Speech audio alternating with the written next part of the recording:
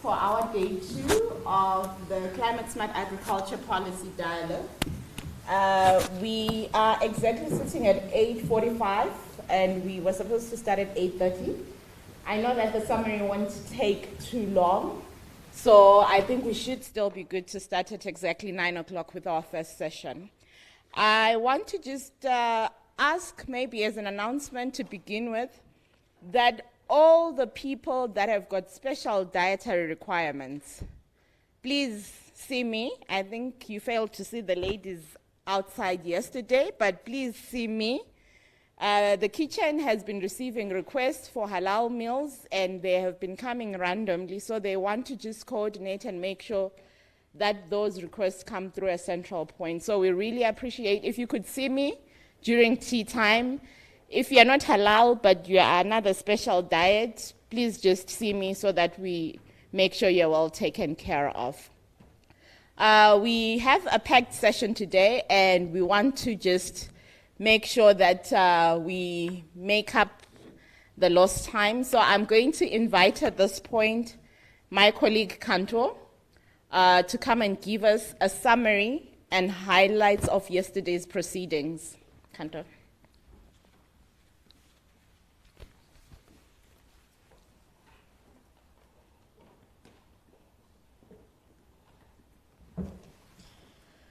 Ladies and gentlemen, welcome to the day 2 of FUNAPAN Climate Smart Agriculture Dialogue under the theme Transitioning to Climate Resilient Farming System in Sub-Saharan Africa. My name is Kantu Ranevsu. I'm the Policy Advocacy Officer at FUNAPAN, and I will be sharing with you the highlights of yesterday's session. And for those who are missing the very last event yesterday, we had a wedding ceremony. I'm joking. It's FUNAPAN and ARC who just signed the MOU. They said it's a very long due process. We're really excited about that that collaboration continued and collaboration and joint effort to advance the agriculture sector in Africa. So yesterday, our CEO, Dr. Chilidzi Madzivandila, facilitated the official openings and where he introduced the dialogue team, the objectives, and during that opening session, we have Dr. Neil Lazaro, who started and shared a bit of introduction of ACAR, how they work, and how their presence in Africa has brought changes in the continent. We also heard Dr. Theo Dihiager, I'm sorry already for pronouncing the name, challenging us to focus on solutions and lesson learned, success stories, because as a farmer, he needs to know how to move forward, how to overcome the challenges, and improve his harvest.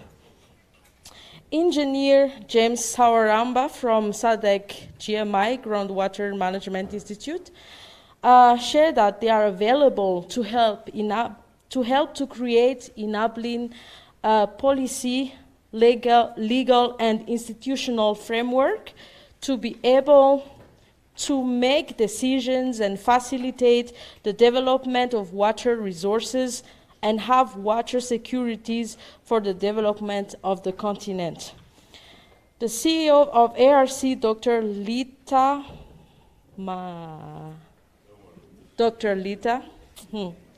said that as the effect of climate change, is evident, and we have to adopt to promote food security. And the ARC has undertaken various research work that has helped us to understand the effect of climate change. The Director of Strategic Partnerships from HSRC said that from a perspective of partnerships, this dialogue is important as it affects the three areas in the the free areas in the country, but also as a region, which are poverty, inequality, and unemployment. Then we ended with Honorable Minister Angela Didiza, who officiated the ceremony, the event. She highlighted that climate change is not a new thing, and we need to talk about adaptation and how do you adapt in a changing environment. How do you bring the voice also of indigenous communities in the debate of climate change and adaptation? A dialogue such as this, she stated that this is need to bring those voices using indigenous knowledge system to be captured and contribute to a climate resilient farming system. The dialogue also should help the various policy institutions in the debate, the various policy institutions to be able to take appropriate decisions that have to be implemented not only by governments alone, but networking in partnership with civil society and private sectors. We had a three interesting sessions yesterday. The first one, we're focusing on agriculture and water challenges in sub-Saharan rural communities. The second one on agricultural technology for resilience, governance framework and practice. And the third one on circular food system and the water energy food nexus. From these three sessions, we have seen that water contributes to social and economic development. Agriculture also contributes significantly to the GDP of African economies and use about 82% of water. Achieving SDGs 2 and 6 aimed at ending hunger and ensuring water availability by 2030 will be futile if nothing is done to manage climate risks. Smallholders farmers experience the impact of climate change differently because they do not constitute a homogeneous group. Small women dominate the food crop production sector in most rural communities in Africa, yet are faced with multiple constraints. We should also increase finance and on farm investment, particularly with regard to alternative sources of water and input to climate change adaptation.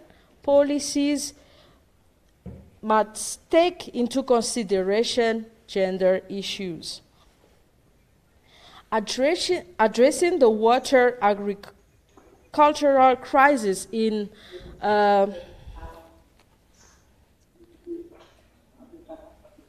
sorry, I am both managing.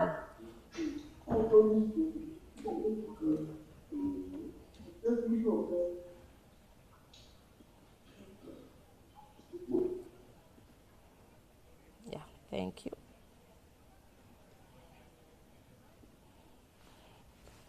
All right. Addressing the water agricultural crisis in sub-Saharan Africa requires first changes in traditional mode of agricultural practices, increase farm investment is required, particularly on technology, mainstreaming of gender in adaptation policies, programs, and actions. Also, farmer-to-farmers learning is important to improve yields. Technologies such as GMO require understanding and knowledge of their attributes before one can conclude on whether to adopt or reject them. New technologies as ICT, biotechnology, innovation in irrigation improve productivity and resiliency by saves on water and energy, particularly in drought-ridden areas. Use of tools and AIPs in smallholders schemes have demonstrated to contribute self-sustaining irrigation systems, food security, and improved viability for rural households, can simultaneously achieve the development goals of government and investor. Also, there was a question if we can transition to circular food systems and why experiment of circular food systems around irrigation systems. Through experiments, there are human capacity for youth and women, eagerness for economic opportunities. Farmers are organized, they have strong network, information system, they have engaged in collective activities. So we also found that instead of having a linear food system producing food from irrigation system ending up in the urban areas, let's rather work with a higher level to begin to cooperate, develop networks, engage in the activities on the ground that will stimulate circular food systems. We also have learned from success stories from South Africa's government that water services improvement plan, water partnership offices, national groundwater monitoring programs, implementing them has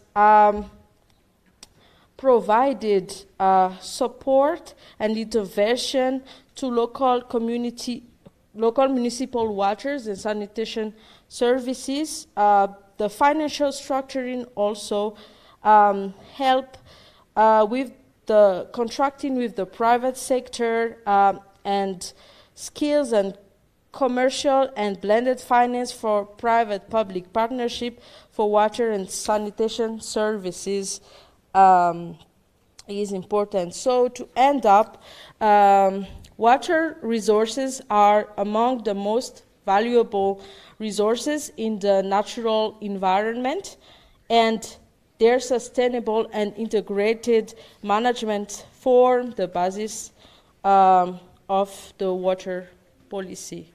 Thank you, ladies and gentlemen.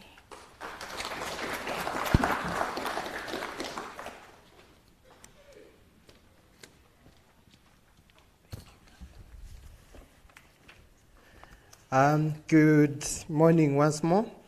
My name is Wilanji Sinyangwe, and I'm with FANAPAN. I'm going to facilitate the first session on the importance of social inclusion in transforming agricultural systems in sub-Saharan Africa. So at this point, I'm going to invite my panelists to the podium, and that would be Ms. Karen Perry from the University of South Australia. Dr. Jean-Marie Onema, the Executive Manager of WaterNet. Dr. Mokanso Mokei, the Chief Research Specialist for HSRC.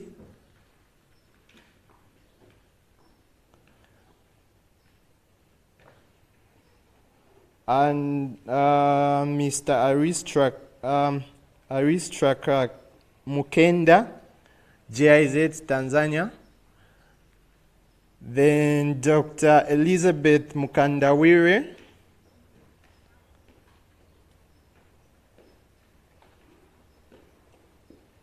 and Dr. Coletta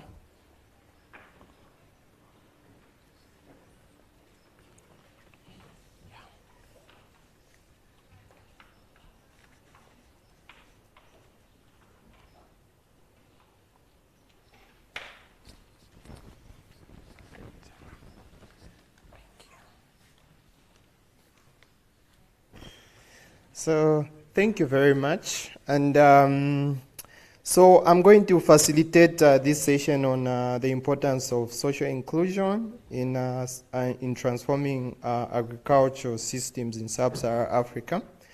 So social inclusion is very crucial in transforming agricultural systems in sub-Saharan Africa. Our region being a region of many millions of smallholder farmers, and they are facing a lot of challenges in accessing agriculture inputs and many other social challenges. So we are going to hear from our panelists here, and I'm going to start with Dr. Elizabeth and Dr. Coletta, who are going to give us the keynote presentations. And your time is 20 minutes, and you have the floor. Thank you. Can you use that?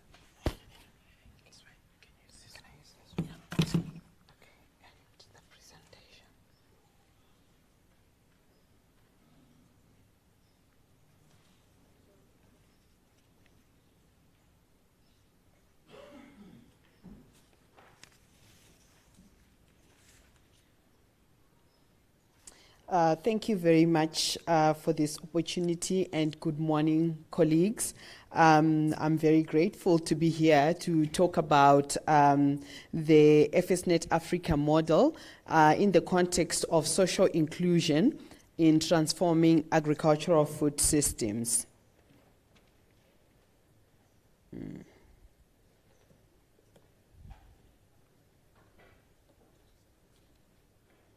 So,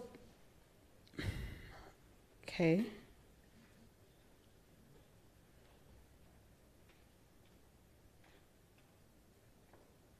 If we can move to the second slide, please. Thank you. So the Food Systems Research Network for Africa, FSNet Africa, is research excellence project that is funded by the Global Challenges Research Fund under the auspices of the collaboration between African Research Universities Alliance, ARUA, and the UK Research and Innovation.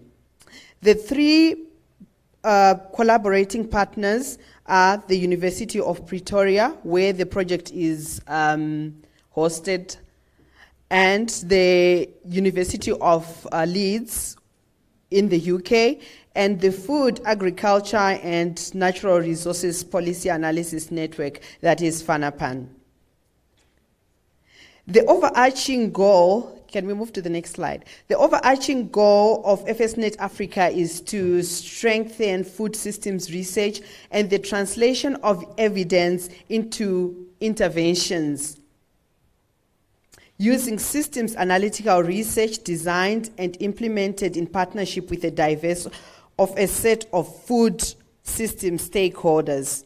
Our approach is to achieving this goal is to collaboratively produce context-relevant interdisciplinary research related to the African food systems, primarily through creating a 2-year-long structured research opportunities for early career researchers, research fellows.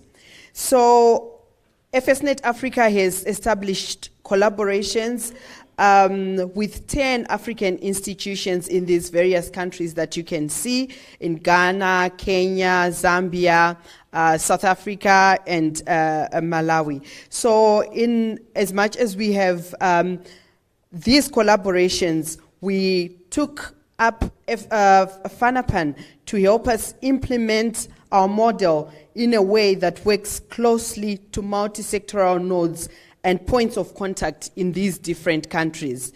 So in Kenya, we have Kipra, CISANET in Malawi, we've got AFC in Zambia, and in South Africa, we have the National Agricultural Marketing Council that supports us with stakeholder engagement activities. In South Africa, the University of Pretoria and the University of the Western Cape are the two partner institutions.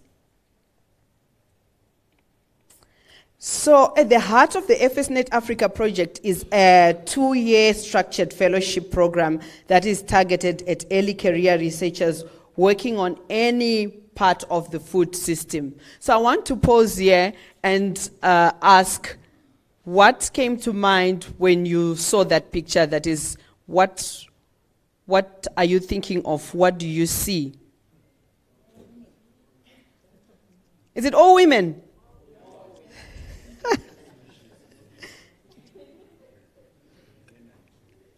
There are men, a few. Okay, it's the cohort consists of predominantly female and youth.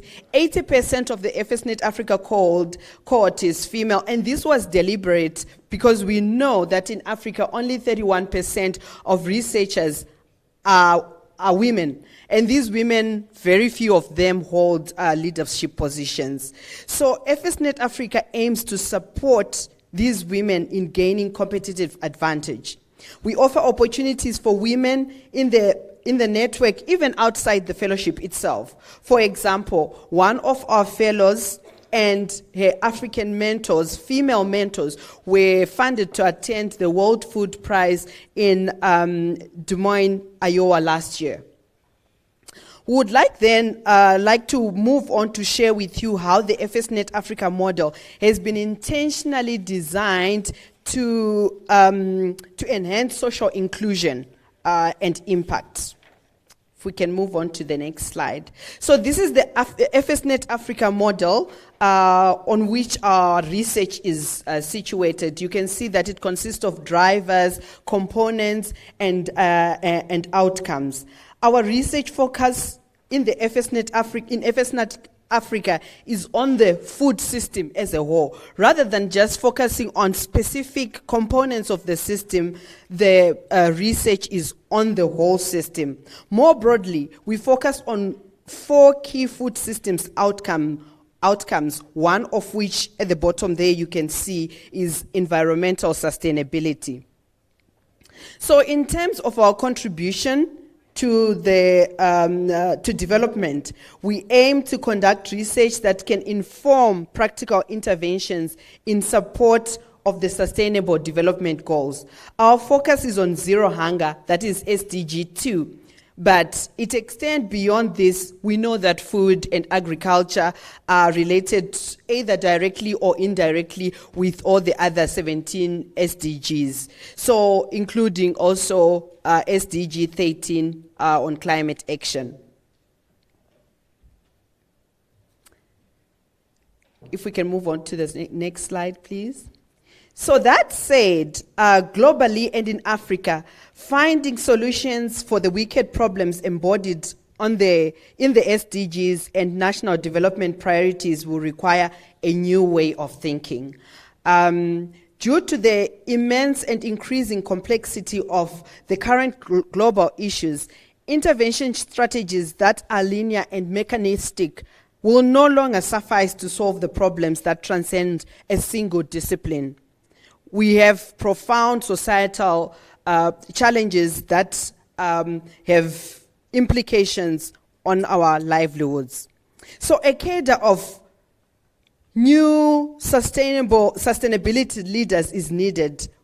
These cadres should have the capacity to employ systems thinking, transcend disciplinary boundaries, communicate effectively, engage diverse stakeholders and communities, and connect science to innovative and actionable solutions. These types of skills and ways of doing things are not the norm. That's why we say a new cadre is required. They need to be embedded and skills need to be developed. I'll now hand over to Elizabeth, who will tell us how we can do this.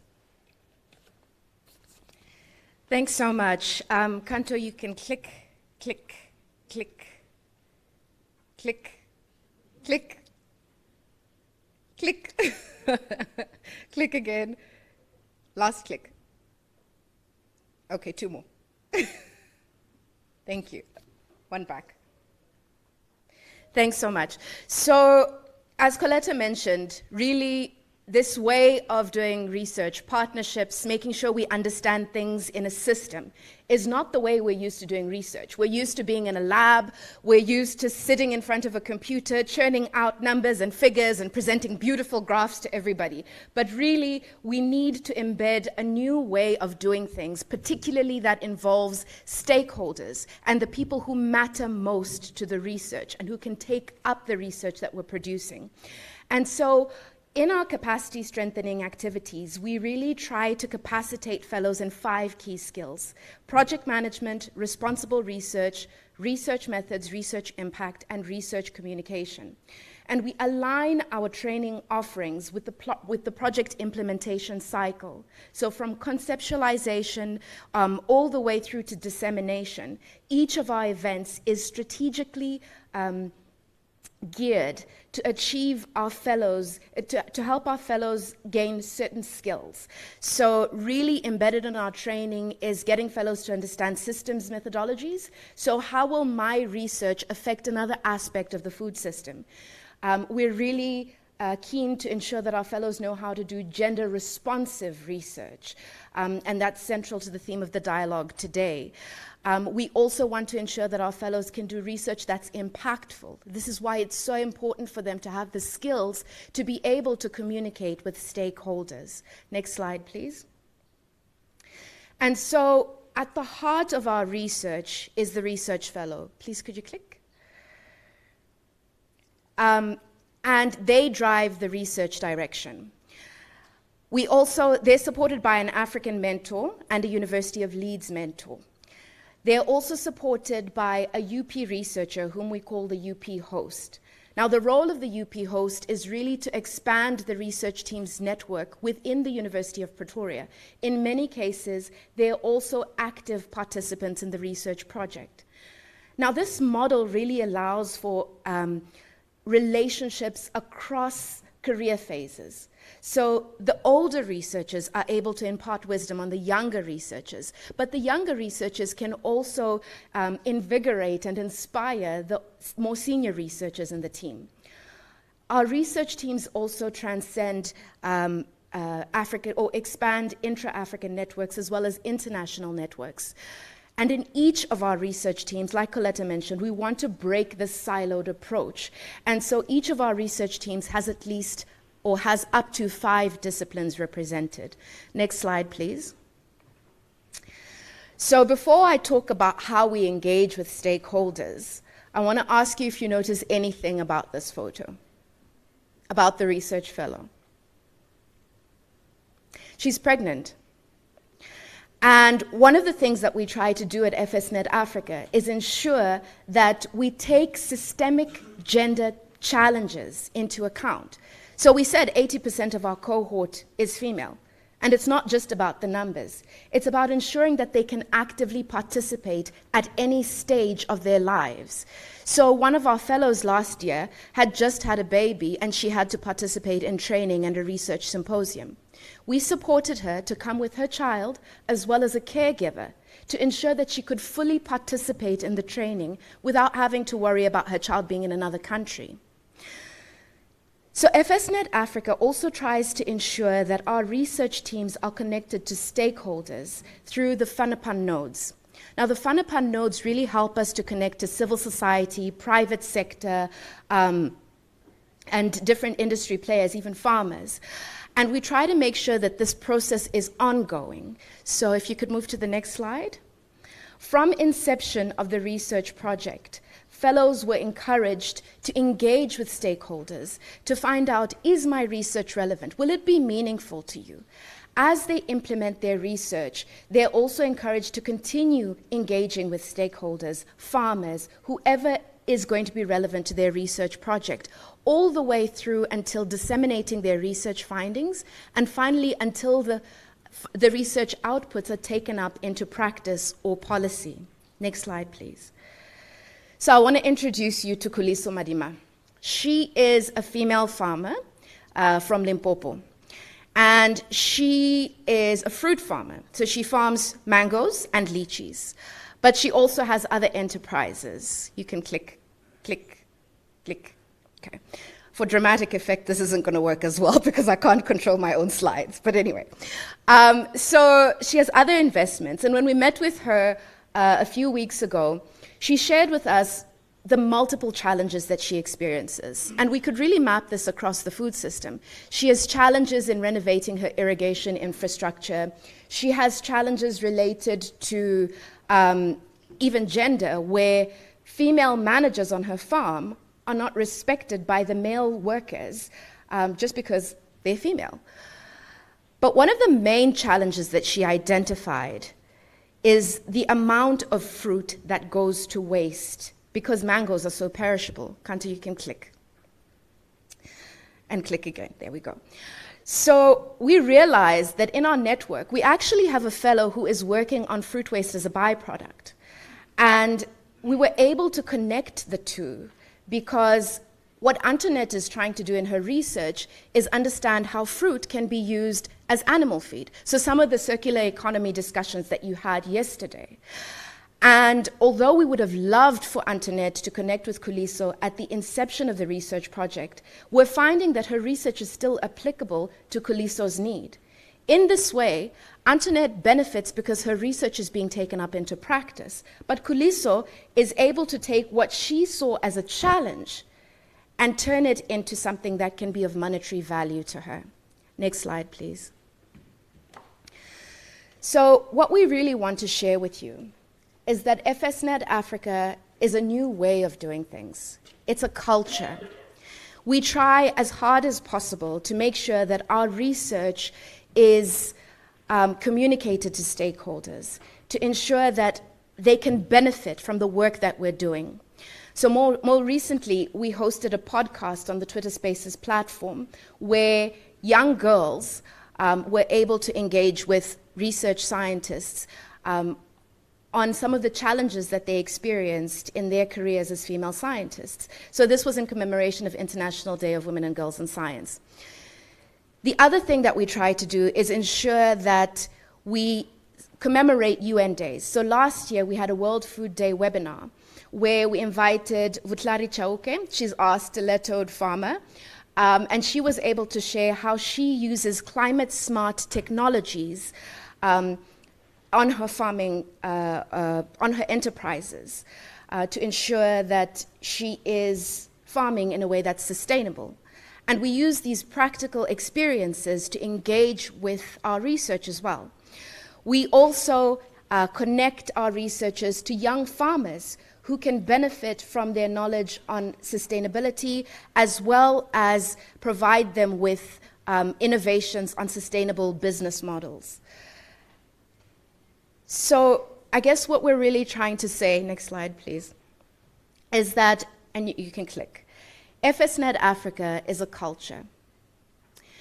We really try to work towards inclusion by appreciating what we have as Africans.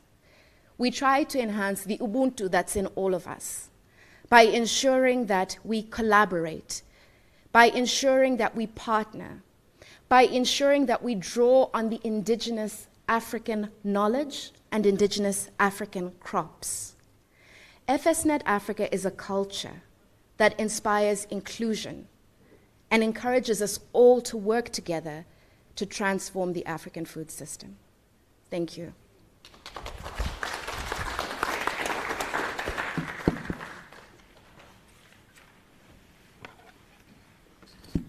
Thank you very much, Dr. Elizabeth and Dr. Coletta. I'm sure this was very insightful of the FSNet model, which is some of the key takeaways on my side is that as the minister yesterday said, we are supposed to be moving away from rhetoric, and we are supposed to be moving forward with research that is impactful, and clearly the FSNet model is doing that. And also something that is very inspiring is that the FSNet model has 80% female fellows, and I'm sure everyone here would agree that that's really inspiring. So just to go back again to give briefs about the two speakers who are giving the panel discussion. Dr. Elizabeth Mukandawire is the Network and Research Manager at FSNet Africa at UP, and currently the Network and the Research Manager for FSNet Africa, Dr. Elizabeth Mukandawire, has a PhD in rural development planning. Her research and her publication have focused on integrating gender in nutrition policy, and especially on men involvement in maternal and child health. And Dr. Coletta is also a postdoctoral fellow at FSNet Africa, and she previously worked as a researcher for the Center of Collaborations of Economics of Agriculture, Research and Development. So thank you very much. I'll go on to our second panelist, who is Mr. Mukenda, the Advisor Natural Resources Stewardship Program at GIZ in Tanzania. Mr. Mukenda.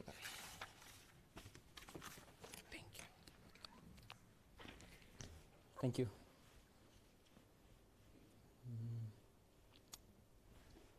Well, I think I should have a PowerPoint. Yeah. Yeah, thank you very much, and good morning to everyone. My name is Aristarch Mkenda, and I work for a program called Natural Resources Stewardship Program. It's implemented by the GIZ. But the work that I'll be presenting here today is a teamwork resulted from the paper that my colleague, Dr. Natalie Richards, prepared under the IWRA mentorship scheme. And I'm really honored that I'm with Professor Henning, whom was our mentor for, I think, a period of 1 year plus. So yeah, thank you, Professor. Can you go on to the first? So what is NATURES?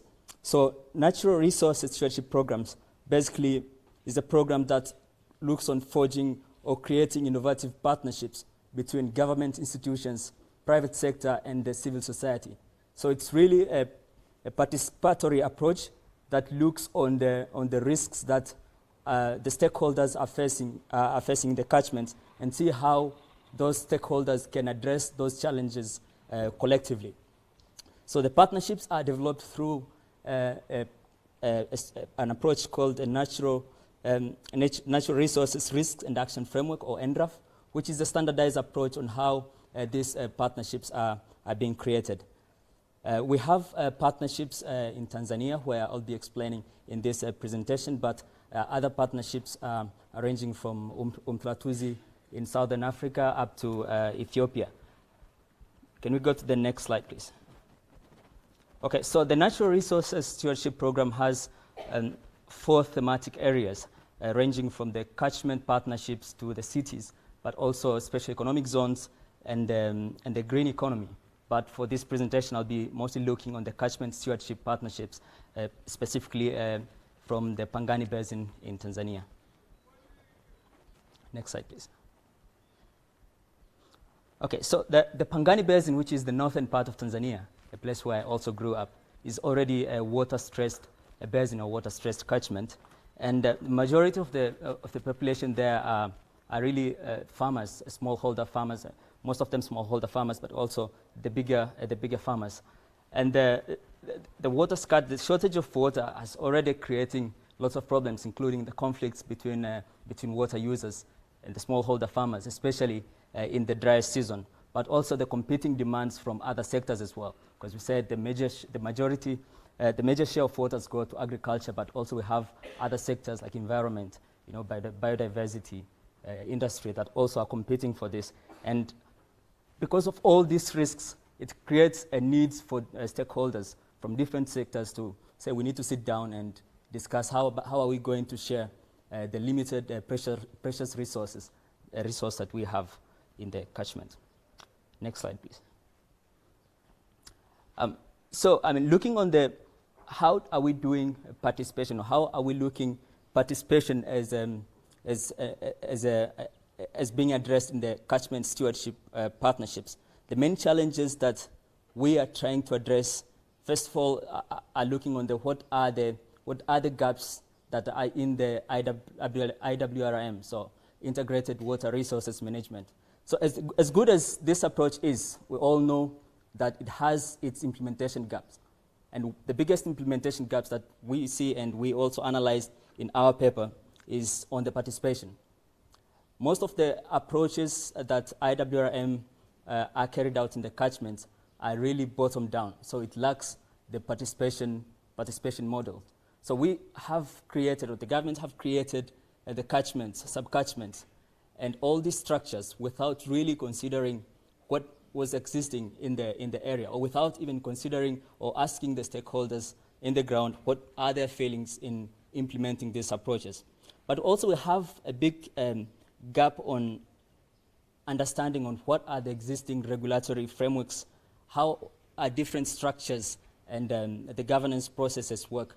Do the people know, I mean, what is the basin authority and what the, like in Tanzania we have the water use associations, what are they doing and what are their mandates and how to go through them. So we have this knowledge gap between the water users and particularly to the farmers, but also we have other challenges such as wash and lacking this all enabling environment for participation. How should the stakeholders be consulted when the policies, laws, and the structures when the governments are implementing them? How does the consultation work? So all this framework is kind of missing, and what the stewardship approach trying to bring in here is now through having a stewardship partnership, we are creating really a participatory framework where stakeholders are involved in the planning and implementation of the decisions.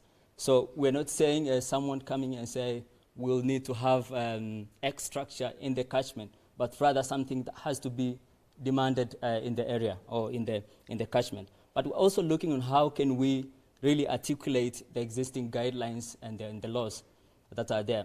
In Tanzania, for example, I can talk about the water use associations. So these are the lowest structure of the water management which are in the watershed. But do the people know, I mean, are the people really involved in this, the creation of the water use association? Do they know how the water use associations should be working? So we're looking how can we really articulate existing guidelines and regulatory frameworks to support implementation of the water governance topics. Yeah, maybe you can go to the next slide. So what we analyzed in the paper that we wrote, we looked on how does the stewardship partnership helps to cover the existing gap, the existing participation gap. And first of all, we looked on the aspects of ownership. I mean, it's getting easier. People owns better something that they co-develop. It's really challenging with IWRM, particularly methods, because it's something which is like really top down, and it's really forced on people. But when the stakeholders identify their risks and identify their projects, you have this ownership. And I think it's really an important aspect when it comes to the sustainability of the projects themselves. And I mean, we all talk about the supported projects by the development partners, GIZ being one of them, but also other development agencies, that they die a swift death. I think we have many examples. And one of the big reasons why they die is because we lack this participation. I mean, there is completely no ownership when these projects are being created and also when they are implemented. Also, we put the inclusion of marginalized and vulnerable groups at the heart of the implementation of the stewardship partnerships. So I talked about the three spheres of the partnership, the stewardship partnership: the private, civil society, and the government agencies. So it's really important, and it's a core requirement for every stewardship partnership that you have a strong civil society and community representation in the partnership. Otherwise, it's not a stewardship partnerships. And it's really important that we make sure that the representation of the women, youth groups, but also let's not forget the smallholder farmers, particularly those who are depending on the rain-fed agriculture, because they're also a vulnerable group, and those who are in the smallholder farmers in small and unorganized irrigation schemes. So not really an organized one, but we have quite a number of unorganized smallholder farmers. I mean, not totally unorganized, but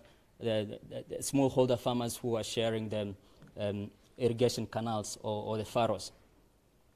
And lastly, I'll talk about the efficiency and the sustainability, which is brought by inclusion of the diverse views and the perspectives of the different stakeholders, but also getting the stakeholders to realize what are the existing trade-offs that exist in the stewardship partnership. So it's not really about one stakeholder benefit from the other, but seeing how they can mutually benefit from their own partnership. So, so this is the paper, and I think maybe you can find time to look on the findings that were there. You can go to the last slide. Yep, and I think you can find more information of our projects and our partnerships in the in sub-Saharan Africas in the website. Thank you very much.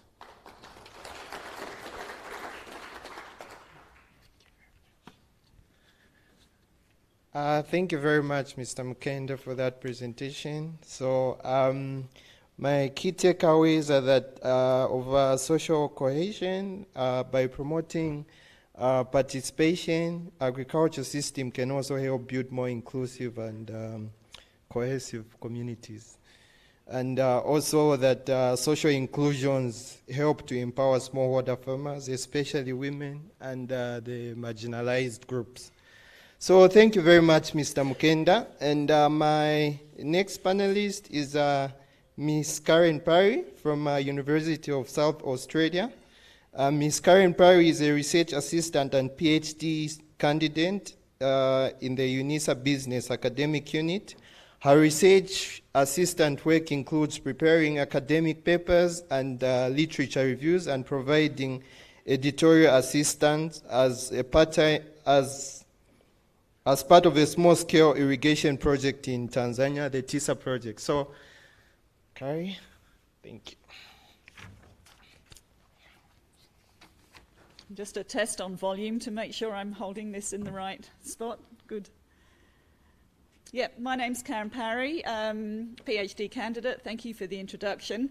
I'm with the University of South Australia, which is usually called UniSA and gets a little bit confused with UNISA. So we're Australia-based. Thank you very much for the opportunity to talk today at this important dialogue. And I'll be focusing on young people and small-scale irrigation schemes. Yeah. So just a little context. I took a complex systems approach to looking at the issue and really focused on exploring youth livelihoods broadly around an irrigation scheme in Zimbabwe, the Sila-Lutshani scheme, and also some institutional analysis. So it's mostly a qualitative study, and as has been indicated, it contributes to an ACR project, TISA. Just in preparation, my thesis wasn't really about social inclusion per se, so I sort of just had a little quick explore in terms of what we're thinking about with social inclusion, and it's a pretty broad-reaching topic. So improving the ability, opportunity and dignity for those that are disadvantaged on the basis of their characteristics so that they can contribute and take part in society.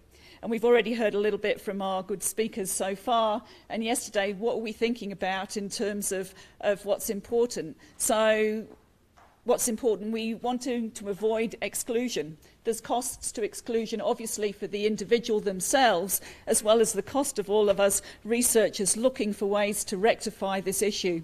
It's a lost opportunity if we don't include the ideas of as many as possible. Particularly in regard to irrigation schemes, we've got issues around intergenerational renewal.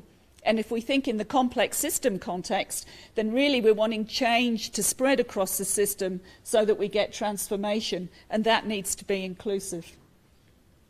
So included in what? We can think about that broadly, included in any market, any service. We've been talking about agricultural food systems, research, climate smart agriculture, CFS are circular food systems and so forth. So they're all aspects that we need inclusion in. And I think also in non-farm opportunities as well. What we're hoping to realise is improvements in resilience, food security, well-being, and we need those outcomes to be inclusive too. So included in what more specifically on irrigation schemes? Just want to make a point that around the Sileleshani scheme in Zimbabwe, there are households that are members of the scheme, and there are many other households that live around the scheme that I call non-scheme households. They're not members of the scheme, and some of that is by choice in the past, linked to the dysfunctionality of the schemes in the past, but that's the reality that it is now. So therefore we have an inclusion-exclusion element right up in terms of households. But that's not always straightforward. Sileleshani has approximately 840 irrigation plots on the scheme. If we think of the number of households, we're talking about several thousand young people that live in households. So whilst there is some exclusion, we're never going to have every young person having access to own account farming on those irrigation schemes. And again, thanks.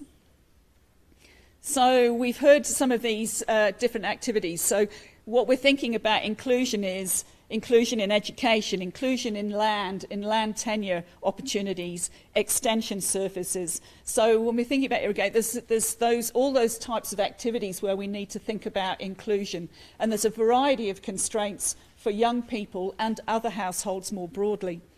So education, we know that parents' ability to pay for their children to go to school has an influence on who's included and excluded. There's a gender dimension. Teen pregnancies often bring a complete end to education opportunities, full stop. Parents' health can have an impact in terms of who accesses education.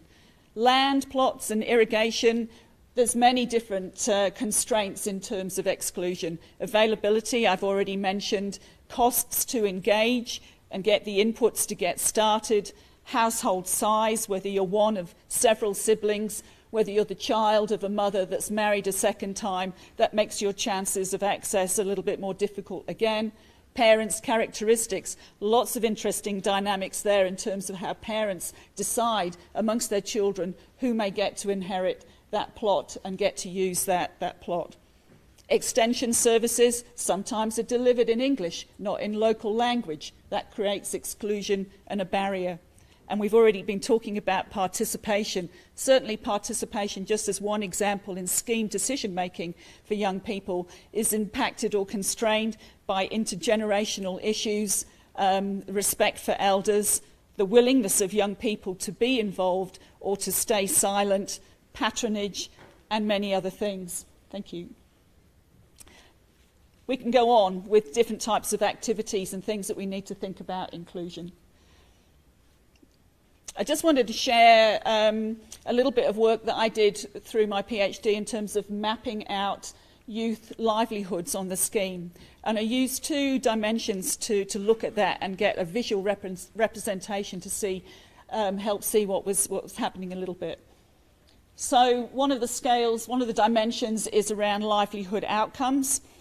And the stories that we hear from young people speak to us, for some young people, about struggle and not progressing economically. So that's one category. There are others that are managing to just sort of inch ahead. They have enough resources to be able to just maybe get into that next activity that allows them to inch ahead. There's another category that are doing quite well relative to the others. They are accumulating resources and they are able to add on activities that that bring more lucrative outcomes. The other dimension is the nature, the type of activities that young people are doing.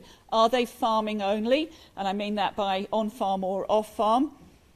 Do they have a mix? Because young people, like many households, always have a mix of activities if they can do that. There's usually more than one livelihood activity going on. So is it a mix of farm and non-farm, or is it non-farm only? And by non-farm, I mean things like small buying and selling businesses, maybe renting or owning a shop, and that might be selling produce, it might be welding, it might be fixing things, and so forth.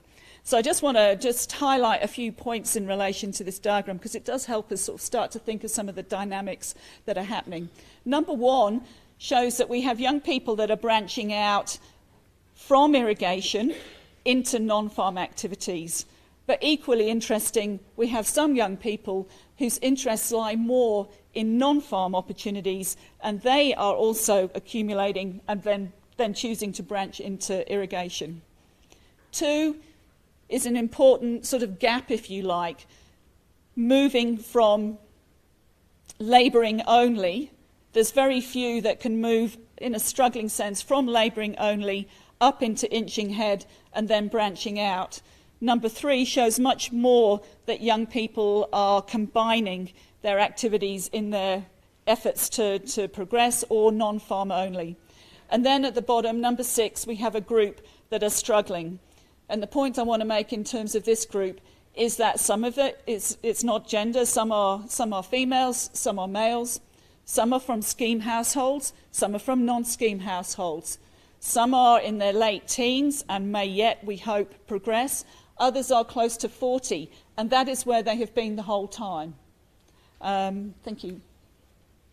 Another slide I want to share. Well, don't worry, we're not going to talk through all of this. The other thing I did with my research was to look at young people's adaptive and innovation capacity.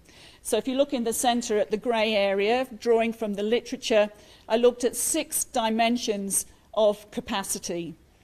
And there's a lot of individual capacities within these dimensions. So, for example, resources includes access to land, financial resources.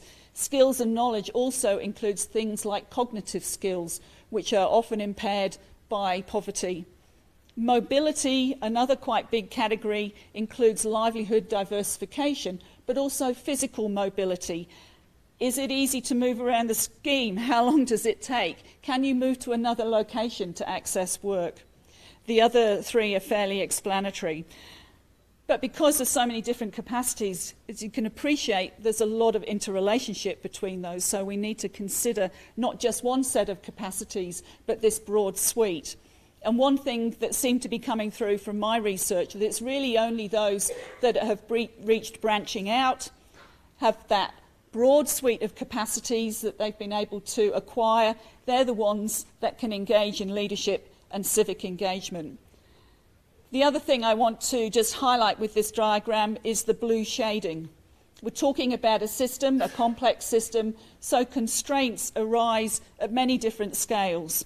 So the darker blue on the outside is showing that some of the constraints associated with capacities and therefore inclusion or exclusion, some of those arise at the macro environment, the policy settings for education, the economy, a big deal in Zimbabwe. The next layer down is community scheme or the local economy. The scheme, what rules does it have for membership? What rules does it have for the crops that you can grow, and so forth? Community norms associated with, say, maybe young women, teen mothers going back to school or not. At the household scale, parents and their decision-making processes. So there's a lot of different scales that are impacting, and of course some that we may have more or less influence on when we're actually attempting to make change and implement some projects. Thanks. So key messages. There ain't enough jobs around schemes for young people. We need more productive opportunities, and that includes non-farm. And that group that I mentioned about those that fix and weld and design and make equipment or have the possibilities to do that, I think in the context of value adding are particularly important. I used to work with farmers markets in the UK, and when anybody was making that jump from growing up to the next level, it nearly always involved some equipment. Yes, we can get it from Alibaba, but we might need it fixing up at some point or other. We need more nuance to this concept of disadvantage and inclusion and exclusion. It's complex. There's a lot going on in this space. It depends on the activity, the capacities of the individual, and these intersecting barriers, and gender being an obvious element to that intersection of barriers. I think it's useful to think in the development context just in relation to those 3 categories of livelihood outcomes, something that it would be great to test in a quantitative way, because I think there may be 4, but we have 3 highlighted at the moment. How do we support those who are at that branching out stage? How do we support them to be the job creators, the leaders and the peer educators? For that category that's inching ahead, how can we shorten that time? Sometimes we're talking of 10, 15-year periods going through that inching ahead process. How can we speed that up and always make sure that it goes in a positive direction? What I showed you was quite coarse scale. Obviously, sometimes these trajectories go backwards and they go up and down. How do we keep them moving forward? And how, for those that are the most vulnerable, how do we prevent them being trapped in that struggling phase? System context, resilience literature is always talking about the importance of knowledge sharing, intergenerational as well as otherwise, and networking and connectivity. So in the absence of formal education options or formal training options working, let's kickstart, establish and strengthen informal networks, informal learning networks as best that we can. Just a couple of points more related to irrigation policy. Can we have scheme-scale plans that have a specific objective for job creation? Intergenerational renewal is critical in any farming system, but it involves land access. It also involves sharing and learning. It also involves decision-making and leadership, and we need to think about how we can get intergenerational processes happening. There's lots of interesting research, I think, to be done in this area. We have a paper coming out later in the year based on some of our quantitative household data looking at gender and age and also tail and top end. So there's lots of different things to look at, and we're always looking for people that are working in the same space. So acknowledgements, thanks to those that helped with the research, and I hope that this stimulates some thinking about inclusion. Inclusion in what, who is excluded, and why. Thank you.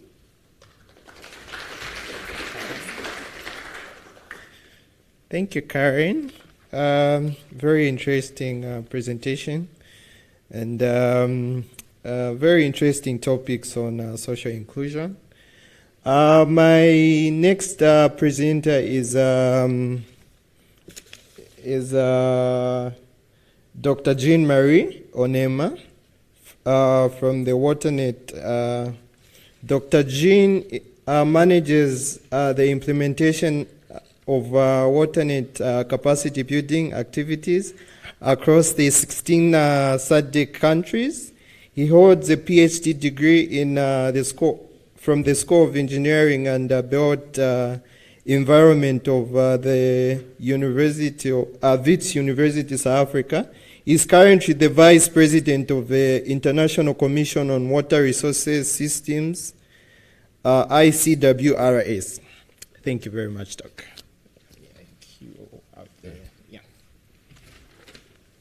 Thank you for that nice introduction. I'm going to share with you why I think that we cannot talk about inclusion without capacitating or empowering people. Next slide, please. And I've tried to keep it as simple as possible, just to set the scene and then to take you through some of the examples that we've done over the years in terms of capacity building. Next slide, please. As I was introduced, I come from WaterNet, and WaterNet is a SADC subsidiary institution in charge of capacity building in water resources management. And we cover all the 16 countries, and we do it through major trusts, education, where we provide scholarship for master's and PhD, short professional training courses, or your continuous professional development, collaborative research, but also outreach. Next, please. Of late, when you talk about capacity building, it has become a kind of buzzword. Everyone will talk about capacity building or capacity development. And I always find useful to set the scene when it comes to our understanding of capacity building from a WaterNet perspective going forward. What we have understood is that when it comes to capacity, and I think Perry mentioned as well, the focus has been over the years on looking at knowledge explicitly. While if you want impact on the ground, knowledge is just one of the pillars. You still need capacity in your institutional arrangement, in your leadership, but also in your accountability. So when it comes to our capacity building activities, we are cognizant of those levels of change, and we conduct our need assessment having the whole picture in mind. Next slide, please. Please click till we have all there. So when it comes to capacity building, we use individuals as our entry point, but we have institutional performance indicators that we start with as we try to put the capacity building in mind. And those three aspects are to do with performance. So we would look at our capacity building. Are we training or are we providing more efficiency or more effectiveness to the training? But we also consider the aspect of stability, because without stability, you don't have impact also on the ground.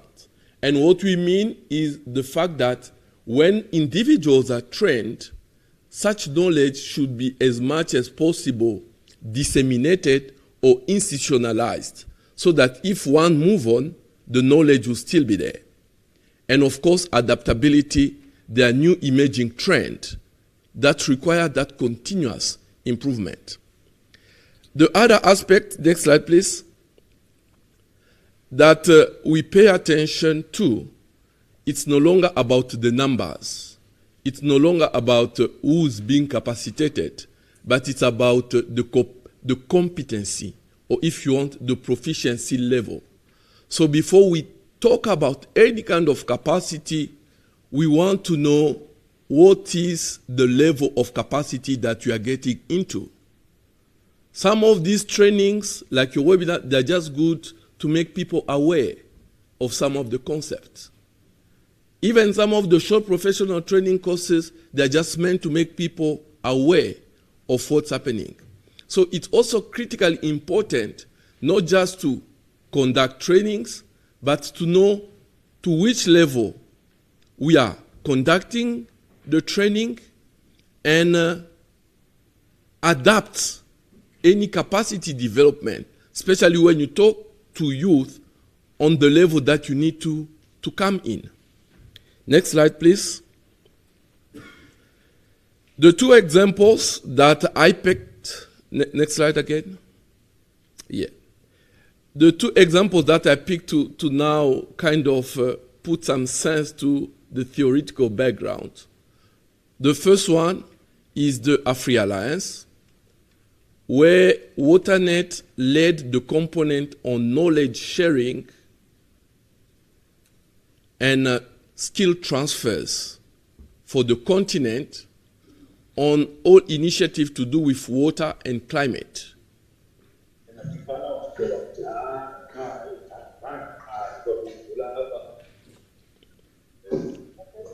So what came out was that there are several initiatives that are mushrooming in terms of water and climate across the continent.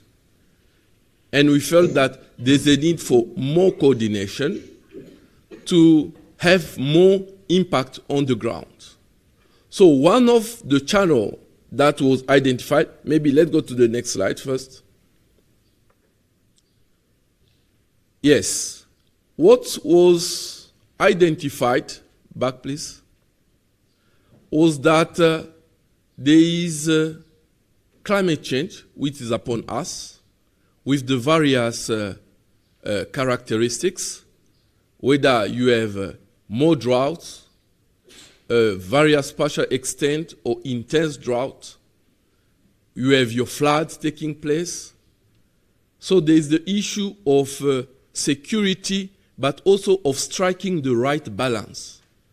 Because there's a need to ensure water security, food security, energy security, but also the balance among those competing needs. And for that, next slide please,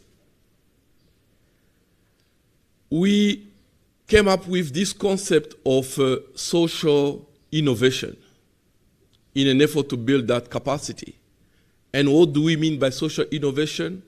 It's also that systemic approach to solving water and climate issues by looking at the technology. I don't have my time, I could go down, but we try to go across the continent within 5 years using existing networks.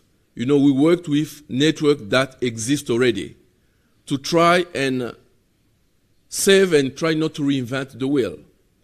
So, what we realized that was key to solving some of the issue on water and food security is the concept of social innovation. And as I said, it has 4 main dimensions. The first one, it's about the technology. The second one, it's about your governance structures. The third one, it's again about the capacity. And the fourth one, it's a business map. And of late, we have also documented that there's a need also to brokerage the knowledge. So knowledge brokerage as well is critical. So this is what came out of the H2020. Next slide, please.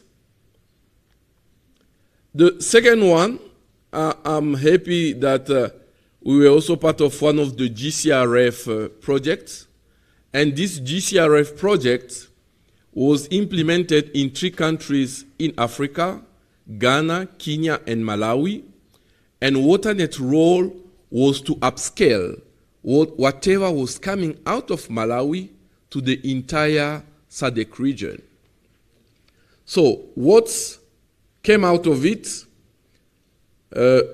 maybe let's go to the next slide so that we don't waste much time, was the fact that the capacity needed to be, okay, Brescia first of all stands for building research and resilience to climate change for water and food security in arid Africa.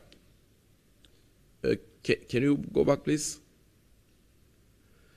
So what came out in terms of output and impact was, first of all, some of the new technical skills that were imparted.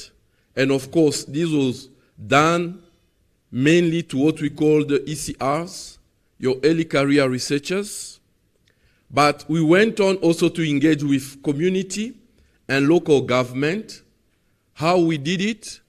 Through WaterNet, for instance, twice per year, I report to ministers in charge of water resources at SADC level. So we prepare annotated agenda that will be tabled by the ministers. So Brescia findings and some of the recommendations find their way to the ministry using such channels. Within the 3 countries, Kenya, Ghana, and Malawi, we had the approach, but as I said also, regionally, we had 3 centers. In the SADC region, WaterNet led the upscaling. In West Africa, it was AgriMet, and ICPAC for East Africa. Next slide, please. One of the learning from all that I've presented is the fact that partnership is critical, but the partnership should be quite well defined. It should be a purpose-driven partnership if you want your impact. And you can see the last point is about success. A lot of people like to associate themselves with success rather than failure. So as long as you can be able to show that success, I'm sure your partnership will strive. Next, and I think the last or before last, yes, one element following the discussion that we had yesterday, in fact, that's why I even included this slide. It's about our engagement with policymakers. Maybe I think as researchers, we don't give them options. We tend to prescribe to them what they should do. But what we have learned over time is that as much as our research or project might be good, we should always present options. Policymakers want options with clearly defined societal need why you are suggesting them. Next slide. And of course, is to draw our attention to what is happening next week in New York on the UN water conferences. I know some of you were already in Cape Town, where there is an agenda for the transformative water future in agriculture. So there's a need to follow because there's a new development that is expected to take place next week as the UN Water Conference takes place. And lastly, please, is to also invite you to the 24th WaterNet Symposium that this year is scheduled to take place in Zanzibar, Tanzania.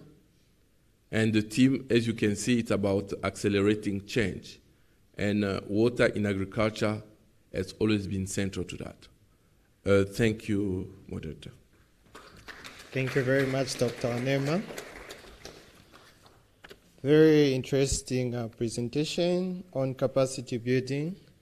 The next session is a question and answer session. So I'll invite questions from the audience. 1, 2, 3, 4. Okay.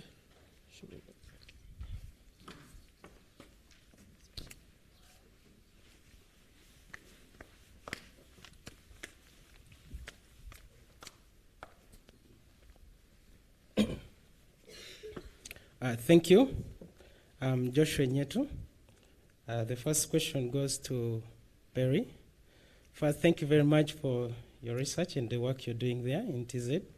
Yes, so I want to know, is there a role play variation between youth and women in participatory irrigation management in the systems you've studied? And then second question goes to Professor, who has just finished his presentation. You dwell much in capacity building. I want to know the degree of your contribution, the contribution of your works to the AU Agenda 2063, specifically Goal 2, which talks about well-educated citizens and skills revolution underpinned by science, technology, and innovation. Thank you.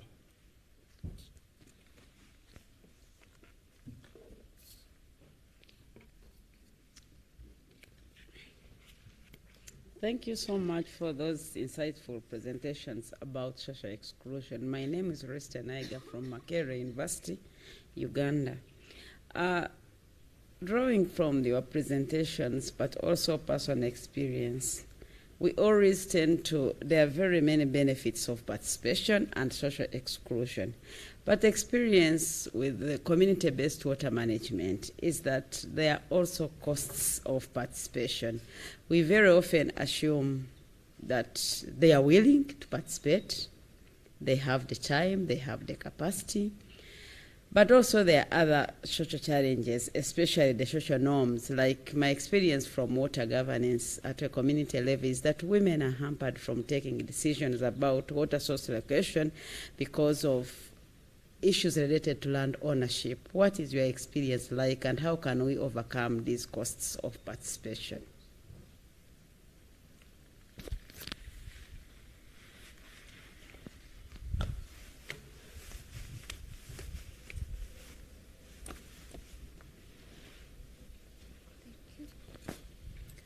Morning, everyone. My name is Wendy Geza, and I'm from the University of KwaZulu-Natal. I'm a PhD student in transition. I submitted my PhD in December, so I'm waiting for results. But I've got two things that I wanted to ask. The first one is not a question, but it's directed at Karen. Since you are looking for people to partner up with, I'm here. I think you are my research twin, but I was mostly looking at youth participation, inclusion, and empowerment in food systems in Africa. So we'll definitely have a chat afterwards. And then my question is for FSNet Africa. I'm not sure if I missed this part of your presentation, but how do you actually join the program? And because you mentioned that it's a 2-year program and you accept 20 researchers, would one need to wait for the 2 years for the first research cycle to be completed? And then what happens if you don't make the cut for the 20? Is there a backup option? Thank you.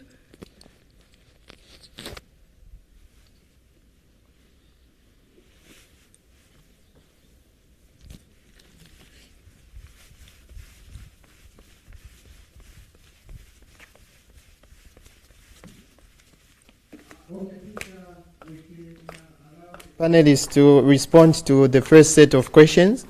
I think I'll start with you, Perry. I might be a little disappointing in terms of where I'm at with the stage of my research and thinking about solutions, because I guess my picture is that we'll take some of this into the project in the phase going forwards.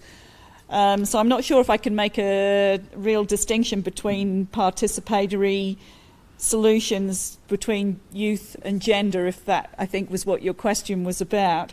But I guess a couple of things that do occur to me is there are, I mean, certainly with the TISA project, we use the AIPs, and that can't have necessarily representation from everybody, but we maybe do need to look at some mechanisms where some of these subgroups can feed in. And I think one opportunity is not to discount all the existing groups that there might be around, because when I was on Sila Lakshani, we spent a bit of time talking, for example, to ISAL's groups, the local savings and loans groups. So they are, you know, a nice group that you could work with maybe to canvass opinions that then feed into a group. So I see maybe there's a little bit of a tiering opportunity to help with that participation. I'm happy for my colleagues down here to also have some comment if they have. Yes. Okay, maybe just to respond to the colleague who asked about WaterNet contribution to the agenda. In fact, WaterNet strategies are informed by the need at SADC level. You know, at SADC level, we've got what we call the SADC research agenda, where priorities have been identified for the water sector, where we need to provide that capacity. And in fact, capacity, the way we look at it, it's in fact a means of implementations. You know, when we look at all the strategic pillars that have been identified, like right now within the SADC region, we are trying to unlock the water potential toward development through industrialization. So you've got several actors that are involved, but what specifically we do as WaterNet, we give scholarships, and this has been happening since 2000. We give scholarships to nationals from all the 16 SADC countries to go and undertake their masters, and now we are piloting even PhDs in water-related institutions. I didn't have much time, but I could have also explained that we have a unique model that we have been implementing where 7 institutions will deliver on 1 master's program, depending on the specialization. So we are trying to contribute to the knowledge pillar. You know, when you look at the capacity, you need more capacity across board, but WaterNet niche point, it's the one on knowledge generation. Thank you. Thank you very much, Dr. Onema. Just a reminder for those that are participating online, you can drop your questions in the chat box and we'll be able to read them. So I'll go to you, Dr. Elizabeth, and I don't know which one to take. All right, so first off, I want to say congratulations on submitting your PhD, and I'm very confident that you will be graduating soon and hopefully join us at some point. Yeah. So in terms of how we recruit, so we have 1 cohort at a time. The project is quite intensive to manage, so we would not manage to have multiple cohorts simultaneously. We are in the process of exploring other funding options so that we can have another cohort in 2024. But at the moment, we will announce. You can follow us on our social media platforms, on our website.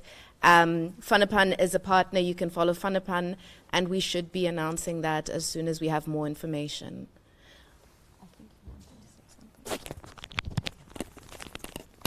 I'm not sure if I have a satisfactory answer for the cost on participation, because I think, to be honest, this is also something that we're really struggling with.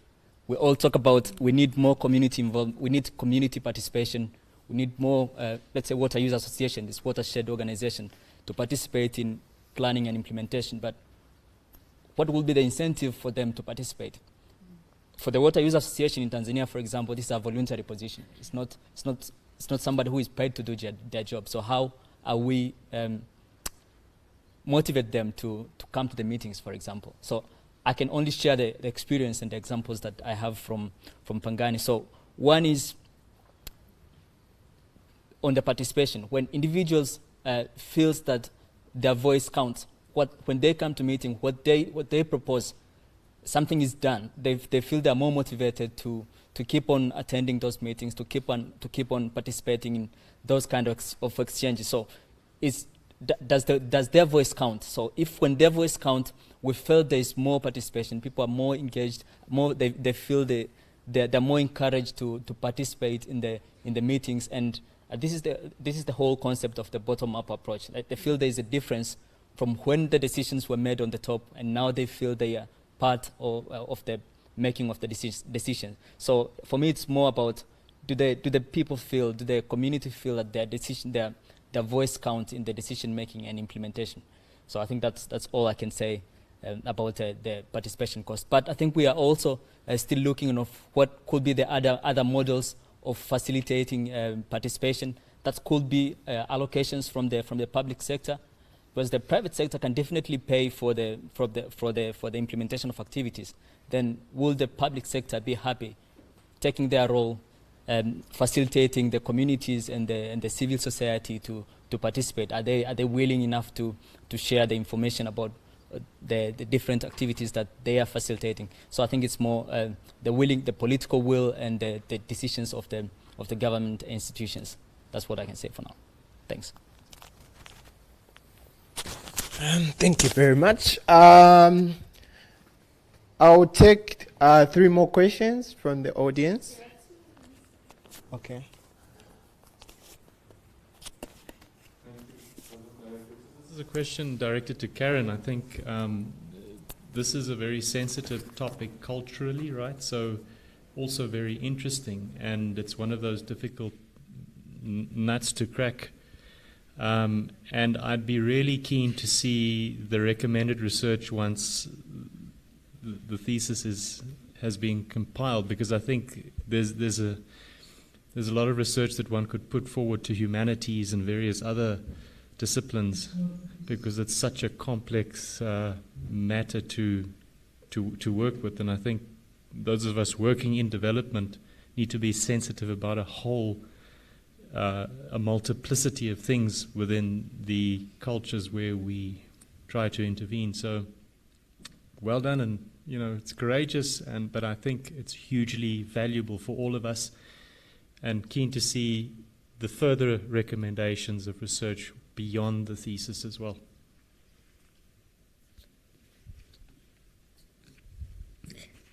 I'm Matilda from the University of Pretoria.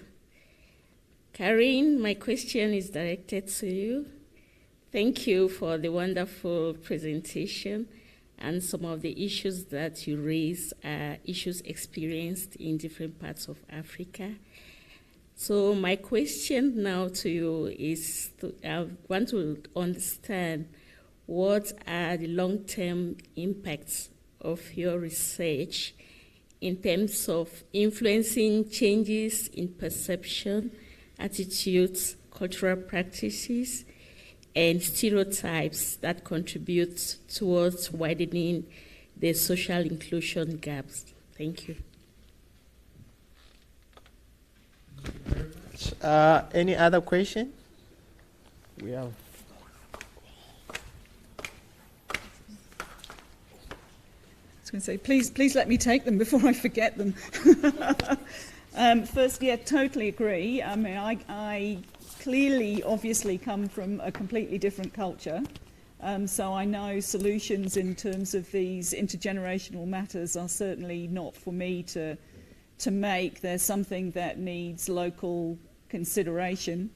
And I guess I'm lucky enough to be working with the TISA project, so that's something that we can consider more fully, how you would talk about processes and take those sorts of things forward. But I would, if I didn't mention it in the talk, but I would, if it's like, just add, in terms of that sort of land access issue, we have started to have conversations around, and certainly I acknowledge Andre's thinking on this, that we also need to think a bit differently on that one, in terms of, should we be having conversations around how we help those who are elderly, as an example, and maybe ready to exit farming? How can we help those people exit farming with support and with dignity?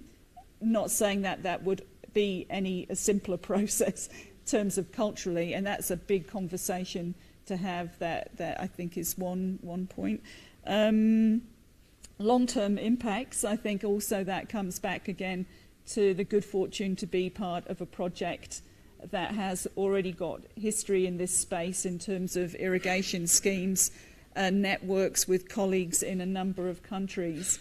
So I'm certainly hopeful with our modest budget that we can incorporate aspects that follow on from this, and I'm hopeful that I will have a postdoc position to certainly take some aspects further forward. But I guess one of the impacts in a modest way is that it's not that our project didn't know this already, but I think that message around there not being enough productive opportunities around schemes resounds well and truly around our team, and is part of the impetus for the circular food systems and looking at local value adding that retains value, and hopefully then snowballs some creation of jobs around the scheme, because certainly young people will leave, and why would they? Would they not if there aren't jobs? So I'm hoping the impacts, the longer term, will come through the TISA project.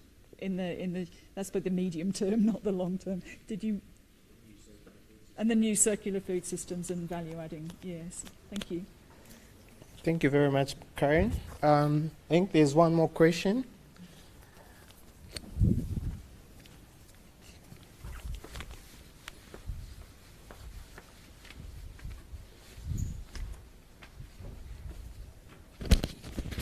Thank you, thank you. I think part of the question has already been raised, and I thought maybe I should just add my voice again. The issue of culture, I think this is very, very important, and I guess this is where we get it wrong. And maybe when we think about social innovation, we need to pay more attention to this. Because we have been doing development in the continent for a very long time. And I don't know if we are succeeding. And the issue of social inclusion, I wonder if it's social inclusion in the context where communities participate because they have to. I wonder if they are coming in with the freedom that is required to be able to innovate. I suspect that they are coming in not fully independent and not bringing the innovation side of things. And often when we come in, we bring a solution in one area and think that we are also experts in other areas where the communities might have already made a lot of progress in terms of advancement.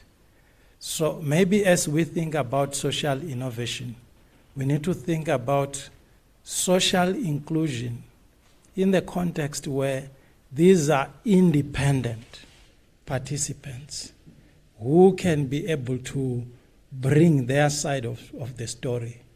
But I am just worried that it seems like we will continue to have these poor communities because the ecosystem is such that we need them to exist ourselves. So maybe we need to rethink this whole thing. Okay, thank you very much for that comment. Anyone would want to respond to that? Thank you.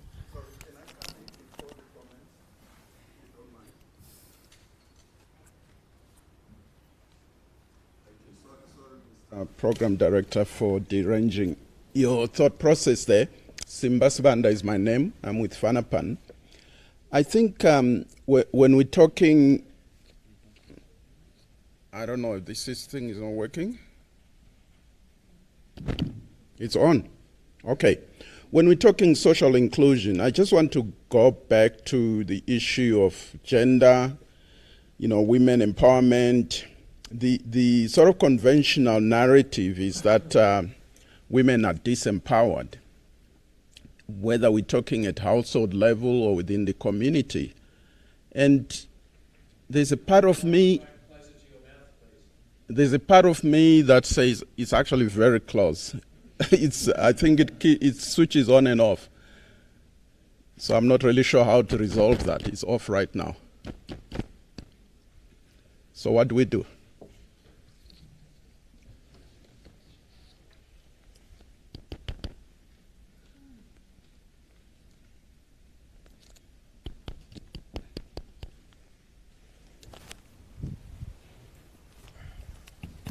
Okay, I hope this stays on. What I was trying to say is that the conventional narrative is that women are disempowered, whether we're talking at household level or within the community. But growing up in the village, my mother was not disempowered. In fact, she was a very powerful woman. What we need to understand is the cultural issue that my colleague, Prof. Norman, my wife, has just been talking about, and that there's an aspect of what is expected from a woman in public, which they play out. It's theater. And a woman who is very powerful in a household will not display that power in public. And when you go as researchers and talk to that woman, she'll play the disempowered woman. And I'm sure those of us who are married here, I don't know how many men would say they're more powerful than their wives. When my wife says, we need to talk, I start shaking. And yet, when we're in public, she'll defer to me and say, go and talk to them. So I just wanted you to think through that and say whether the kind of things we're putting in these documents, are they representing the true position of what's happening when you're talking social inclusion and all these things? Just food for thought. Thank you very much, Professor Simba. I think in closing, I'll give you a minute each to just reflect on the two comments. I'll start with you, Dr. Kaleta. Okay, thank you very much. I very much like the comment made by Prof. Maiwasha about our revisiting that definition of social inclusion. So people coming in to participate as independent people or not. And for me, I think it's about exploring the aspirations of people when they participate in a program.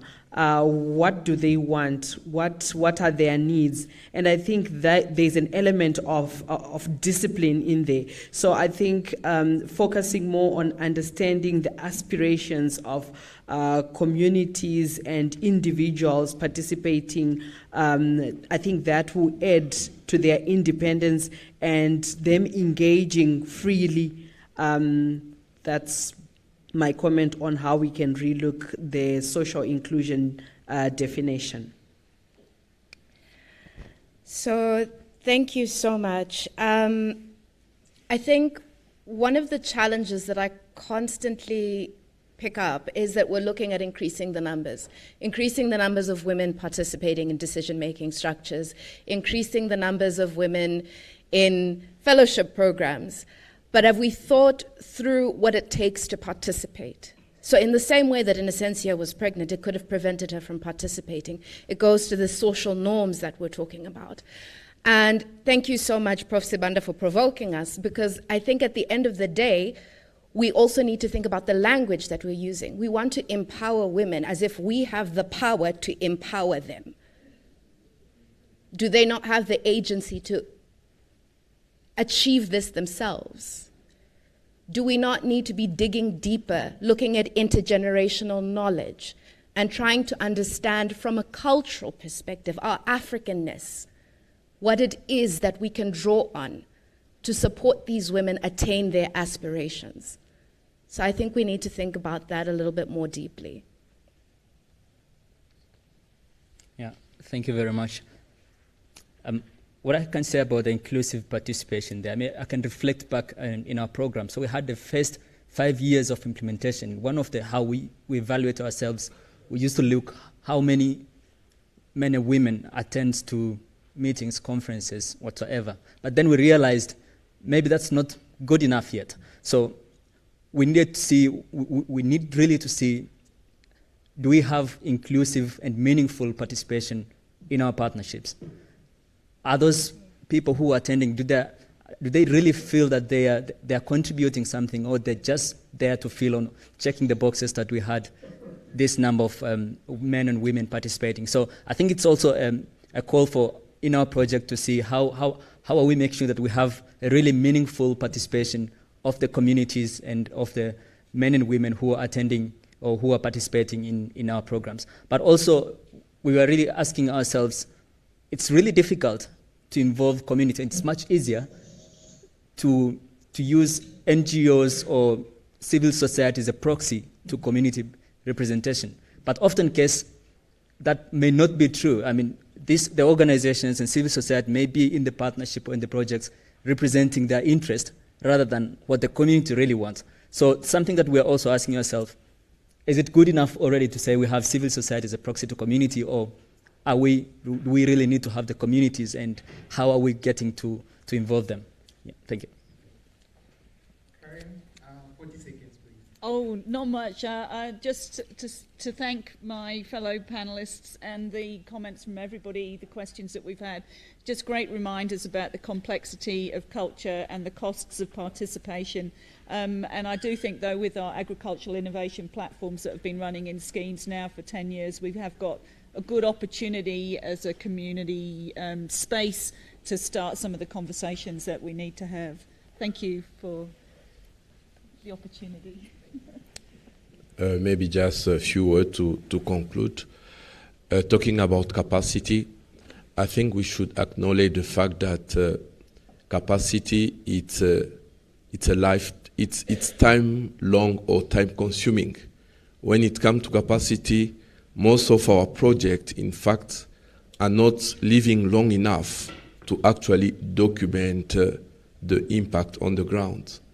And the other element is the fact that we should more look at contributing rather than attributing some of the capacity when we look at our interventions.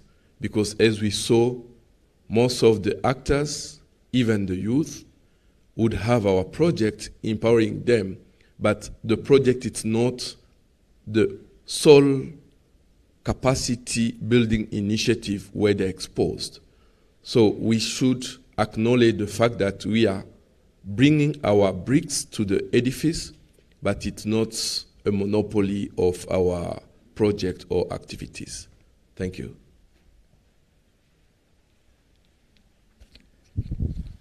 Thank you very much to the panelists and, of course, the audience for that.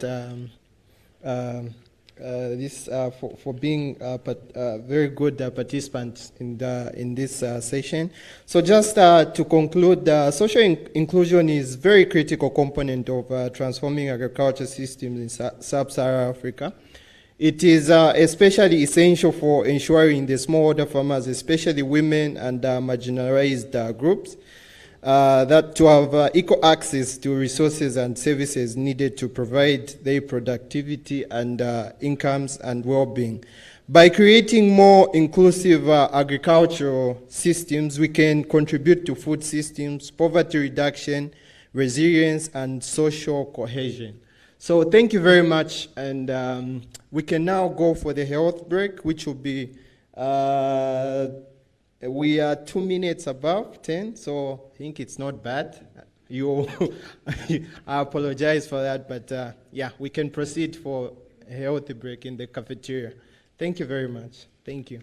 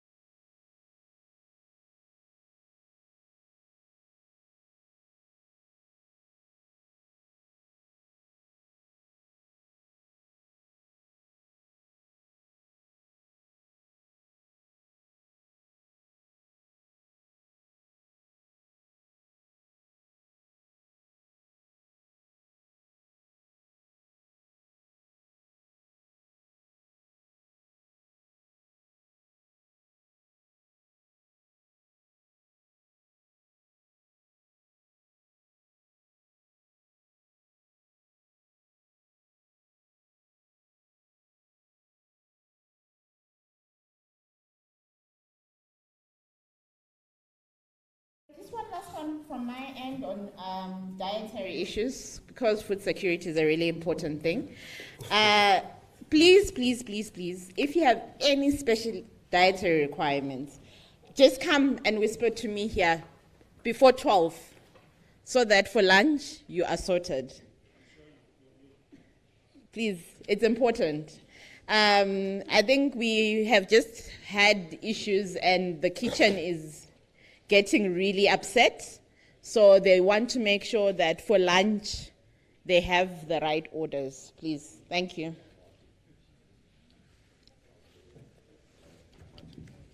Good morning. Bonjour. Bom dia. Está bom, obrigado. Are we ready to start? Let me welcome those who are attending virtually, 145 participants from all over the world. In this session, I will allow the virtual participants to pose some questions. Please put your questions on the chat box and we will read some of your questions during the discussion session. We have a panel of very experienced speakers.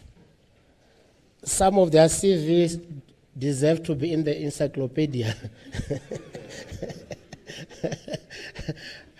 One of which worked for Visa, used to work for Visa, and we can negotiate for my visa to be unblocked. Anyway, my name is Kaduchelon Nepawe. I am the board chairperson at the South African Council for Natural Scientific Professions. Perhaps most of the participants may not be cognizant of our organization because we are a national organization. In short, we are called SACNASP. We are the registration and regulation authority for the natural science professions in the Republic of South Africa.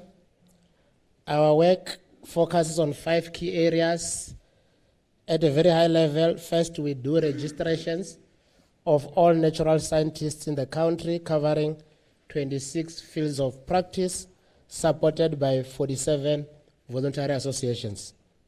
We have about 16,000 registered scientists, most of which are in the areas of agricultural sciences like yourselves, water sciences, geospatial sciences, amongst others. We also regulate the registered scientists to ensure we have got an ethical scientific workforce. They abide by a code of conduct and ethics. In terms of our transformation agenda, it's very interesting today and yesterday. There was a lot of debate about inclusivity. I have learned some few definitions of inclusivity today, one of which was, who is being excluded and why?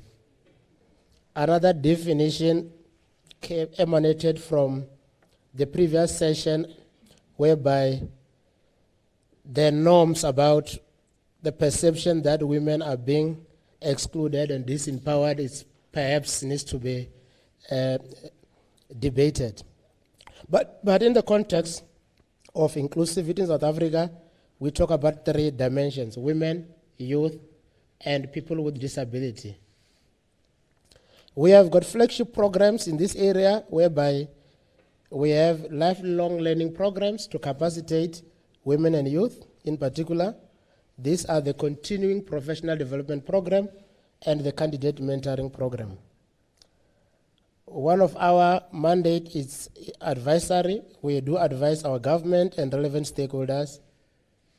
We produce reports to inform policy for decision making.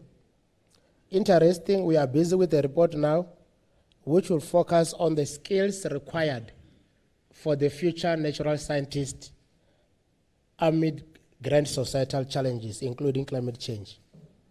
Lastly, we do a lot of science engagements and communication activities similar to this one. One that comes to mind, we had a very successful workshop last year dealing with climate change, and mitigation and adaptation strategies. In this area, we are trying to take science and showcase science to the society. We believe that addressing capacity gaps in transforming smallholder farmers in sub-Saharan Africa will require a comprehensive approach from both demand and supply side of skills development. I'll introduce the key speaker. Perhaps you can also give, before you make a presentation, just a very high level, better representation of your credentials. The first speaker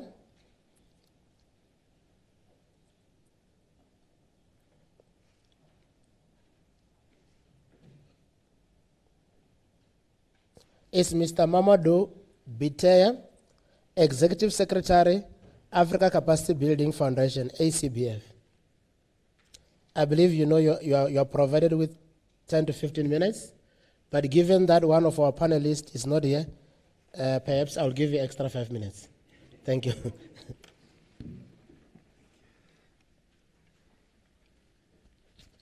Thank you very much.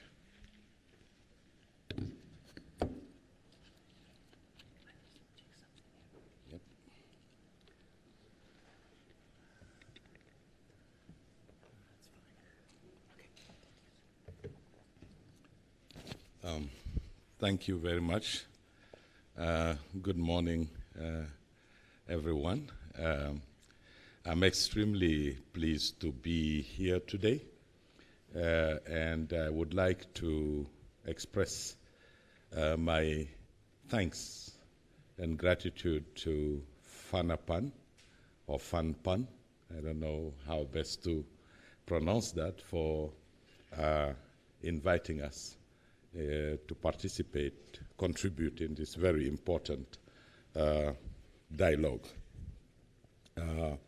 The African Capacity Building Foundation, for those of you who are not familiar with the institution, is a Pan-African institution that was created 32 years ago by 12 African states, with the support of the World Bank, the African Development Bank, UNDP, to support human capacity development, skills, but also to support institutional capacity building to deliver development in Africa.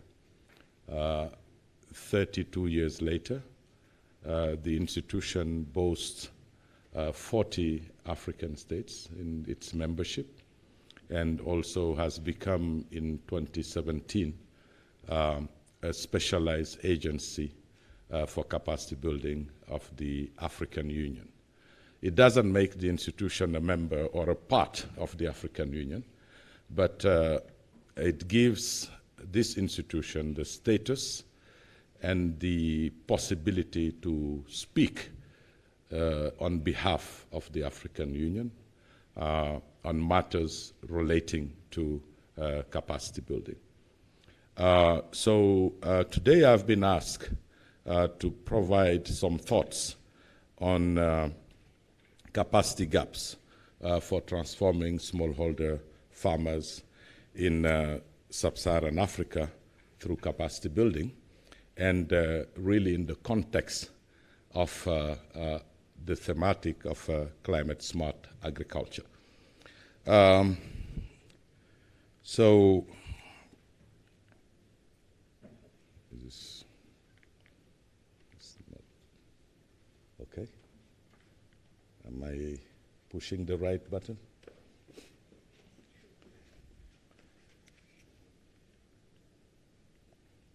Okay. Okay, you can click for me. Thank you very much. So today I will be focusing on really two major themes. I think that the first one I will go very, very quickly on it, which was really understanding the context, because I'm speaking here to eminent scientists and practitioners and also will be focusing more on how we could bridge the gap. Next, please, slide. So in terms of the context, I think that it was largely discussed yesterday,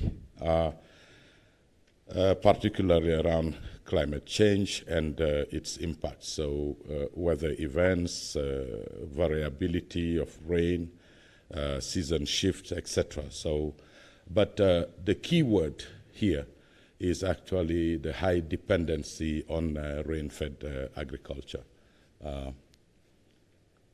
Next. Maybe I can do that from here. Just press hard this button forward. Oh, press hard. Yeah, forward. Okay, I will try. Okay. Okay. All right. Okay.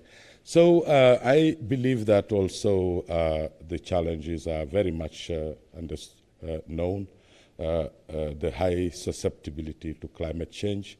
Also, the big issue, I think that the director of WFP spoke about them yesterday, which is really about the basics, an affordability of agricultural inputs, fertilizers, low yields, which are really the basics. Everything that we can talk about, if some of those basics are not fixed, actually investing into resilience is going to be extremely difficult. Because remember, really, resilience and the resilience dividend is what you harvest by investing already in your production to generate surplus that allows you to actually cushion against future shocks. So today, the average yields are extremely low and combined with food loss, particularly we know that in Africa in general, 30% of everything produced is lost due to inefficiencies, and all of that is preventing most smallholder farmers and also the small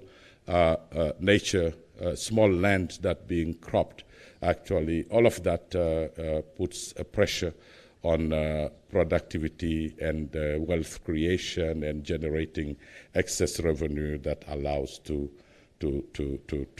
actually invest and save for future shocks.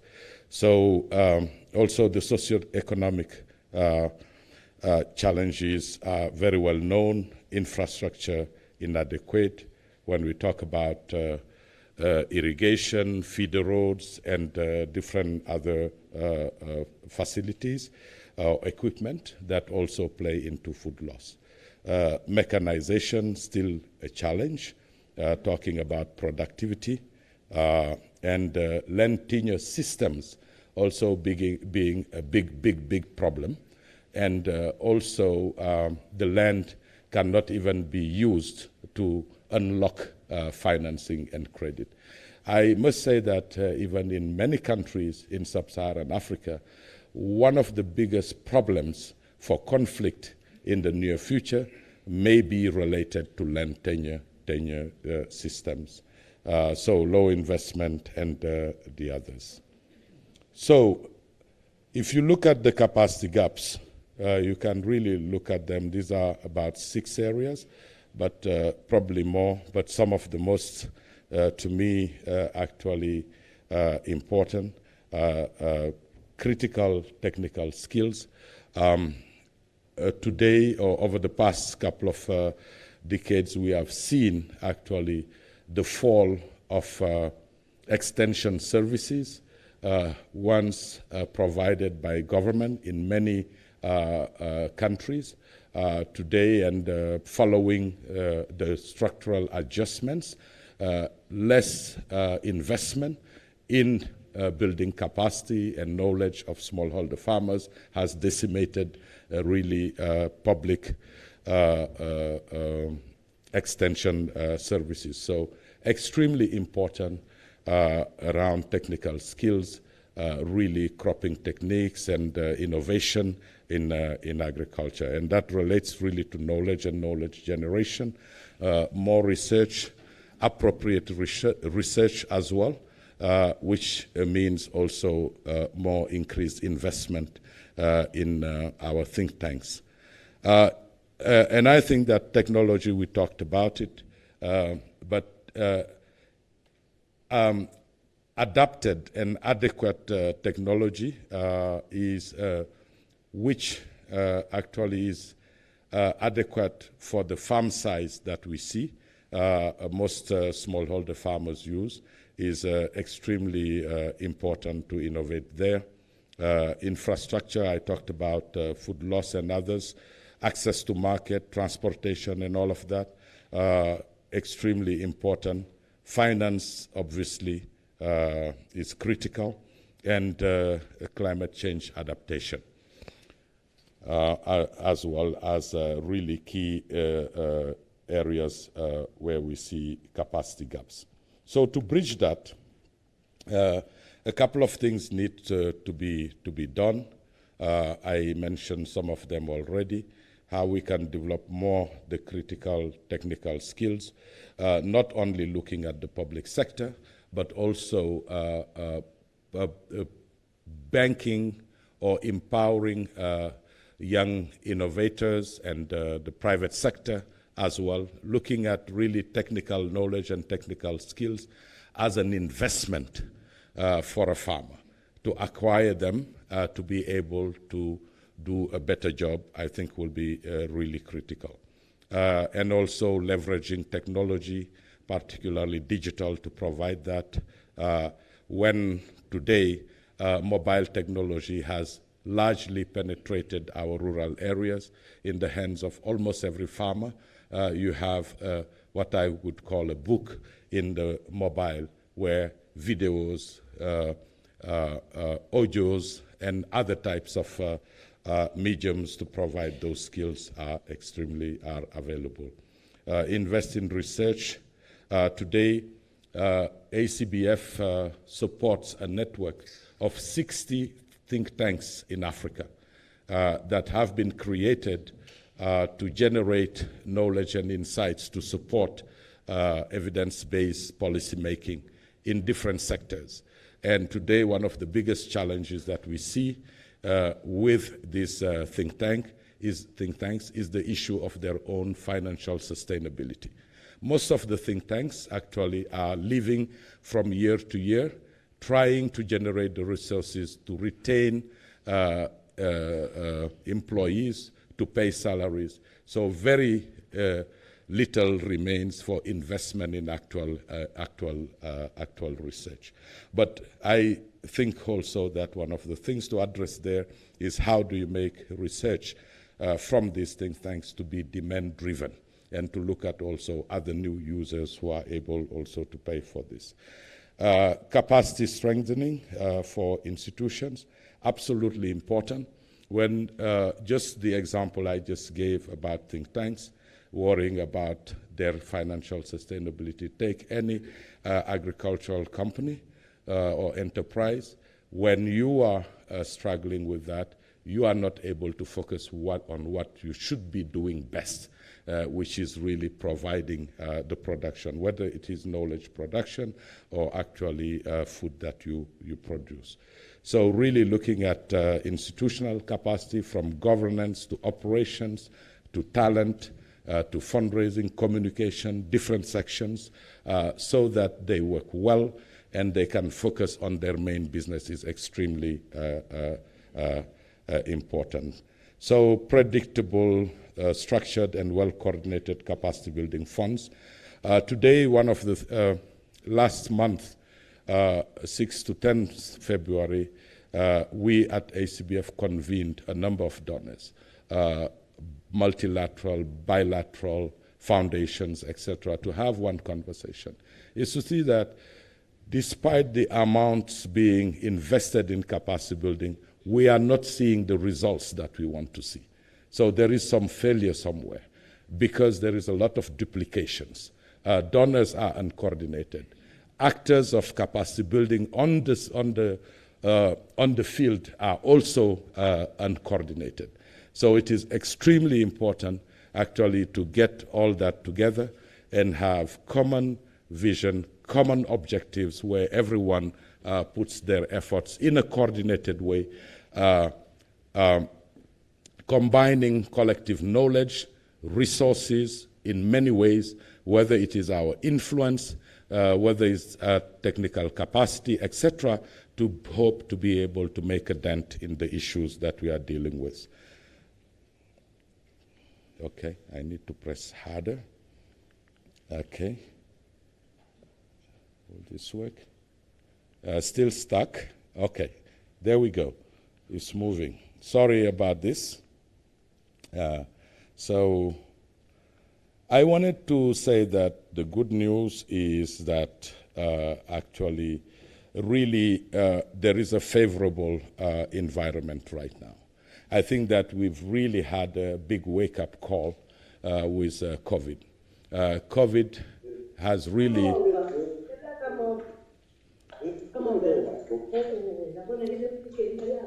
Okay, so COVID has really unveiled our vulnerability in terms of food supply. Further, with the war in Europe, we have seen a continent with more than half of the arable land, the most youthful population, and the endowment in terms of water actually depending for its food self-sufficiency on 2 countries. So I think that this has created consciousness within our political leaders, and I think that it is an opportunity. Our demographic dividend is also extremely important. And today, also, especially when we talk about climate-smart agriculture, new financing vehicles are being unveiled. For instance, the green bonds and others are actually availing resources that are intended to invest in adaptation to climate change. However, one of the biggest challenges is capacity to develop bankable projects. When we speak to those big trusts such as GCF or JEF or etc., or even the African Development Bank, which issued several green bonds, the latest being actually issued here in South Africa, in rands. Actually, one of the biggest challenges that they have is having a pipeline of investable projects. So capacity really to develop projects is extremely important. AFCFTA is also another opportunity. This will allow actually to remove the barriers for moving products between from country to country. However, there will be need to actually domesticate and implement those trade instruments. And obviously, we are seeing more supportive policy frameworks as well, providing the opportunity. So, despite the challenges, we are seeing real opportunities. If actually, okay, I'm really having a challenge with this. Sorry, that's okay. Can you help move, Tano? Thank you so much. And also, you can say this is also part of it. We have the framework to do that, the supportive policy framework that I talked about. I'm not going to talk about this a lot because you all are familiar with these policy frameworks, whether it is the Agenda 2063, which prioritizes agriculture, as well Agenda 2030, Malabo Declaration, although since 2003, when the country is committed to allocate, that's Maputo actually, to allocate 10% of their budgets to agriculture. We have seen very few do that, but it is still something that policy dialogues like this actually can help in moving that. The CADEP and also the Malabo Declaration, I think all of that. The other thing is the nationally determined contributions for climate adaptation are also there. What we are seeing is that most countries have these NDCs, but really transforming those NDCs into real projects that actually can be implemented seems to be a real challenge as well. But it is an opportunity because it is a framework that is there that can, if done well with the right capacities, can actually unlock financing to invest in that. Okay, I think we are going back. Dano? Yes. So basically, I'm going to go very quickly around what needs to be done or where we could really get to if we really had the public and private sector partnership is going to be extremely important. And this also exists in terms of land as well. We're seeing in sub-Saharan Africa many big corporates coming from the Gulf, coming from the north, actually, coming and taking huge land and producing to export to their countries. I think that the right types of policy should be creating those partnerships whereby smallholder farmers can work with these companies. They don't need to acquire land, but with the right arrangements with the smallholder farmers, they can be aggregated, capacitated, their skills built, actually, and they can focusing on climate resilient agriculture value chains, looking at the whole value chain, and also bringing technology, financial institutions have to be there, etc. And finally, also using really the financial instruments that actually exist. And not just looking at credit, but looking at different types of other financial instruments, whether it is guarantees, grants, equity, and others. For instance, I always say, when I'm moving from house to house and I have to transport my goods to the new house, do I need to buy a truck to be able to do that? Or do I just rent a truck for the few hours that I need it? So what you really need is not, smallholder farmers need, is not to own equipment, but to have access for the use of those equipments at the right moment. And there are actually financial instruments that can allow that. So it needs a little bit more thinking and innovation around that. Next one. I just wanted to speak very quickly about what ACBF is doing in this space. And we are really looking at how we support women-led, youth-led, women-owned, youth-owned, 5 minutes, okay, to agricultural or companies, SMEs in the agricultural sector. We are here targeting high potential, not greenfield, but those established SMEs that actually are in a position actually to move to the next stage. And we supporting also intentionally those groups because they are the ones that are traditionally marginalized. Around building their resilience and sustainability, we provide to them seed grants to either do the studies or develop projects or whatever they need actually to be able to present bankable projects into financial institutions.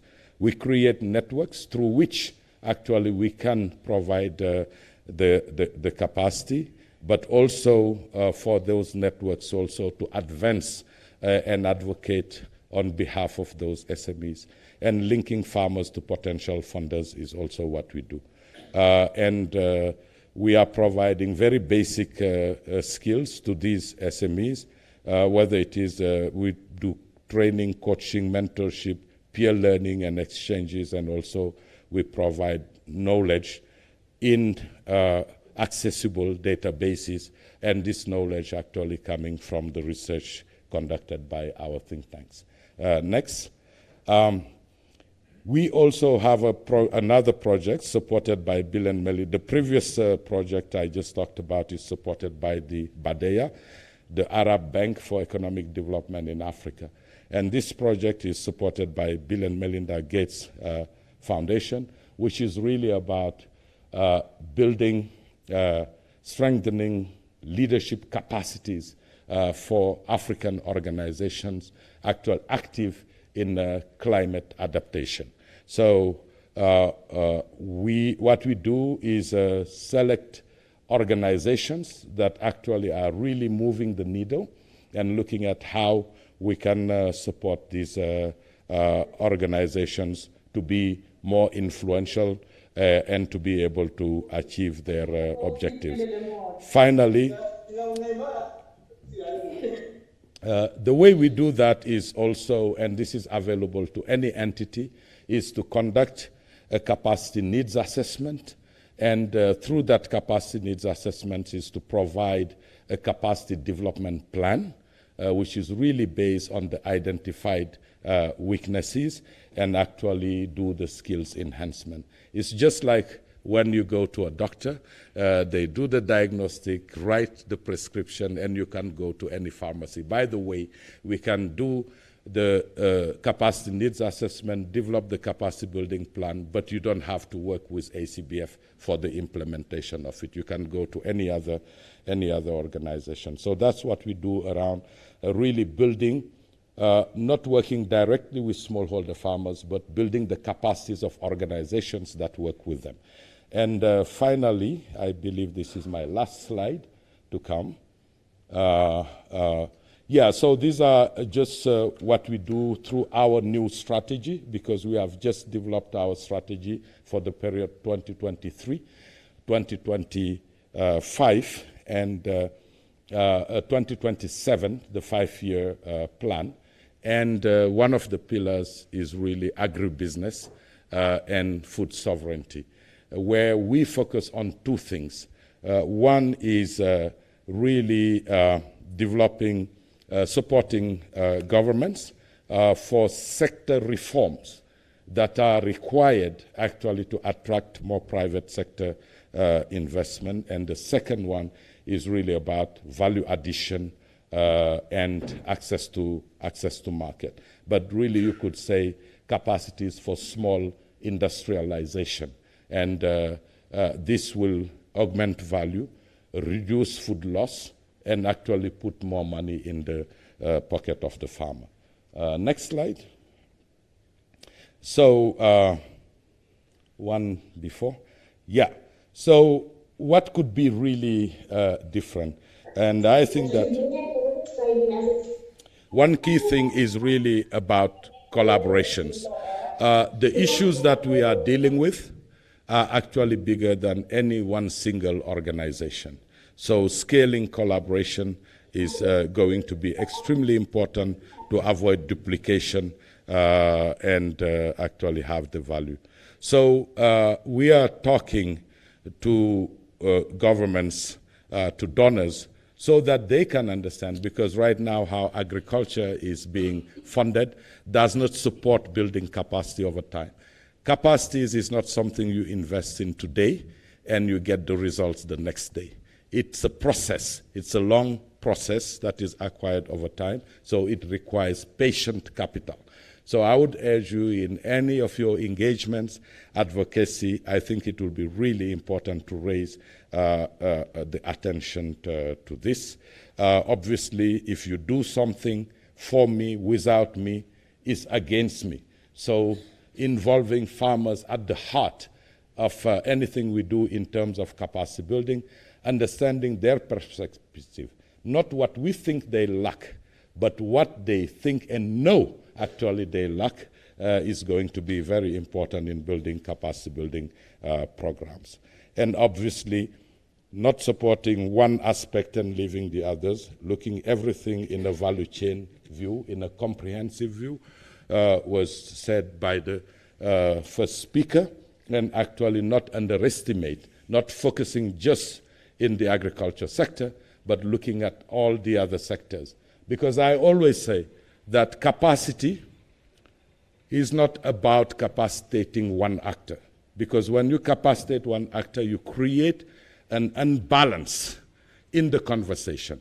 And what happens is what I call the discussion of the deaf, or the conversation of the deaf.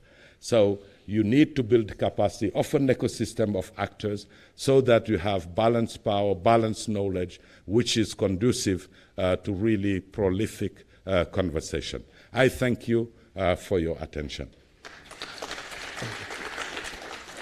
Let's give him another hand of applause.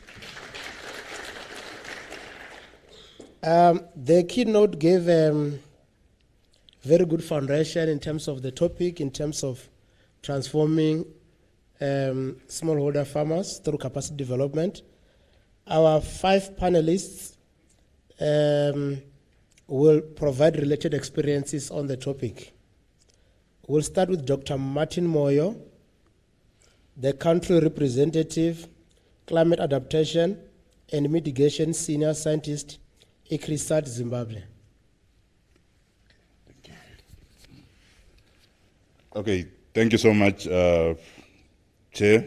And I'll present on the role of using agricultural innovation platforms to transition small-scale irrigation systems towards complex adaptive systems. My presentation is going to probably start off from where my colleagues presented yesterday on how the TISA project has been run across the 3 countries.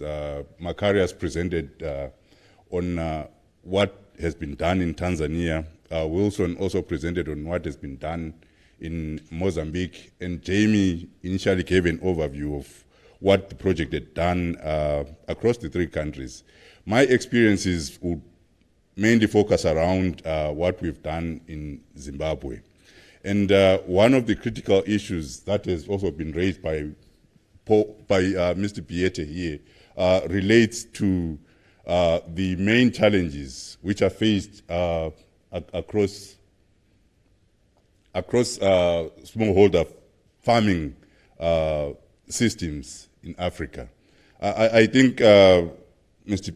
Piete really highlighted that we have institutional issues, we have technical issues, we have finance issues and market-related linkages that really constrain smallholder farming systems in Africa. And within irrigation systems, I think yesterday we were shown that we've had more of failures than successes. Why do we have more failures than successes within smallholder irrigation schemes? There's quite a number of issues, but the main issue relates to the solutions we always proffer to irrigation development. I know he mentioned the issue of us having more infrastructure. It's one of the solutions that we always pushing forward within irrigation development. The solutions usually focus around technologies for increasing yields as well as rebuilding infrastructure. But we are saying smallholder irrigation schemes failure is not solely a water or infrastructure engineering challenge. The challenges, as already highlighted, span across policy, environmental, social, financial, as well as technical barriers. And all along, you'd note that we're trying to address system breakdown with new technology and hardware alone, which to us as the TISA project, we believe has been a misdiagnosis of the problem, because there is definitely a mix of institutional as well as market and infrastructure and production solutions that we have to be looking at. We really need a holistic approach to the irrigation challenge. So we have asked ourselves a question. Up one slide, please. We have asked ourselves a question. Can the AIP process be able to facilitate the institutional arrangements and associated information flows that will increase the performance of irrigation systems. As already highlighted, smallholder irrigation systems are influenced by complex and interrelated factors, which have characteristics of what Andre described as complex socio-ecological systems. So we've got different actors within the irrigation sector, and most of these are operating as individual entities. So we need a holistic approach. We are still on the question.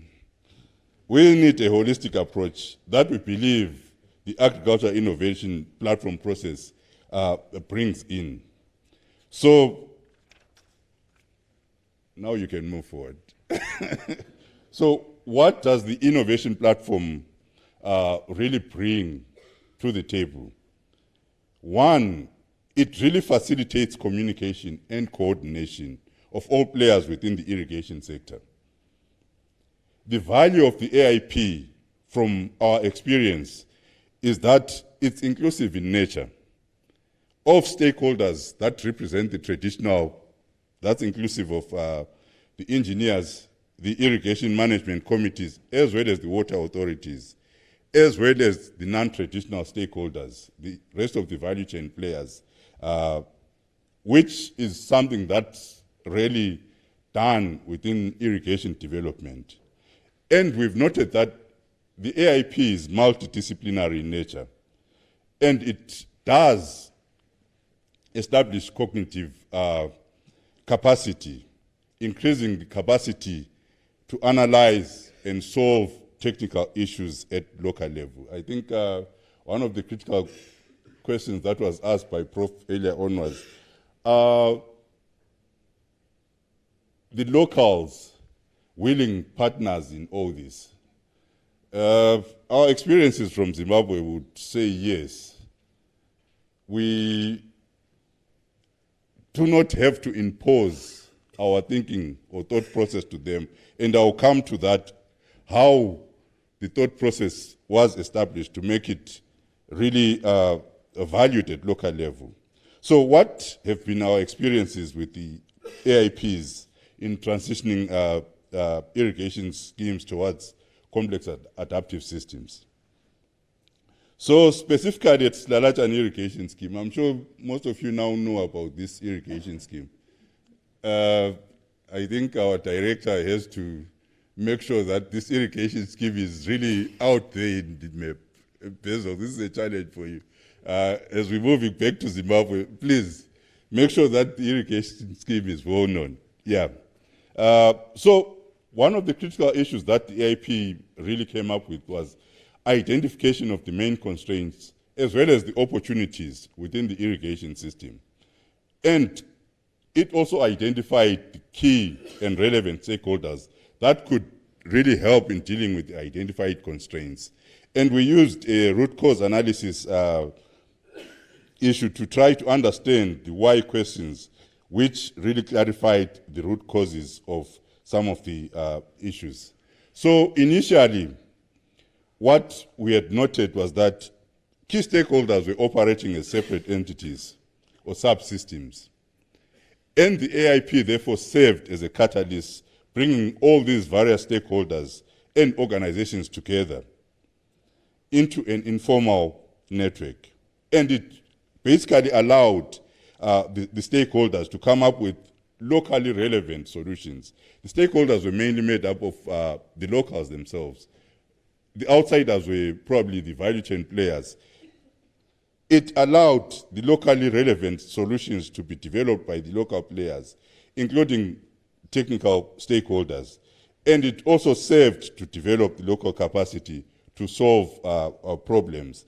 And what you've noted in terms of the smart water management tools, the Chameleon and Full Stop, in Zimbabwe, these were introduced in the context of the AIP. And as we go further along, I would want to highlight what really brought in the locals to own the process. One of the key issues within the AIP process that has allowed for the creation of opportunities for self-organization within the system has been the visioning exercise. This one has been very important, where we've been able to develop rich pictures of the current situation and the desired future state of the system. Taken together, the pictures of the current situation and the vision really gave a general overview of what was needed to be done. And it illustrated the interconnected nature of the many challenges small-scale irrigation schemes face and place them in the context of the larger system. So it also depicted that there is quite a number of constraints and there is quite a number of opportunities and steps to be taken by the locals to be able to reach the desired state. So as we move along, as we may be aware, irrigation schemes cannot really be maintained unless the farming system is profitable. So one of the key issues the AIP process worked on was changing the goal of the system and the paradigm on which the system is based on, which is a very effective entry point to achieve impact. So what we had noted was that many challenges faced by small-scale irrigation schemes reside in us trying to transition from subsistence irrigated agriculture towards market-oriented production systems, as well as the institutional changes that are required to facilitate this transition. So in this regard, the AIP was found to be very relevant in the introduction of high-value crops, such as garlic, such as pepper, maize seed, and market linkages for the same. So the role of the market should not be understated within smallholder irrigation systems. For profitable farming to happen, we need market linkages, which will in turn also lead to investments back into irrigation infrastructure. So this is very key aspect that the AIP process came up with. And then I would want to address some of the key issues that the AIP worked on. So the AIP in Zimbabwe proved to address some of the major stumbling blocks within the irrigation systems. I've got two critical examples that I would want to highlight. So including institutions such as the water and local government authorities who have a greater control over the systems to become part of the multi-directional information sharing and innovation process was very important to us. The Irrigation Management Committee at Slalatani owed the local water authority about $280,000, which was a result of many years of underpayment, the multi-digit inflation, as well as the changes in currency in Zimbabwe. So through ZINWA's understanding, ZINWA being part of the AIP, they subsequently reduced the bill and unblocked the system and allowed farming to carry on. Another example relates to the fact that occupancy at the scheme was very low. And as you understand, land tenure in Zimbabwe is very contentious. So touching that proved to be very difficult for the project. But through the project and through the relevant authorities, we were able to touch the subject. And the district council engaged in a land audit and confirmed access to and reallocated unused plots. So this was very important for the AIP as achievements. And my last slide is just on some summary thoughts that I believe I should be able to share. That technical fixes alone will not work as irrigation systems are part of a complex system. So we really need a holistic approach and several simultaneous interventions to overcome the challenges within smallholder irrigation systems. And I would say agricultural innovation platforms do continuously guide dialogue between agriculture value chain stakeholders, which is important in making sure that farmers align their operations to the demands of the market. The market is supposed to drive the system. So this is what I had to share. Thank you.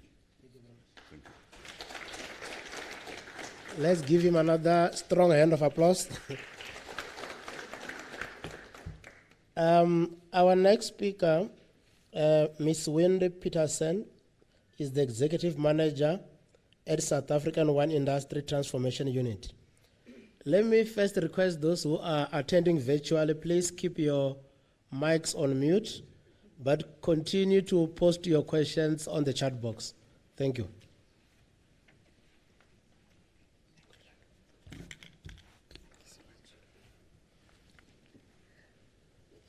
Good morning, colleagues. Very warm welcome.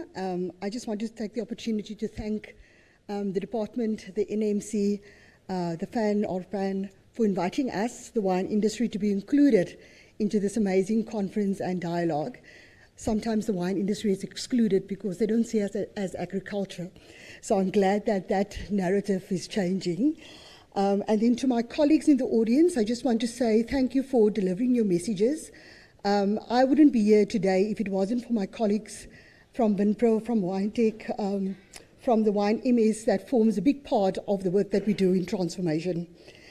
So starting off, just a little bit of an introduction to myself. Wendy Peterson, I'm the Executive Manager for the Wine Industry Transformation Unit. I've been appointed in 2019. I've got a food technology background with a strong marketing degree, and then also moving into strategy, specifically transformation strategy. So I think that I've got just enough knowledge, not for my PhD, but for a PhD in experience. I've been 3 years in the industry, so I think I've got a fair sense of the entire value chain of the wine industry, from primary, secondary, tertiary production. So getting into the subject, creating a conducive environment for transformative sustainable growth. Will you go on? Just to put it in perspective of how our organization exists. So we are basically funded by statutory levy that's imposed by national onto the industry. And that money, that funds, is allocated back into the industry to promote and to better the industry. So 20% of those funds, the statutory levy, is ring-fenced for transformation. And transformation in the sense of small farmer development. We've also got very brand owners, people that owns brands and are qualified in winemaking, viticulture, and then right through to skills development and social development. So I think when our speakers talked, we talked about the whole ecosystem of transformation being in balance. I think the work that we do ensures that every aspect of transformation, from commercial growth, farmer growth, skills development, social development, are aligned to achieve inclusive transformation. So in 2019, we looked at our strategy. There was a target imposed on us to say 20% of growth and land reform by 2025. And I don't know about you guys, but that seemed very high to me. So we developed a new strategy in 2019. It was signed off in 2020. And we said with the limited funds that we've got, we have to be realistic of exactly what we can achieve. I think sometimes in transformation, there are very high expectations. There are very high targets, but and when we come to the end where we need to evaluate ourselves, we find ourselves not delivering. And my feeling is that the targets are too high of what can actually be achieved with the amount of money we've got. So we looked at our pot of money, and we said that with that pool of money, we can achieve, look at, and it's sometimes we play a custodian role. We say that we will inherit the project and we will drive the project. In other times, we say that we play an enabling role in forming networks and connections so that this can be possible. And in other times, we just play a team role, or a team player role. The issues that, or the areas that we said we will focus on is equitable access to land with water rights, acquiring manufacturing assets and facilities. We also said market access for our brands, and I will give you a little bit of an introduction into the brands and what that means. Market access so that they can have obviously opportunities for volume growth, value growth, market share. We also said we need to look at water rights, because sometimes land is given, but where's the water rights? Agriculture cannot prosper on land that hasn't got any water rights. So when we look at transformation initiatives, the water needs to be a key deliverable in that transferring of land.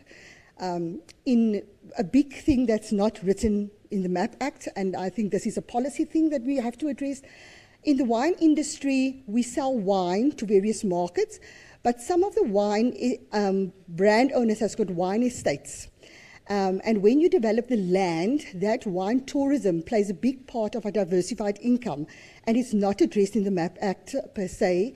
And what our beneficiaries normally ask for is the development of tourism opportunities as well. Then skills development and capacity building, and then social development.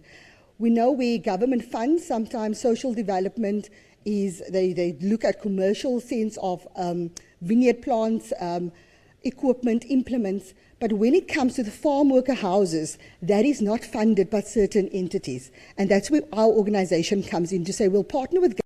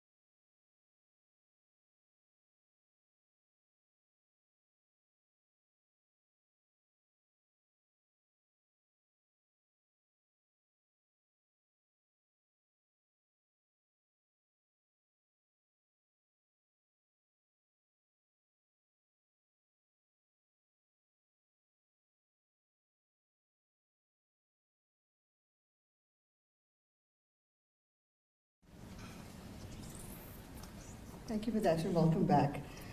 So, the next slide is just about collaboration. I talked about collaboration. So what the transformation unit does is that we're a very small team, but how we manage ourselves and manage our resources, we have service level agreements with various entities, with various expertise, and that's how we make sure that we achieve what we need to achieve on a daily basis.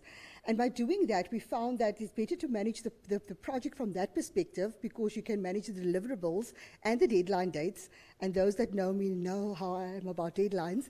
And it ensures that we can stretch our funding, we can elaborate, we can also look at economies of scale when it comes to production.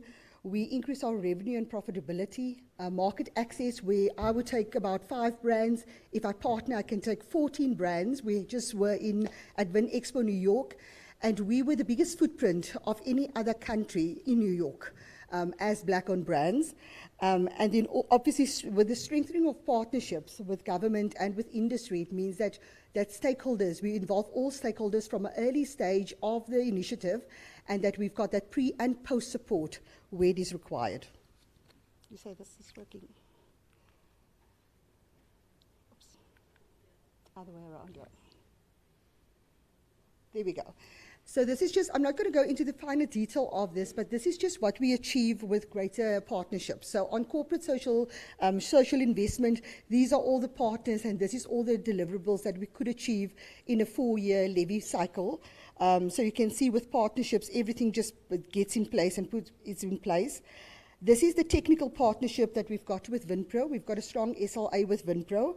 And as I said, Wine MS, we also work very closely with the Department of Agriculture, Western Cape, and the National Department of Agriculture.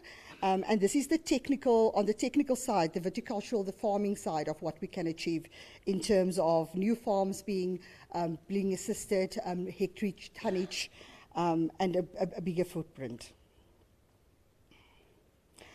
So I just wanted to stand a little bit on this slide, and our first speaker really touched on this, so I'm not going to be too long on this. But I think the key objective is when we talk about how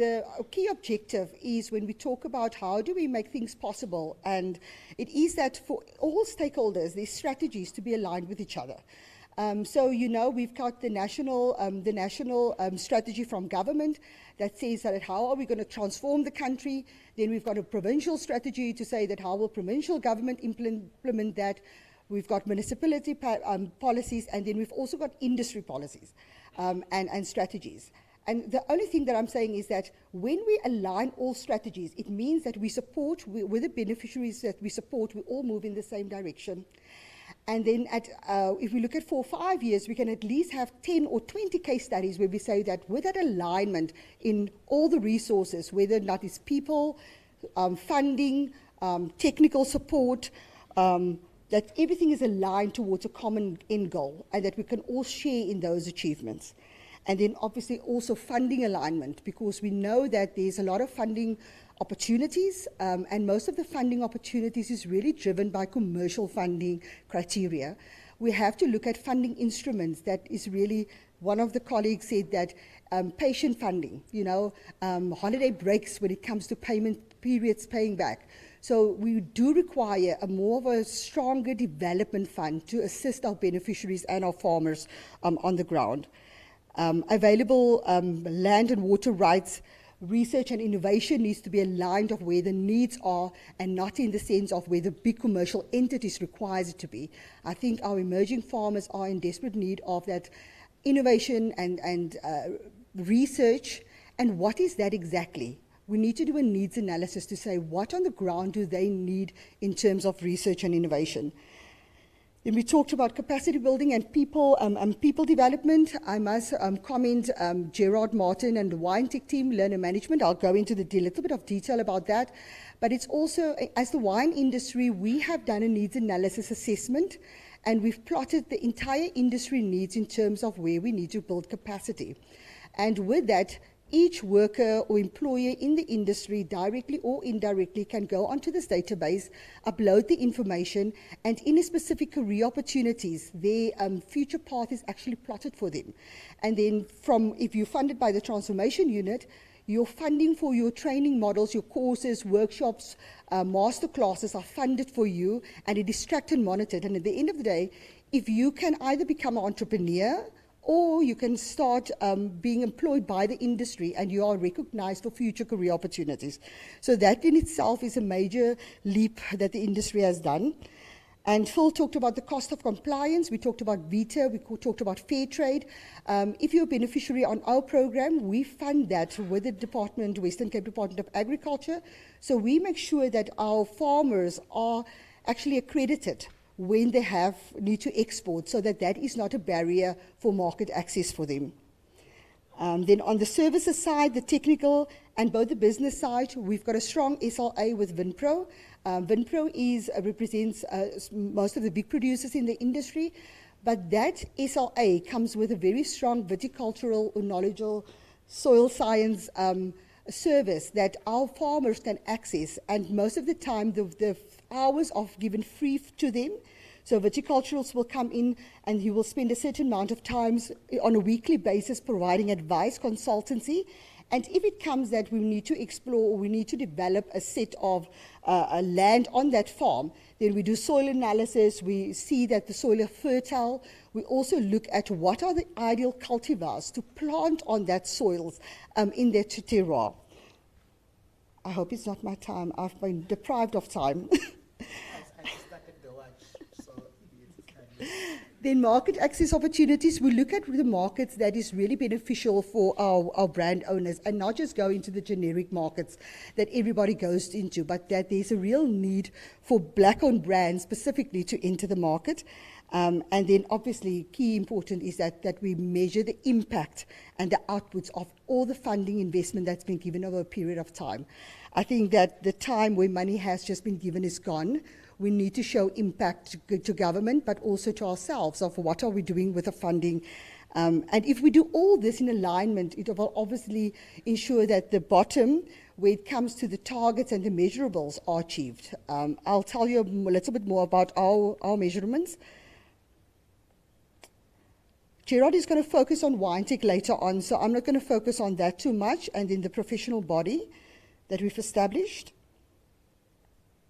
Then I just want to, this is a case study. So I talk about the Northern Cape small growers very frequently, and Phil, my colleague, has talked about the West Coast small growers. But what we've done is that these small growers in the Western Cape, they're about 6. They own about 2 to 3 hectares of land. So very small properties. They will never become these big commercial entity. But what we've done for them is that we've supported them with implements in order to ensure that they don't need to rent out and pay extra expenses. But we've also diversified the income stream. So we've created, they supply wine and raisins at the moment. In the last 2 months, we've been very fortunate to get a donation of beehives to them from a US donor. And now they are able to be bee farmers as well, generating that additional income stream. And the funder that funded the beehives will take their produce back and buy back from them. So that is an immediate income stream into the operations. Then just a minute, you will taste the Wine Ark wines today. The Wine Ark really is an initiative in Stellenbosch in the Western Cape, and it's a partnership agreement between the ARC, the Western Cape Department of Agriculture, and then the Transformation Unit. So we all funded this initiative, and it's basically a market access initiative for black-owned brands to enter the market. I talked about a strong tourism diversified income. So this is where we would be able to get that diversified income for the brands at the facility. There is various phases to the project. The first phase was really to play in tourism and to sell the wines. The second phase is to develop the production facility so that they can co-share, almost like a commune type of environment. You co-share the resources, and at the end of the day, they all get sustainable and developed. And then the third phase is to start developing the land.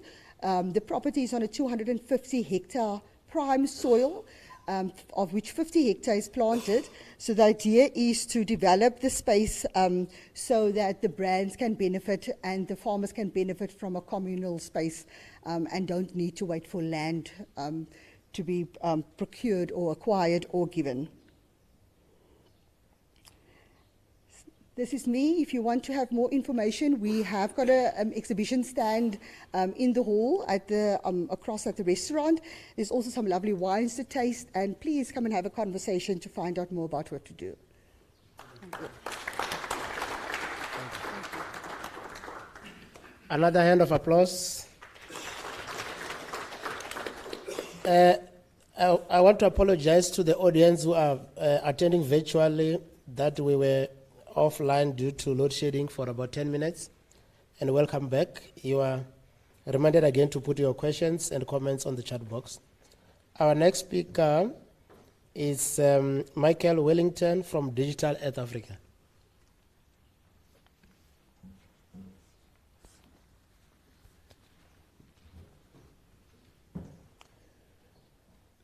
Thank you very much, Professor. My name is Michael Wellington from Digital Earth Africa. I'm Australian, so you may wonder why I work on such a thing called Digital Earth Africa, but I'm fortunate to be part of a global team and a small subgroup from Geoscience Australia, an Australian government agency where Digital Earth Africa was initiated.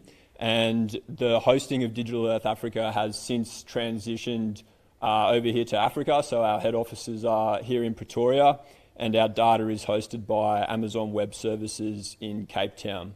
We also enjoy a global team of scientists, including Dr. Lisa Rebello, who's here with us this week, although is normally based in Sri Lanka. So what is Digital Earth Africa? And what do we do? If we could move to the next slide. Thank you. We are a program of activities that aims to encompass the entire value chain of innovation related to Earth observation and remote sensing data that begins as satellites. So the motto that we have is from space to village, although in this context and this conference we could perhaps say we operate from space to field, but we think it's not quite good enough just to have the open source and the open data that people can operate, which are our continental scale operational services. We need to provide information, training, capacity building and other activities which enable users to identify, first of all, where they might benefit from the use of Earth observation data, and then how they might go about engaging with Earth's observation data and analyses to assist in their user-specific applications.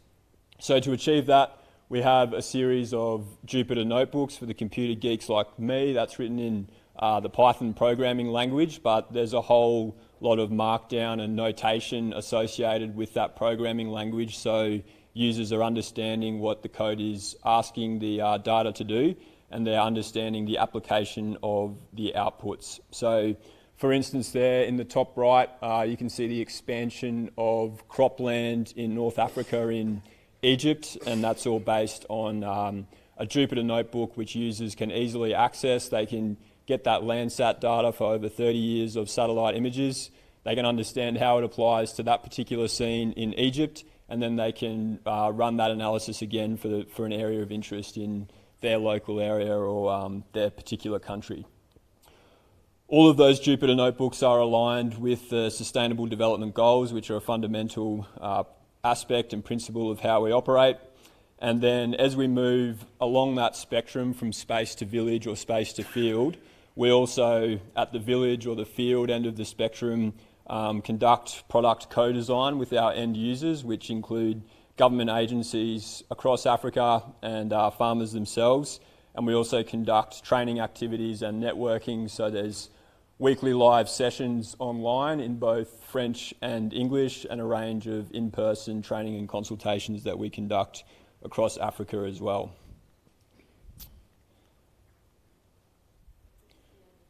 Oh, I've got to go down. Sorry about that. Mixed up my ups and downs. So I'll talk more about a specific project that Digital Earth Africa has been involved in for the past 8 months, and that's the Information for Agriculture, Food and Water Security project. We've been fortunate to conduct that as Digital Earth Africa in collaboration with our friends and partners at Azareka and Cardessa in Southern Africa. That relationship has been really helpful for us. We are an African agency and organisation, but those particular agencies, Azareka and Cardessa, have the in-country connections, particularly with agriculture and food security agencies. So from our perspective, it's linked us with our end users and people on the ground, and from their perspective, it's linked them with the ability to continue to build capacity, particularly in Earth observation, and provide training that they wouldn't otherwise be able to necessarily provide. The aim of the project was to support consultations in country to better understand the needs, opportunities and gaps for Earth observation data. So it was really a capacity needs assessment that Mr. Mamadou referred to in his presentation earlier.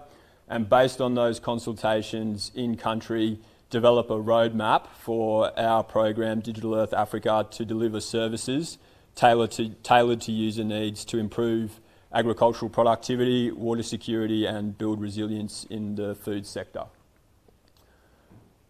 So we've conducted the initial consultations and then further what we've called deep dive consultations, which involved a bit more training and getting boots dirty in terms of data wrangling. And we've done those across 6 countries so far: Botswana, Ethiopia, Kenya, Rwanda, South Africa and Uganda. So in the initial consultations, we brought together a whole group of people from agricultural agencies, water management agencies, the water authorities that Dr. Moyo referred to in his presentation, put them in a room, and then we asked them to conduct a strengths, weaknesses, opportunities and threats analysis of Earth observation and a platform like Digital Earth Africa, which was really interesting to see what they thought and perceived Earth observation might be able to provide across Africa.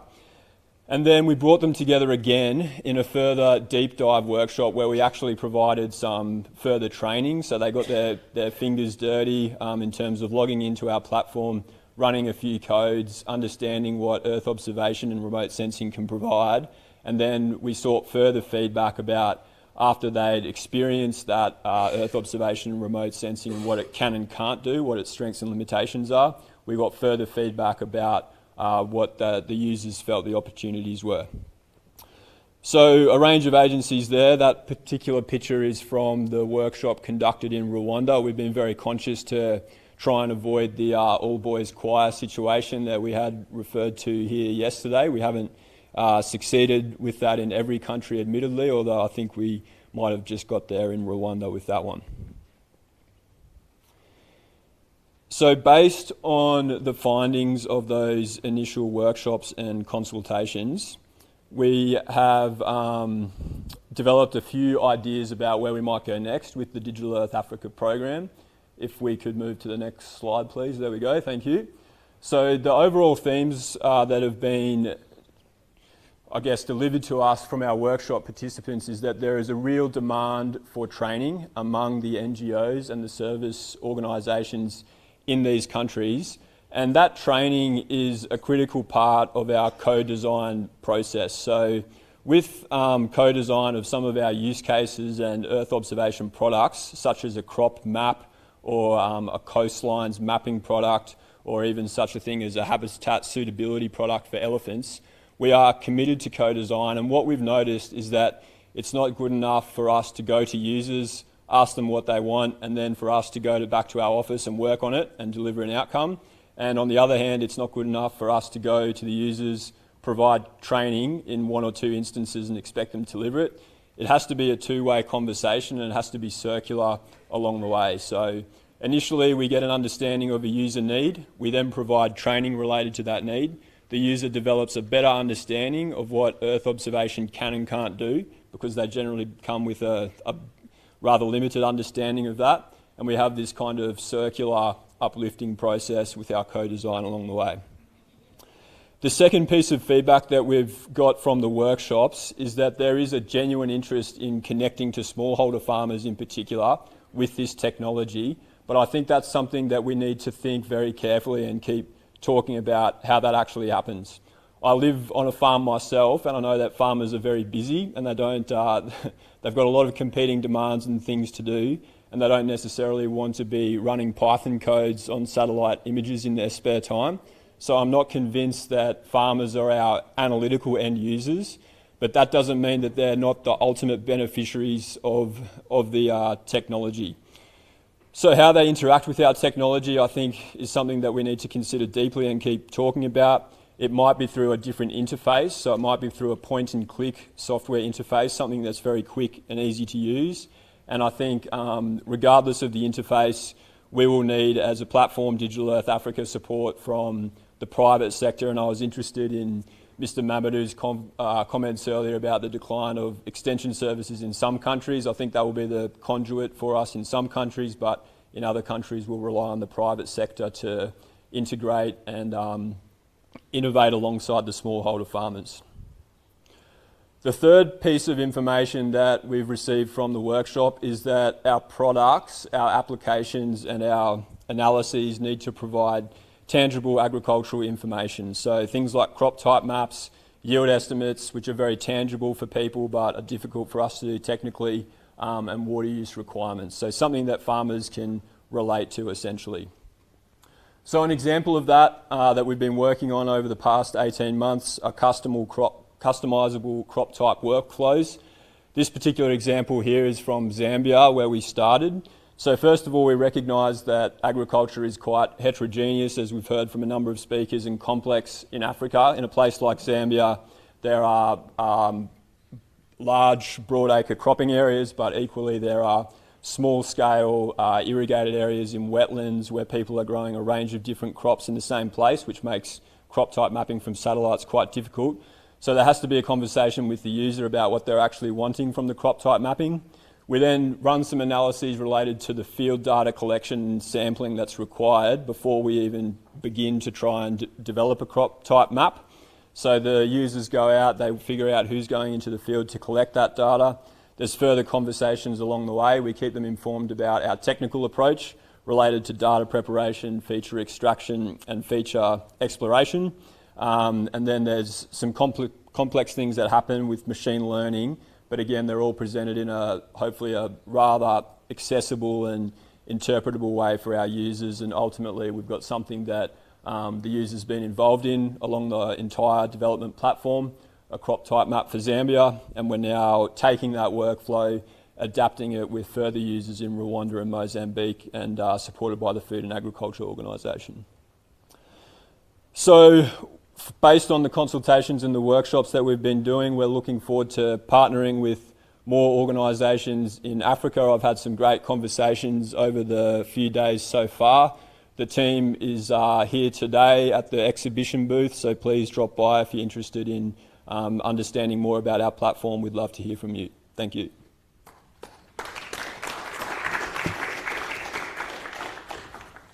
Thank you. Our next speaker, Ms. Lisa Strubel, is from Grain SA. She's the Operations and Training Manager.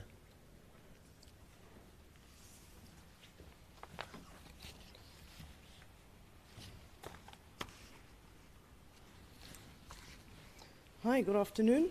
Thank you so much for allowing me this opportunity to share some insights from the farmer development side of Grain SA.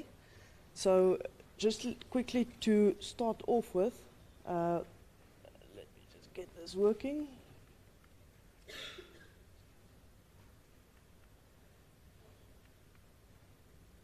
Is it me or you?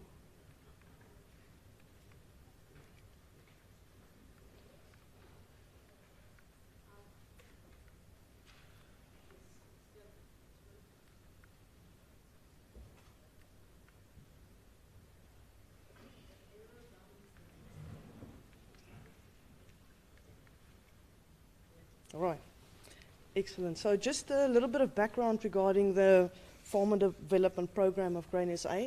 We've been up and running since around about 2009. We mainly started with a focus on training, and from there needs just evolved as farmer needs became more clear. So the main aim of the program remains across all the years is to develop capacitated farmers to move towards profitability and sustainability irrespective of the size of that land. So just to give you an idea, we've got just over 9,000 subsistence farmers within our program. Now, as you can see, those numbers are quite high compared to the larger commercial farmers. Now, we'd ideally like to see that scale tipping the other way. We are, however, working hard to move towards that. But also then, in the meantime, we are focusing on improving productivity to achieve commercial yields and to increase efficiency, as mentioned, irrespective of the number of hectares that a farmer might have. So before we move on to the challenges that we're all very aware of that the farmers face, there are also actually quite a few positive aspects of being a smaller scale farmer. So firstly, a farmer, a smaller unit is a little bit more adaptable. It can be changed and adapted quicker. So it's easier to turn a small boat around as opposed to a large ship.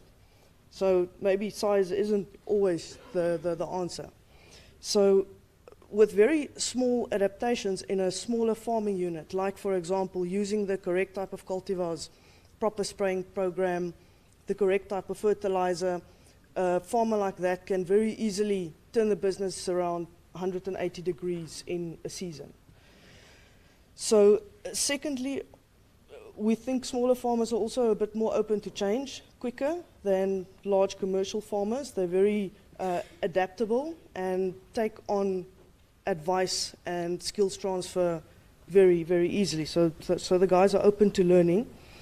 A last thing that is also a positive aspect that we've seen of being a bit smaller, subsistence farmers tend to produce for household food consumption, and if there's extra maize to sell, it creates an income.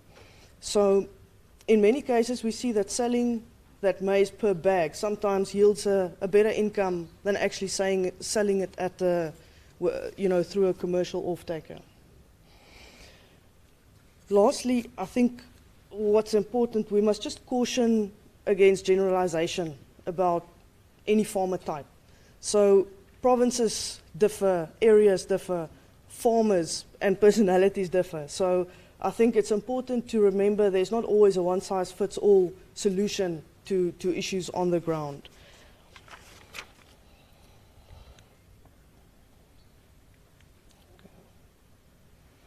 Okay, so now when we get to the actual challenges, I don't think our time would allow to go through the whole list, but just to focus on the correct type of inputs and infrastructure. So in many cases, the closest outlets to a subsistence farmer, I'm now focusing on the worst case scenario where you have a subsistence farmer in a rural village quite far away from a town. The places where a farmer can buy his or her inputs, it can be 10 or 20 kilometers away. So if that farmer, for example, only plants 1 or 2 hectares, the supplier is 10 kilometers away, and for example, chemicals is sold in 20-liter drums, and the farmer doesn't have transport. That is a serious problem that people don't always realize regarding access and the size of, in what inputs, the former inputs are presented in.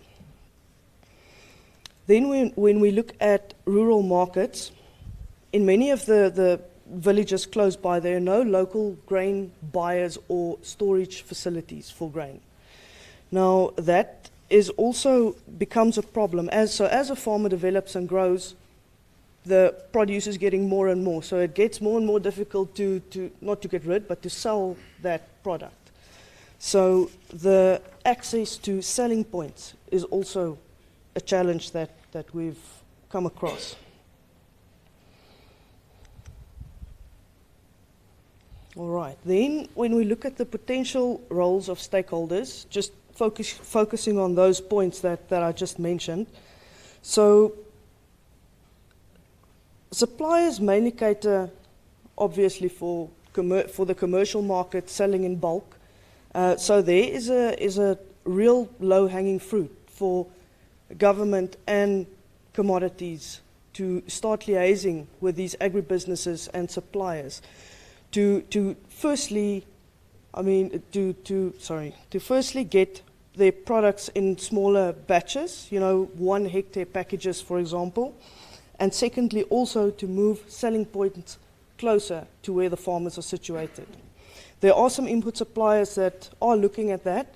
They've been looking at local containers where there's a set-off point, for example, maize seed and Roundup. So the success there is immense, but you don't have the scope of products, and obviously also simply not enough of that. Secondly, training, when you look at training skills and mentorship, there's an absolute massive demand in that front. It's crucial, but it is extremely expensive. So we've also seen there's so much work going into this. I mean, we're doing it, other commodity organizations, government, the private sector, but there's a dire need for better alignment. So there's a lot of money going into these initiatives, but it's not aligned. So there's definitely progress that can happen there. Lastly, regarding the selling of grain locally, infrastructure like storage and pickup facilities are needed closer to the local villages. That is almost a no-brainer, where liaising with, again, agribusinesses, grain buyers, and government is very, very high on the list of almost low-hanging fruit. I think many buyers also don't always realize the potential that are in those areas. There is actually potential for buying bulk grain there, just if you have the facility.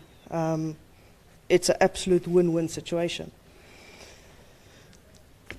Right, when we move over to the successes of the Farmer Development Program, I can keep you busy all day with all the things that we're busy with, but I think the most important thing that we've achieved to date, and that is still evolving and that we're working on a daily basis, is to create the structure and pipeline towards commercializing farmers. So the main thing is, we don't need to do everything for a farmer, but you have to put the structure and pipeline there for that person to access and empower themselves. So on the one side, I'm not keeping up with my slides. My slides aren't keeping up with me. So when you look at our program, on the one side, we have the entry level of farmers, or the intake of farmers. So there, the main focus is absolute intensive training and skills transfer. That is the main focus. We achieved that through those actions that I'm not going to go through one by one. On the other hand, once that farmer has proven themselves in the sense of you can see this person is reliable, this person is hardworking, there's room for growth. There's a possibility to be enrolled into a input production loan funding project. Now, we've got various projects going in that regard, and this year we're looking funding over just under 80 farmers with production loans, and that is without necessarily owning the land. So I think the partners that we are working with, they understand the need, they understand what the farmers' situation are, and they truly are trying to adapt their processes to support these guys. I see my time is limited. I just quickly want to show you one thing. Just a step back to the subsistence farmers.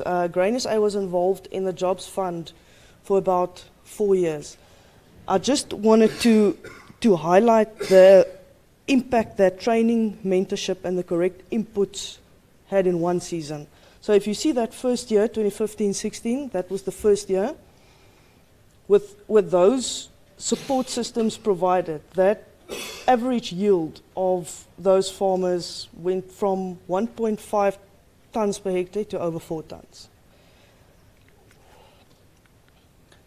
Just very quickly, on the research side, Grain SA is also involved in research. So there's currently Grain SA and DSI have been working together to make various bursaries available to invest in human capital, but also to address industry challenges. So between 2018 and 2022, a total of 92 bursaries were awarded to various students. Now, this was achieved through a consortium-based partnership, which is crucial. Most of these students are actively involved in research relating to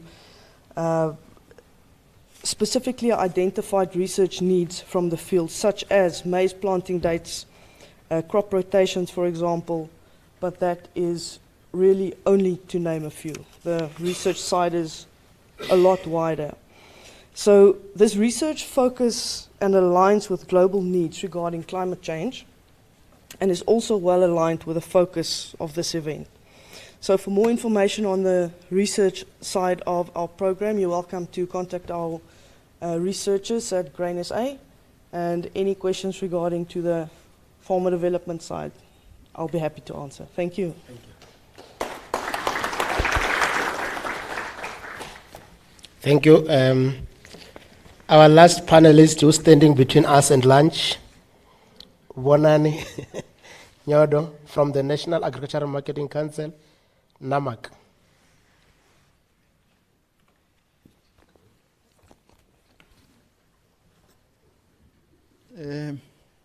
Good afternoon, ladies and gentlemen. It's a pleasure that I'm going to be sharing ideas with you.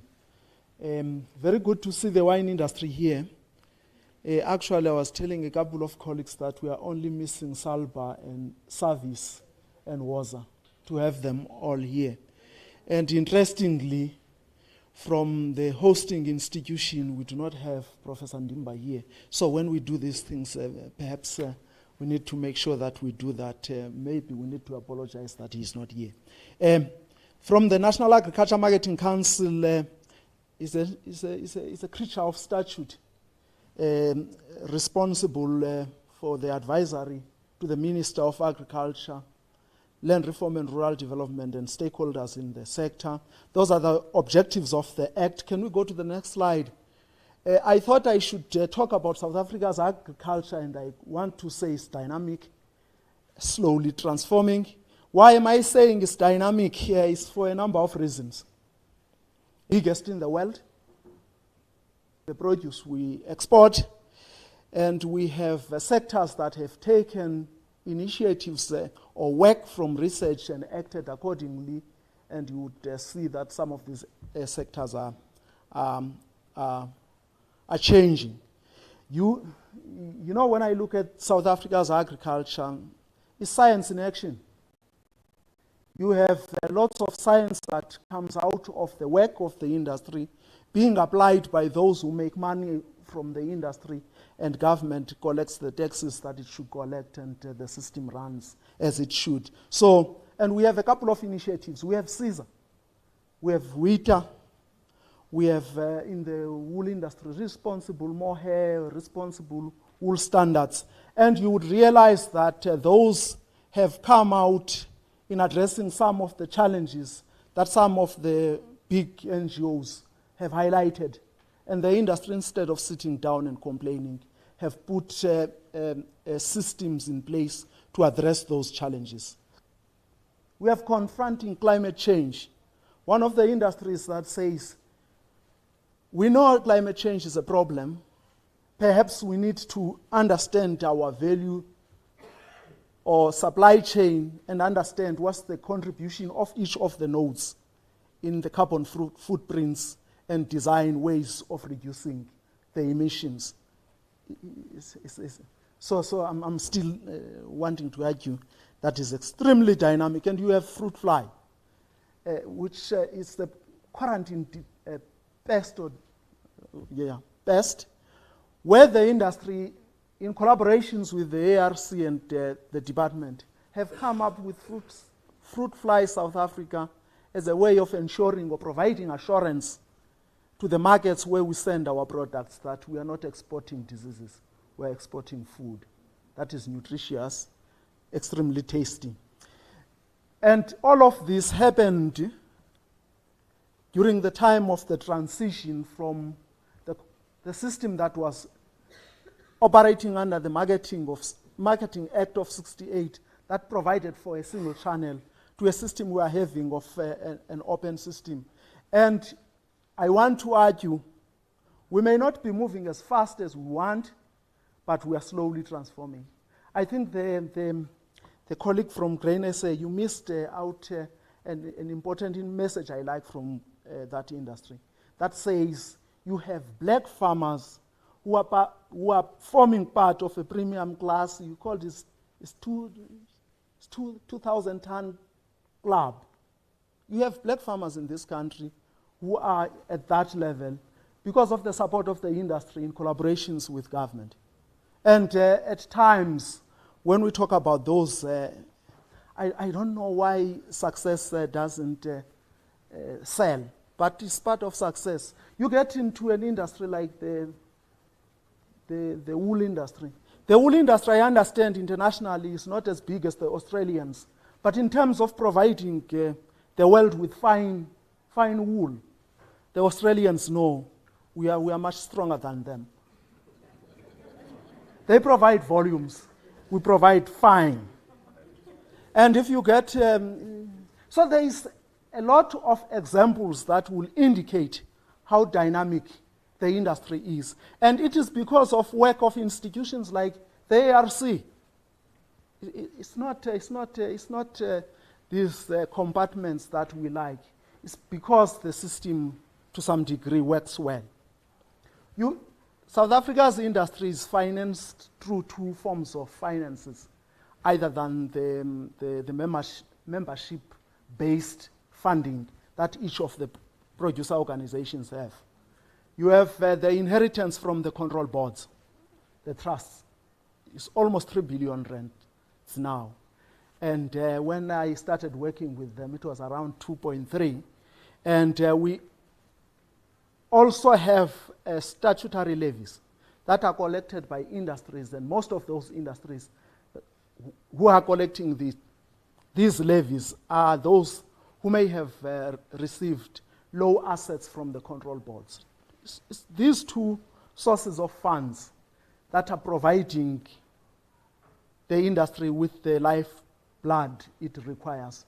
And the industries, in terms of their financing, have an obligation, and that's where I'm going now, have an obligation to play their role in ensuring that the historical injustices that led to the system we have, where we have black farmers who have operated at the periphery, gets addressed. And a number of these industries are starting to do initiatives that are getting these farmers into the mainstream. And I like capacity building. I like it.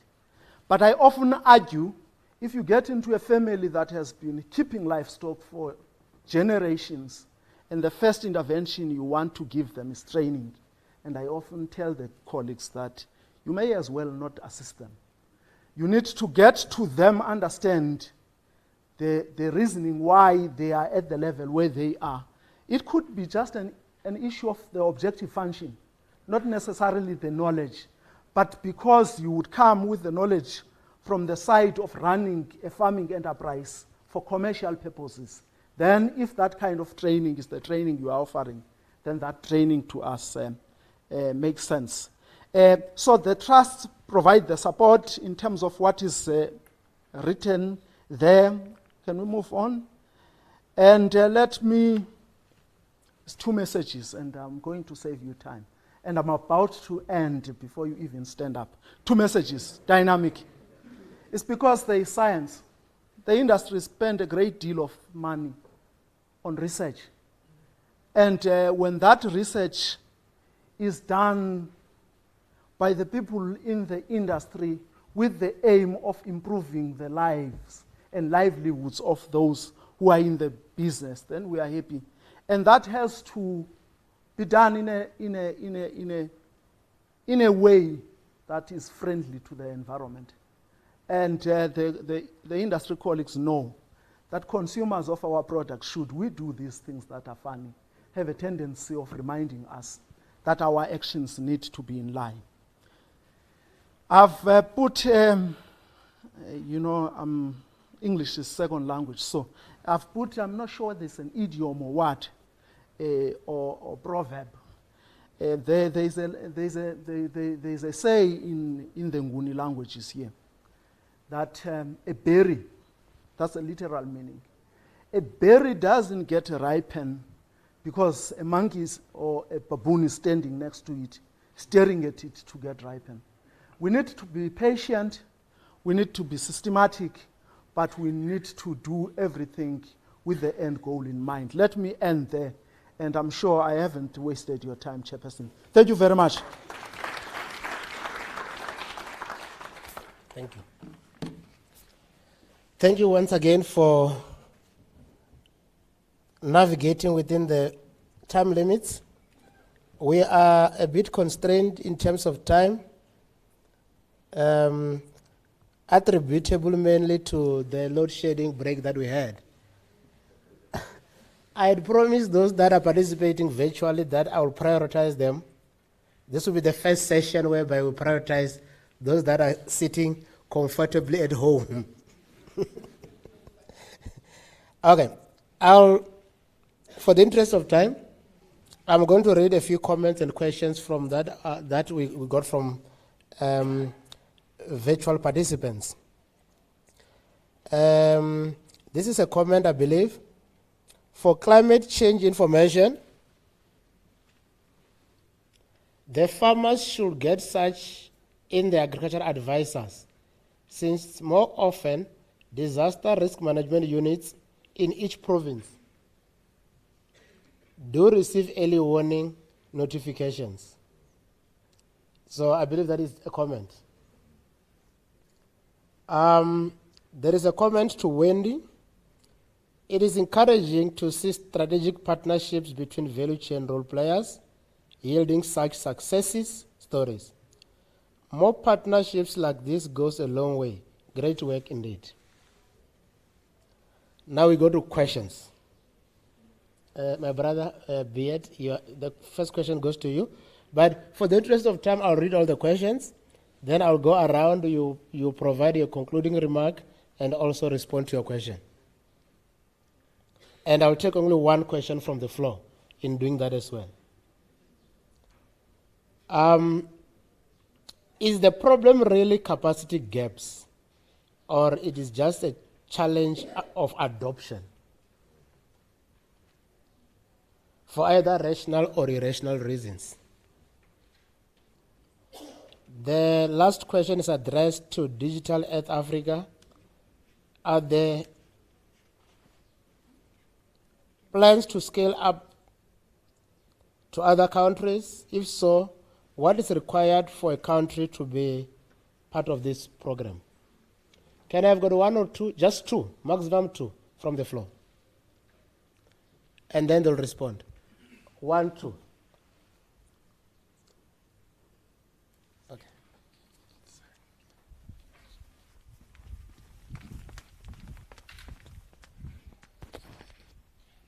Thanks, Program Director. Good afternoon, everyone. To the presenters, thanks for those insightful presentations. My questions are directed to the grain and wine industry and the first gentleman who was also a keynote speaker. Wendy and the Grain SA, we really appreciate the strides that you're making in the industry, but I fail to understand your pre and post support, particularly for the funding opportunities, because it looks like as the industry and as the farmers and as the DFIs, we don't have a common and clear interpretation of what is required. So are you able to, just at high level, just give an indication, what is your interpretation of pre and post support? And obviously, and this is informed by the need analysis that you've done in the sector as part of your development plan. And also from the grain and wine and the gentlemen as well, are there any climate, particularly from the farmers themselves, of smart adaptations lessons that we can take as an industry so that there could be a cross-pollination of creativity and innovation in that area? Thank you.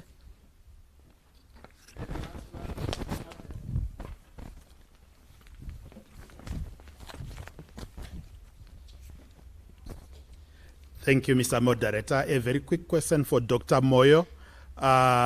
The technologies you used in the TISA program, transforming smallholder irrigation schemes, are they readily available on the market for farmers to be able to access? For example, your chameleon technology. Thanks.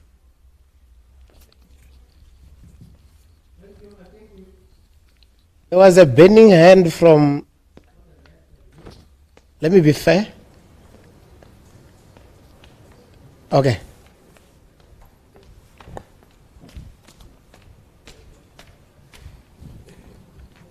I saw your hand was raised quite. Yeah,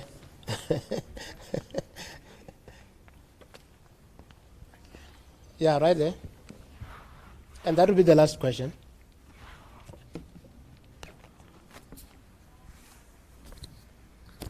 Okay, thank you, Chair. Thank you for our panelists for the very wonderful presentation. I have no question, but I want to just add some of my comments. This is Pervin from UNISA, and also I'm chairperson of ACASA. ACASA is Association of China Africa Smallholder Agriculture. So we also do some collaboration and research about smallholder farmers in South Africa and in the whole Africa. But for this capacity gap, I think is very important because just now our colleagues they are mentioning about for this capacity building and gaps is different between the commercial farmers and smallholder farmers, even between the farmers and two farmers, and also between the male farmers and female farmers.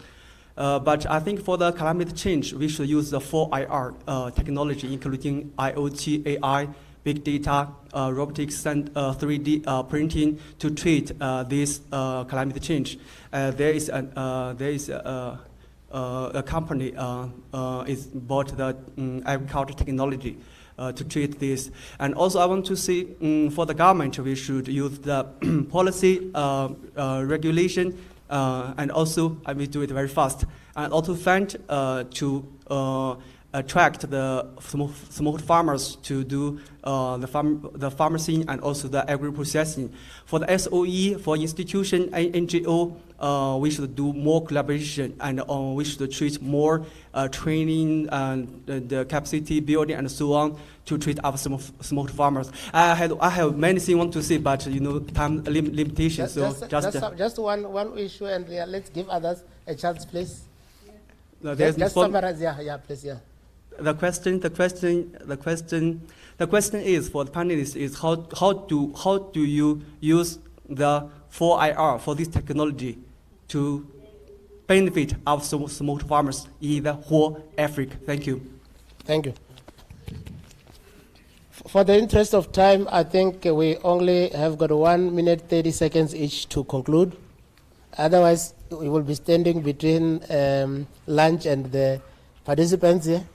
So I'll allow each one just to either respond or give concluding remarks. I don't think this mic is working. It is working. Okay. Probably starting off with the question relating to the tools. I'll kindly direct you to the VIA booth that is by the cafeteria. The tools are readily available and you can get more information from the VIA booth that's down there. And then probably my concluding remark could be a challenge to all of us in the room, not just to the panelists, on what is it that we really contribute to the value chain. Are we adding value or are we taking value out of the chain? That's my challenge. Thank you very much. Am I audible? From my side, there is no question, so I don't answer questions that are not asked. Let me. So I realize when I look at the program that there is two colleagues from the industry who are still going to present, and Martin and Conrad. So I'm worried that you will present after I do. and maybe contradict with some. Post support. So I think where the transformation unit is positioned, we are ideally positioned to assist in pre-support. And on pre-support, what we do is that if an applicant or a beneficiary applies for funding via a commercial entity or a government institution, we have gone so far as to provide a technical report that, for example, addresses aspects like the farm that you want to buy, or the land, in what state is it? Is it overvalued? And bring to the party that type of expertise. I mean, I think that in the past, some of the farmers has bought property at very high cost, of which the value of that property might not be aligned. So I think that is on the pre-support side. And then on the post-support side, what we do is also we come again in with viticultural and technical support. We also provide training and development. We have found with the farms that there's certain skills gaps. So we do a skills analysis or a need study, and then that farmer can get on the program and get all the support from either a development perspective, a technical perspective, a business perspective, even governance and ethics. In the wine industry, we also sit with various partnerships being formed, white farmers signing transactional agreements with black farmers or with the farm workers.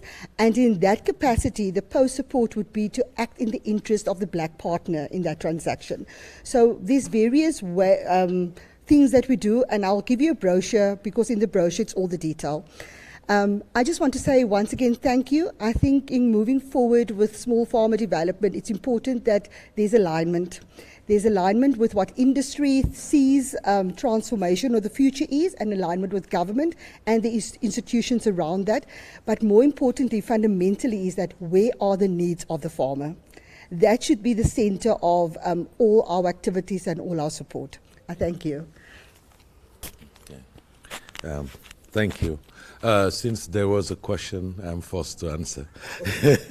So online, I think, was really the question of capacity gaps, whether it is a problem of gaps or adoption.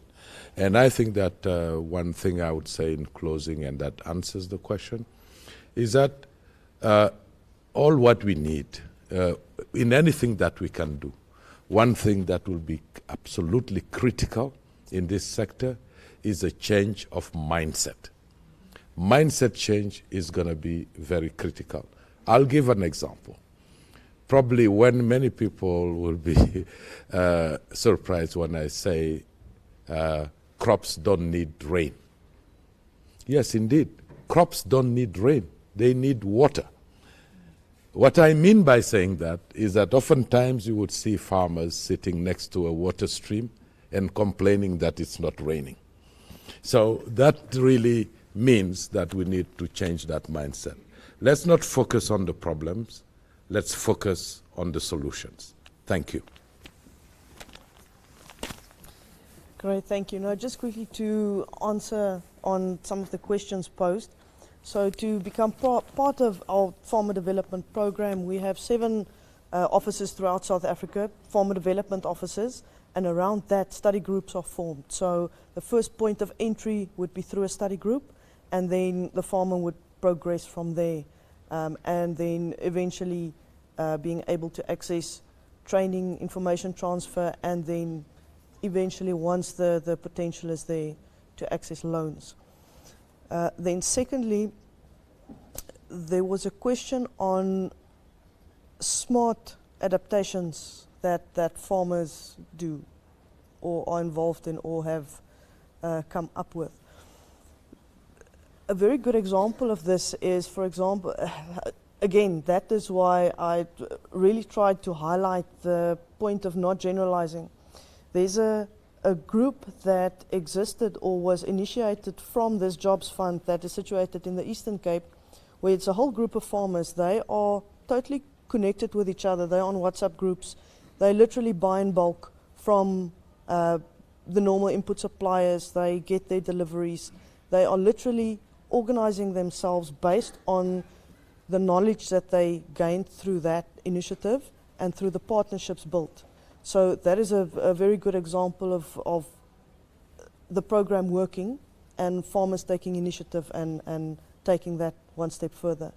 And just to finalize, and the last comment from my side, I'd like to agree with what everyone said to date, and I think platforms such as this is absolutely crucial to get our minds around different mindsets, like you mentioned, to forge partnerships, to start thinking differently about things. We're not going to get different results if we keep doing the same thing that we're doing. That's all from my side. Thank you. Thanks for the question about how countries can become involved. So, of course, any country across Africa can be directly involved in the platform as a user online. So please jump onto our website and log in. In terms of the consultations, yes, they were originally in the 6 countries. There is interest in expanding that to further countries covered by AZARECA and CARDESA. So if the questioner is in one of those countries, they can express their desire to be involved via AZARECA or CARDESA. If they're outside those jurisdictions, please contact us, but please also contact your regional association for agricultural research and development and let them know what we've done with AZARECA and CARDESA, and hopefully we can expand and scale out into new countries as well. Finally, thanks to the panel, I've learned a great deal from this about capacity development across Africa. I'll be returning to Australia soon, and I'll warn my farming colleagues about the impending world domination of the South African wool industry. So, thanks very much.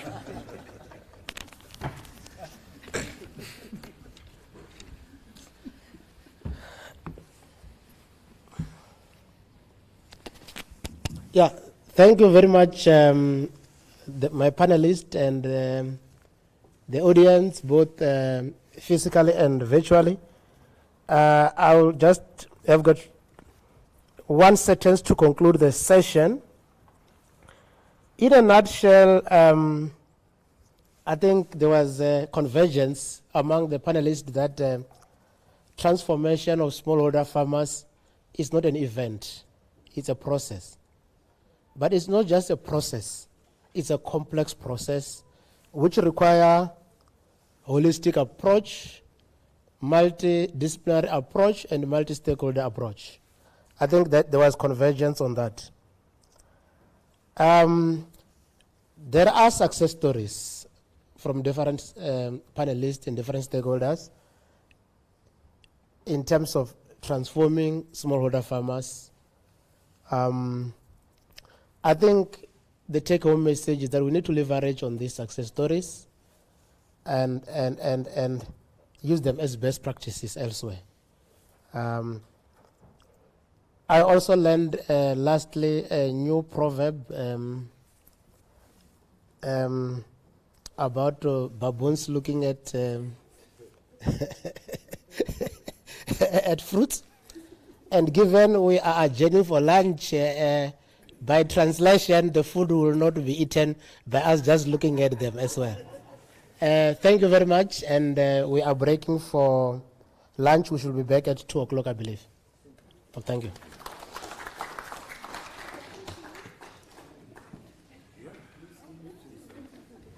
Thank you so much.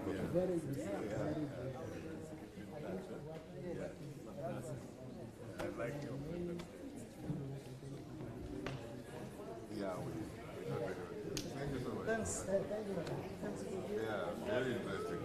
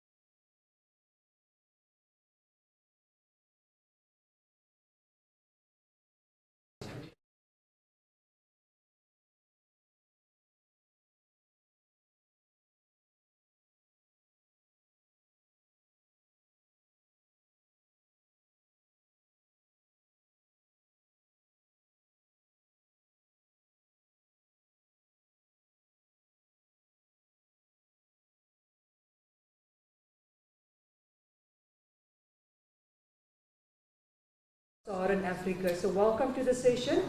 I am going to introduce the speakers, our keynote presentation, and Dr. Jackie Crawford is online, and we would ask our technical guys just to assist us with getting Dr. Jackie Crawford on, please.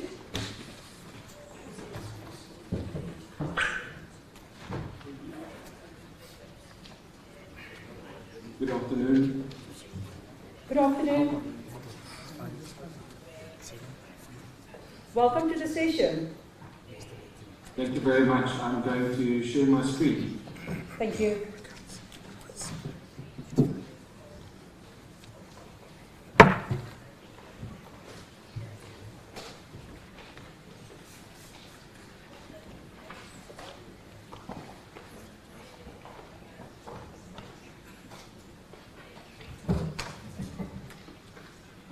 Please can you let me know if you can see the shared screen?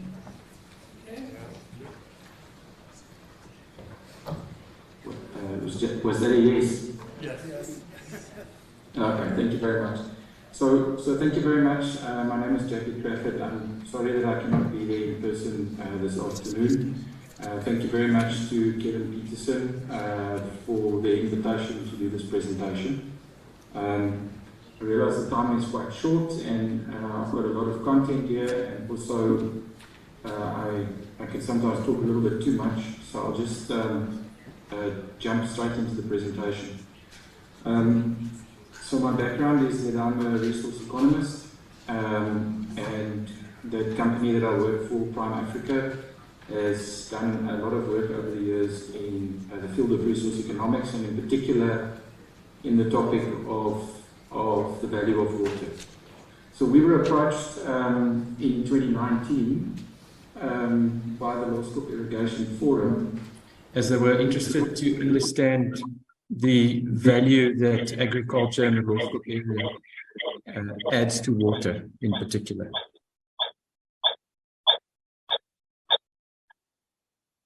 And as a result, we've conducted a 3-year study. As you will see in the results, we have a review of 2019, 2020, and 2021. Essentially taking stock of the economic performance. I just want to check, I get quite a lot of feedback on my side. Do you have the same problem on your side at the university?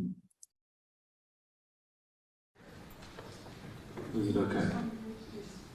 I'll continue. So the study was done over a 3-year period, and I think what's interesting, as you will see, is that it obviously coincided with before lockdown, during lockdown, and after lockdown. So some interesting patterns. When Kevin approached me around this topic that we're exploring today, I thought this would be a very interesting and relevant case study around a variety of issues on investment, climate smart investment, investment in smart agriculture. I know this is not focused, this is a surface water resource, this is not a groundwater resource, but some extremely interesting investment initiatives being driven by the farmers of the Loskop irrigation area to add value to water and to build agricultural resilience. So the study, as mentioned, this is fairly hot off the press. I received permission from the Loskop Irrigation Forum to present these slides to you today, and so I think it's the first time that it's released to a wider audience. We had extremely good working relationship with the farmers and with the members of the forum, and a lot of information shared. And of course that was very helpful to ensure that the results shared here are accurate in nature. So if we can just take one of the key questions that we were asked right at the outset is, It was a very simple question: what's the value of water? And when everything was said and done, and we ran the study 3 times, we performed the study in 2019, then again in 2020, and then again in 2021. So there was no, each year's assessment was completely unbiased and independent of the previous years. No influence of one set of 1 year's assessment on the next. And after having done all of this and intensively studied production patterns, as market prices, input costs, the effect of the inflation that we saw coming through last year, energy effects. We haven't seen in these numbers really yet the extreme load shedding impacts on irrigation that we do have in South Africa at present. So that's perhaps one effect that we haven't picked up. But it's remarkable. I'll show you in a moment a slide where we ran an experiment which said, what if there was no irrigation in this area? In other words, what if there was no investment in smart agriculture, because it's really some smart agriculture that takes place in the Loskop Valley.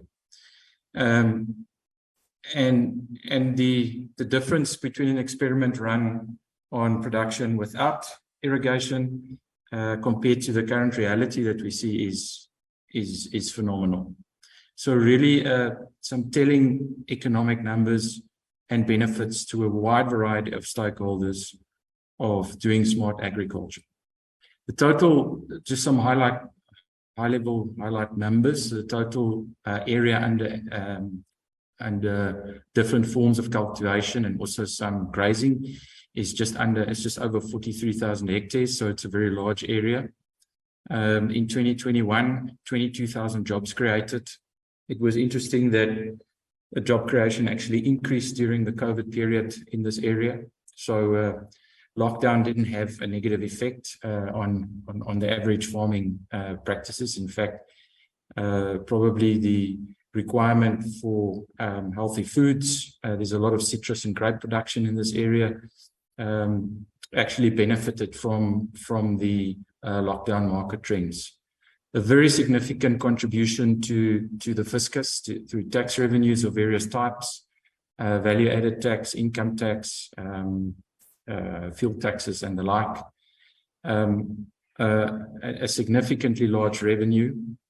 And then the question which probably gets us generally closer to the topic that we're discussing today is what drives this performance, this economic performance. And we have 2 takeaways which we've discussed and debated at length with our colleagues down in Loskop. And we believe there's two key drivers. And the first one is the entrepreneurial ability of the farmers of that area, who have taken significant commercial risks and to invest in infrastructure and agricultural practices that improve land productivity and land value. And I'll have a slide on this in a little while. And then, of course, without the availability of good quality water for irrigation, none of this would be possible. Now, with entrepreneurship, I'm an economist, studied as an economist, and for those of you that are also familiar and also from my field, we will know that the term entrepreneurship is very complex. It's much more than a person with a knack or a talent for running a business and making money. It's a much wider, I suppose, set of skills that definitely include smart ways of operating, and in this case, smart agriculture. And also, very importantly, relationships and partnerships and smart institutions. So that is fundamental, I think, to the success of that we certainly see through the economic numbers in this area. Just a few highlights and headlines, and I'm not going to go through the detail of the text, don't worry. So we saw in 2019 which was our baseline year, at an estimated gross income of 2.6 billion rand in that year. This increased significantly to above 7.3 billion rand in 2020. And this was driven by a weakening South African currency, the rand weakening against the dollar, and combining with a very large demand in Europe, especially for high vitamin C type of food products, and especially the citrus produced in this area. We saw in 2021 that this dropped down again, and this was in line with post-lockdown types of foreign exchange rates and also demand patterns. Although we did see that the inflationary effect of global inflation interrupted supply chains and the like did come through in 2021. So 2020, a really great year. 2021, not bad, but revenue coming down and prices being squeezing the margins from the bottom. But very interestingly and tellingly, preserving jobs, actually, with job creation actually increasing and growing into 2021. We don't know exactly why that is. It's obviously good news, but certainly smart agriculture in the way that's performed here, certainly contributing to rural job creation and the benefits that go with this. A few other highlights: significant contribution to the fiscus through the various taxes. The value-added component is what's contributed to GDP, so that's positive. And balance of payments, which is a positive, which means the volume of export exceeded the volume of imports. Just a little bit for those of you who might not be familiar with the Loskop Valley. There are several irrigation schemes that are fed by the Loskop Dam.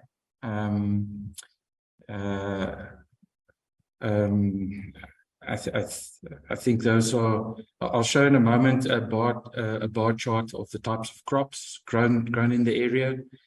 So it's quite a variety of crops. But before we get there, I think this is important to mention. In one of the key questions that I mentioned at the outset was related to what's the value of water. So we did a hypothetical experiment where we said, what if there wasn't irrigation? What if there wasn't a dam? What would have been the alternative use of the land? And what would the equivalent performance have been? And it's remarkable. What we see, these very long red numbers that we see in the final column, is the difference between the actual production that we saw in 2021 and the hypothetical dry land agriculture scenario that we saw. The intention here is not to work you through the numbers and impress all of us with how many zeros there are and how many millions there are, but to demonstrate the very significant leverage that is available through the availability of smart investment in water, to make water available for agriculture. So phenomenal numbers, and it translates into all kinds of economic activity, into all kinds of food security, into tax benefits at the government level, into balance of payments, and into GDP contributions. The Loskop Valley area is downstream of the largest coal mining areas in South Africa. And so there is an emerging risk of poor water quality. And this is not something that the operators of the dam or the irrigation farmers downstream can manage on their own. All they can do is essentially monitor inputs and actively partake in the relative forums and initiatives that seek to ensure that good quality water comes from upstream. So once again, when I thought about the purpose of this particular talk, I think the reliance on a water supply system and a yield system, in this case surface water, but of course we know there's many similarities to groundwater, on the various institutional arrangements that ensure that that the yield is always available and correctly managed and of good quality is obviously crucial. An extremely important aspect that we focused on in the last version of our study is the very active focus that many of especially the larger farmers, the corporate farmers in that area has on honouring South Africa's social compact. A few years ago, in our State of the Nation address, the President asked for private investors to enter into a social compact with its stakeholders and predominantly the labour sector.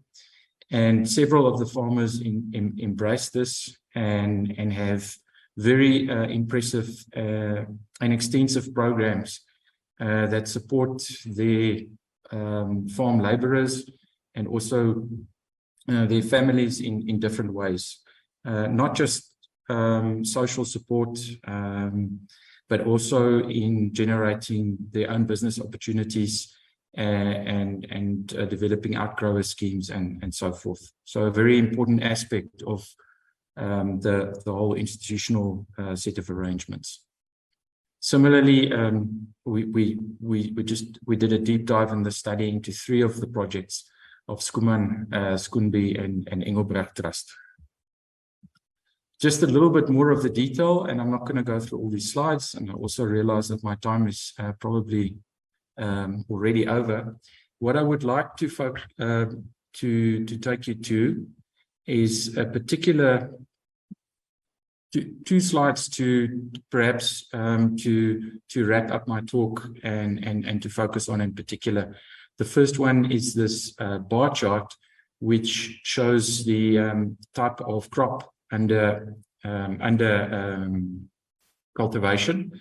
Not all of these are irrigated, but in the carefully selected orange colors at this top right-hand quadrant, one sees a lot of citrus, and then in the purple table grapes.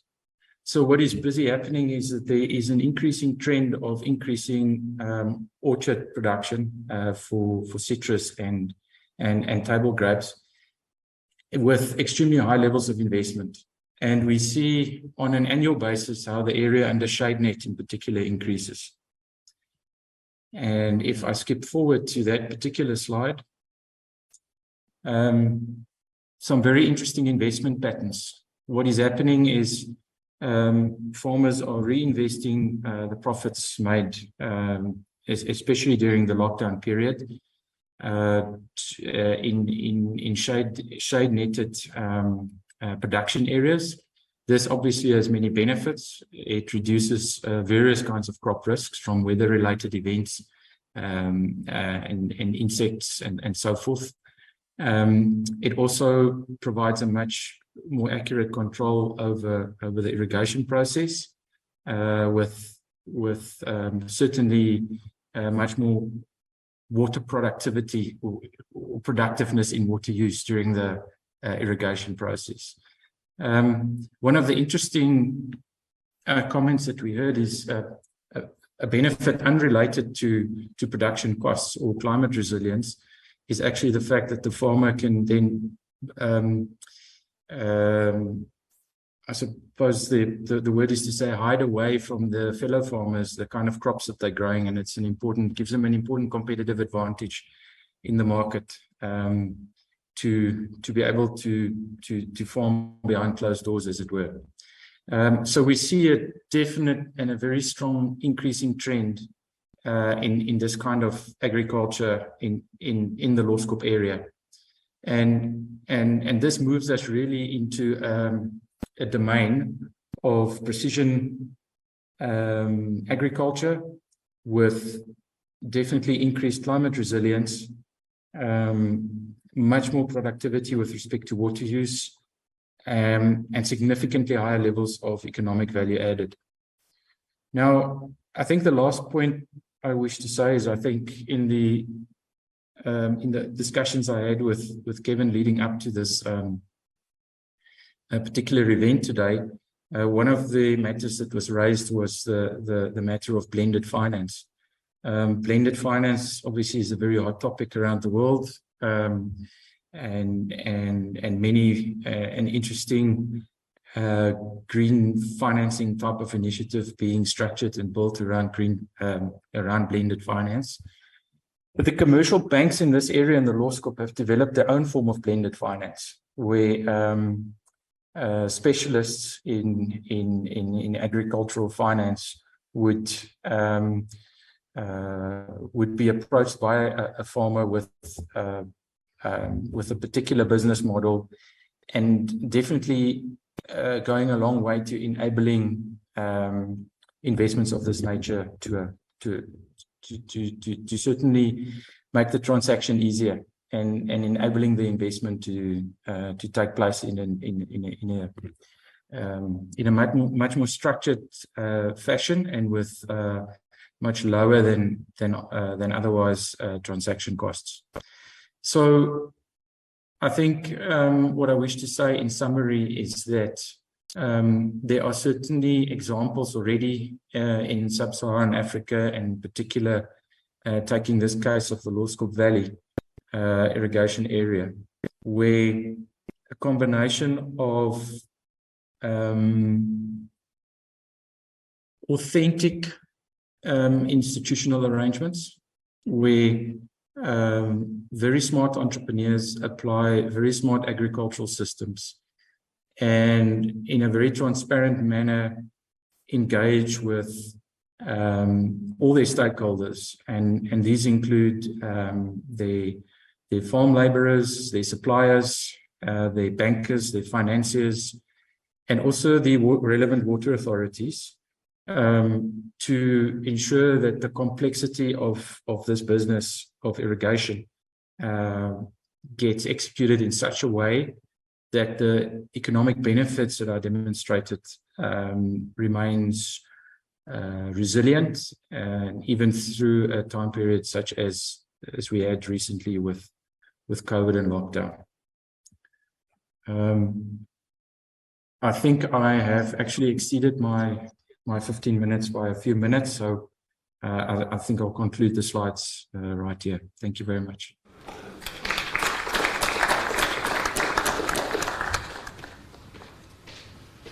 Thank you so much, Dr. Crawford, and thank you for this fantastic overview. I am on. Fantastic overview of one of the most successful run public-private partnerships in terms of the Lawskop Dam. I took the liberty of changing our, I know on the program it was supposed to be, and what worries me, it's just saying Engineer James Saromba. I don't know, and I've asked the organizers why is it put that way, but you will speak up next. I went through to Dr. Crawford first just to make sure that our order, the rest of the speakers are all present in the room, so and Dr. Crawford can sit back and relax now and prepare for all the questions that's coming his way. But you are very welcome, Engineer Saromba. Please give us an overview of yourself. I'm sorry, I'm just going along with the program. Thank you.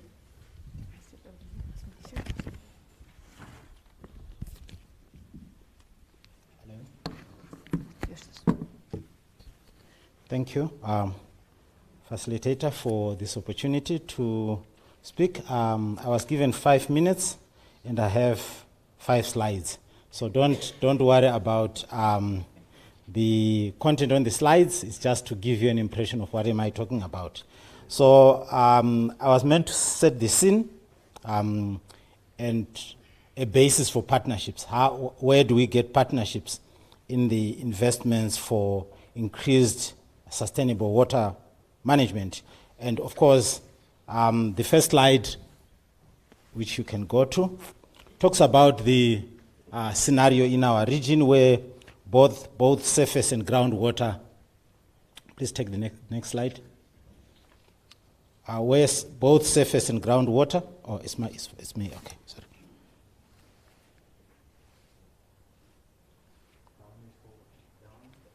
Down is forward. Okay. So in our region, we have both surface and groundwater existing in similar geographic locations. So partnerships are required in order for us to manage in the same areas at the same time for both ground and surface water. We also have the scenario of integrated water resources management. We see the different cycles there. One is talking about the hydrological cycle, where there are different actors that play in that region. We also have watershed and land use, which requires a different set of stakeholders. And we also have the economic, social interactions and institutions that play in that terrain that demand partnerships in order to develop this resource. So the enablers there are about stakeholder participation, integrated planning, water demand management, conflict resolution, and the integration of gender equality and social inclusion issues.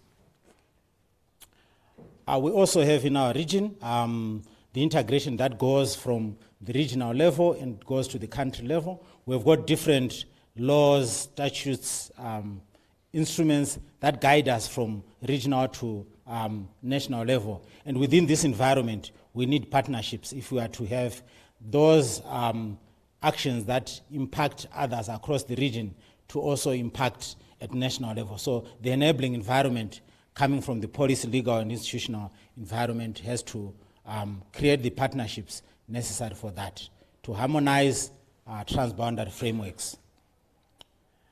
Then we also have, in a very large context, when we look at water resource management and the investments associated with that, we have got three pillars. One is on improved coordination. We have got institutions that play in that pillar. We also have institutions that play in the pillar of improved stewardship. And then we also have institutions and actors that play within the improved knowledge pillar. So this is more like just for you to visualize what I'm talking about.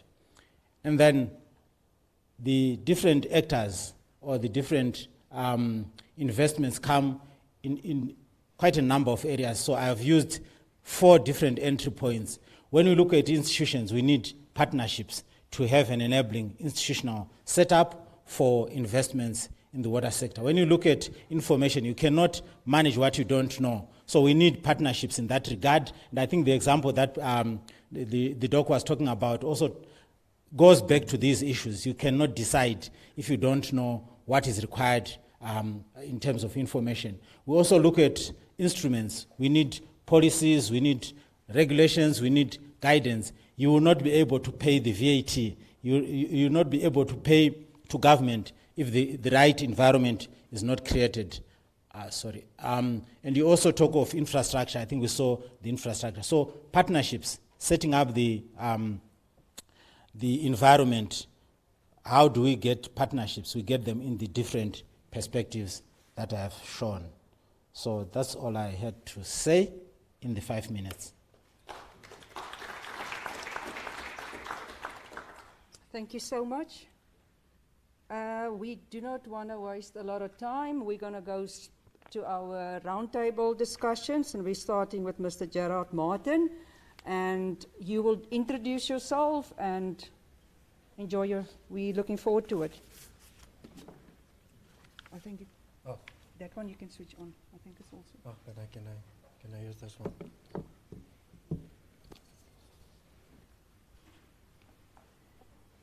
Well, good afternoon, everybody. My name is Gerard Martin.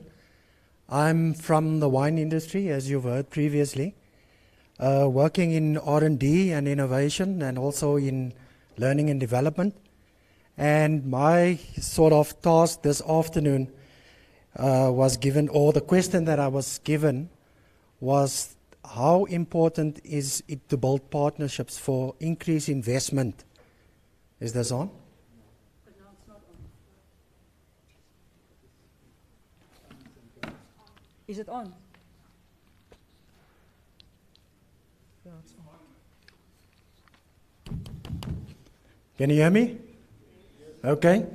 Yeah, so as I said, my question was, how important is it to build partnerships to bring increased investment into all of those activities that were mentioned there? And specifically in terms of R&D and innovation, but also in terms of knowledge transfer.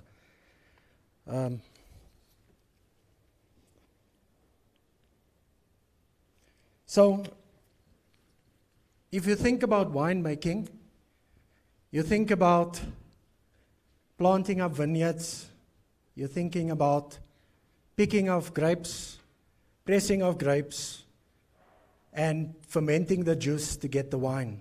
That sounds very simple. But I mean, there's a lot that goes into that decision-making processes. And then from an R&D perspective, even much more. So if you look at this complex systemic value chain of the industry, you can understand that you need different skill sets. You need different people to bring forth their expertise on different levels. So it's not so straightforward. It's a complex system. It's a system that needs a lot of deep scientific understanding and knowledge. And I think it's a system that has been defined in our context in terms of partners, how we collaborate as such to bring you a final quality product that you will enjoy later tonight.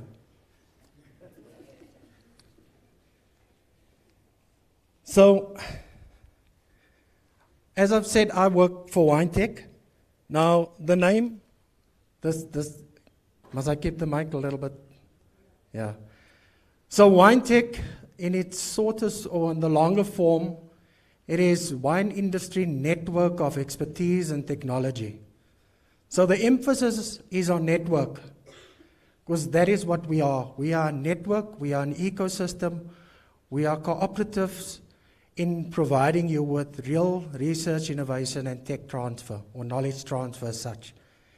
And the emphasis is on that because if you think about farmers wants to know, what is the return of my investment when I give you funding? What is the return on investment in a research context? Because there's so many other things that I invest my money in. And we all know the proceeds or the outcomes of research are not really seen in the next year after you've invested in a project. The proceeds or the outcomes can be 10 years later.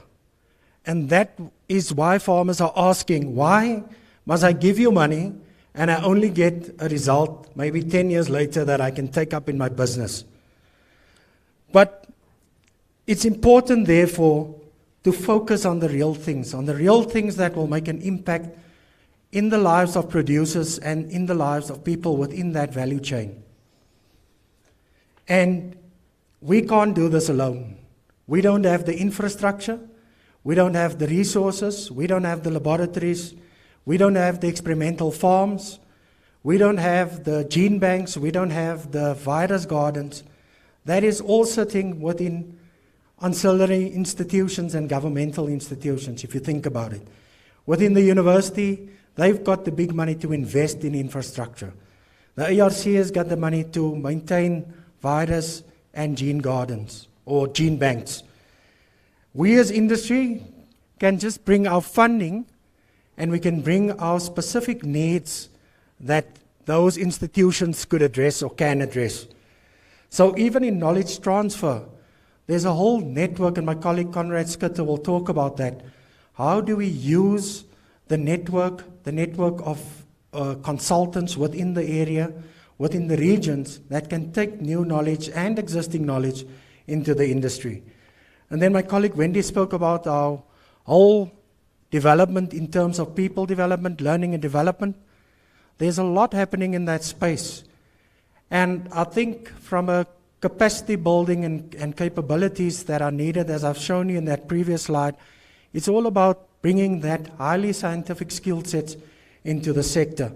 And then the one that excites me the most is innovation, and that is quite new for us, because what we've done in the past, we've done R&D. That R&D ended up in a publication, and that is where the value stopped. And the value was not for the industry. The value was for the research community, getting published in highly scientific journals, and they get the credit for that. But what comes back to the industry? And that made us thought we need to really go deeper into understanding what is the real value and how can we translate that value or those ideas into real value. And that is why we've been tasked to build an innovation ecosystem. So funding is always a big thing. And I think we are funded by a statutory levy. There's no way that you can run a whole industry's R&D and innovation and transfer and people development component if you just have statutory levy funding. You need other funding sources, and this is why we leverage with government, we leverage with specific partners in industry, also outside of industry, because remember the wine industry, there's a whole value chain. It's not just about picking grapes and making wine. There's so many other things in that chain that is complementary or ancillary to other sectors in agriculture where we can benefit from specific things. Now, I think the water crisis in the Cape 2015 to 2018, if you look at this picture, it was quite a shocking thing. But I mean, just like COVID, you can't let a crisis go to waste. There's a lot of opportunity when there are crises, a lot of collective energy, a lot of collective funding, putting behind resources to reach a common objective. And I think that is what the water crisis of a couple of years did. That is what COVID did. And you could see the results out of that. And if you think about it, we've actually done a lot of work with the Water Research Commission, with the ARC, with the university, to, in specific areas, bring down the irrigation water about 50%, but getting the same amount or the same yield and the same quality. So that, just imagine from an economic perspective, your input cost and all the other economic benefits that you can bring to farmers. So it's all in. That is what is needed. When there's a crisis or where there's a problem, we need different perspectives. Innovation happens when you get different minds looking at the same thing and thinking differently. And that is in essence what we are saying from a wine industry perspective. It's not just about people in the industry, it's about people in the potato industry, people in the grain industry that can bring specific context and specific knowledge that can address problems in our sector.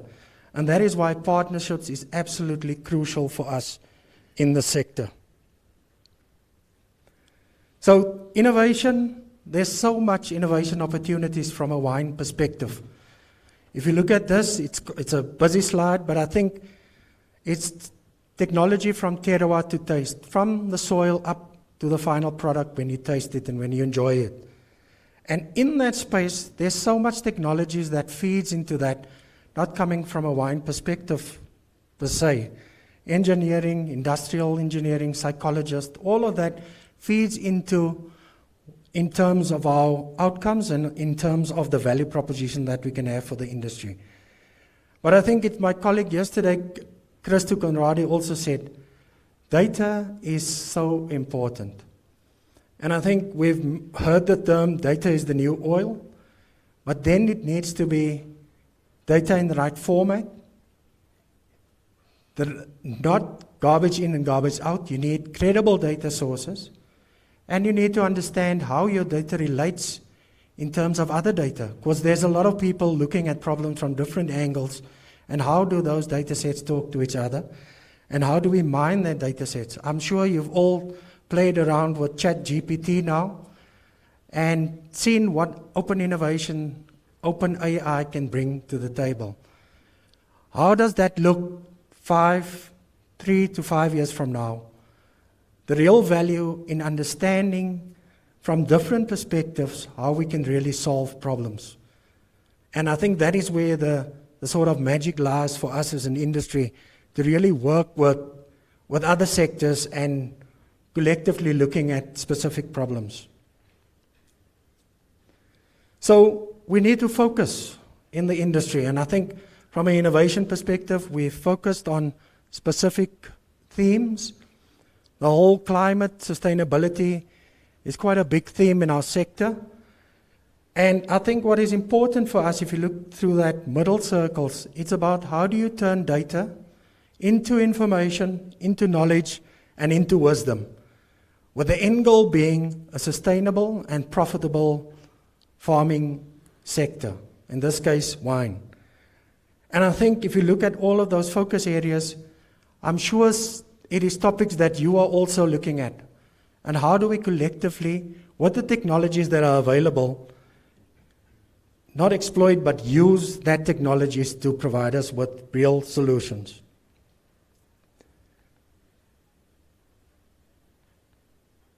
Can you move to the clicker?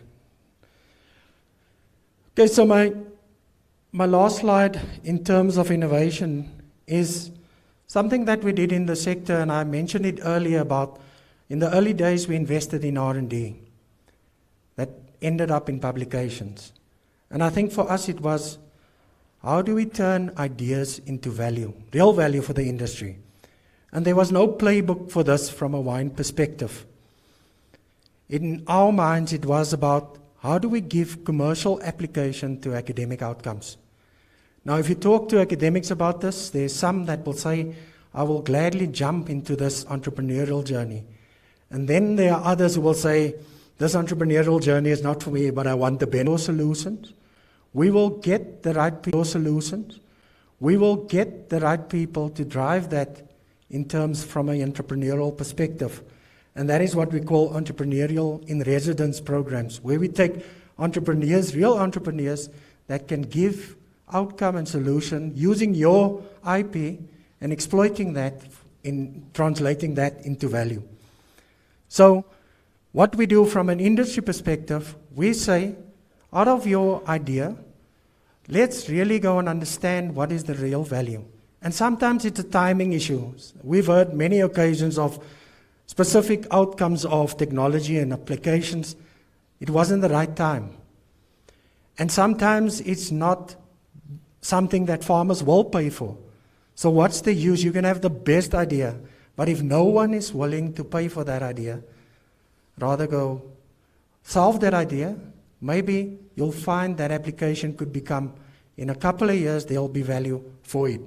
But it's understanding and scoping and really going into the phase of where you see the real value is and taking that value and unlocking other investment. So we all know there's not a lot of seed investment in South Africa. So that is that early stage investment when nobody thinks your idea will work. And this is where we say, we will invest if we think there's real value. And within our network, we can then attract other funders. And I think this is where a real opportunity lies for agricultural bodies to collect. We've heard about pipeline. There's not a lot of pipeline. Maybe there's a pipeline in your environment. How do we bring that into this? Because this, again, is not about wine. It's about agriculture as such. Agri-tech, not wine tech in this case. So I think from our perspective, you see the value of partnerships is crucial for us to get to the R&D outcomes, to get to the innovation outcomes, to get to the knowledge transfer for the industry. Thank you.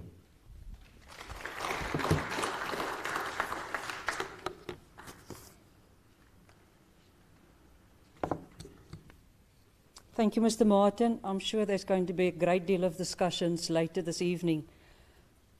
If you make it to the wine he was referring to. The next speaker on my agenda is Dr. Lutfred Kasoli from the RD University in Tanzania. You're welcome. Perhaps try this one. And it's apparently just holding it like this and not too close to that area. Yeah. Yes.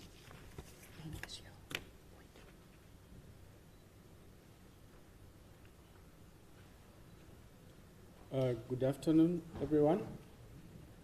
Let me try first if it works. Okay. Thank you very much for this opportunity. My name's Lutfred Kisoli. I'm at the university in Dar es Salaam called Ardhi University. And I have been also part of the team that has been implementing the TISA project, a project that you have heard quite a bit yesterday and also today. So my presentation will highlight some of the experiences from the TISA project, but really focusing on the contribution of partnerships in transforming small-scale irrigation in southern Tanzania. I'm saying southern Tanzania because this is the part where we have worked with the TISA project. And these experiences will be drawing from the Iringa region. And just to give you a bit of context, we talk of this TISA project, which is transforming irrigation in Southern Africa. And it's a project that started since 2013 for Tanzania. And you have heard a bit about it, but then maybe just to also highlight that we talk of Iringa, which the region in blue there, which is a region that is in the Southern Highlands and located in the southwestern part of the country. Now, with the TISA project, it used a two-pronged approach, and this is the discussion that has been here since yesterday on the tools and the AIPs, the agricultural innovation platforms. Now, for my presentation today, I'll focus more on the AIPs. And basically, we know that from Martin's presentation that these are platforms or forums that bring together stakeholders, stakeholders from diverse aspects of the value chain within agriculture, but then those who share a common interest. And they come together, they interact, they engage, and of course, within this dialogue, they address some of the challenges that they face in the system. So how did they start in Tanzania? In 2014, two AIPs, so these platforms were established. One in the two irrigation schemes, one called Magozi and one called Kiwere. So two scheme-level AIPs were established in 2014. And then this, of course, brings together stakeholders around, of course, the scheme, the farmers themselves, and other stakeholders. I'll show you in the next slide. But then from these scheme-level AIPs, then in 2017, one district-level AIP was also established, and this, of course, brought together a number of stakeholders, but really broadened up to include around 10 schemes. Now,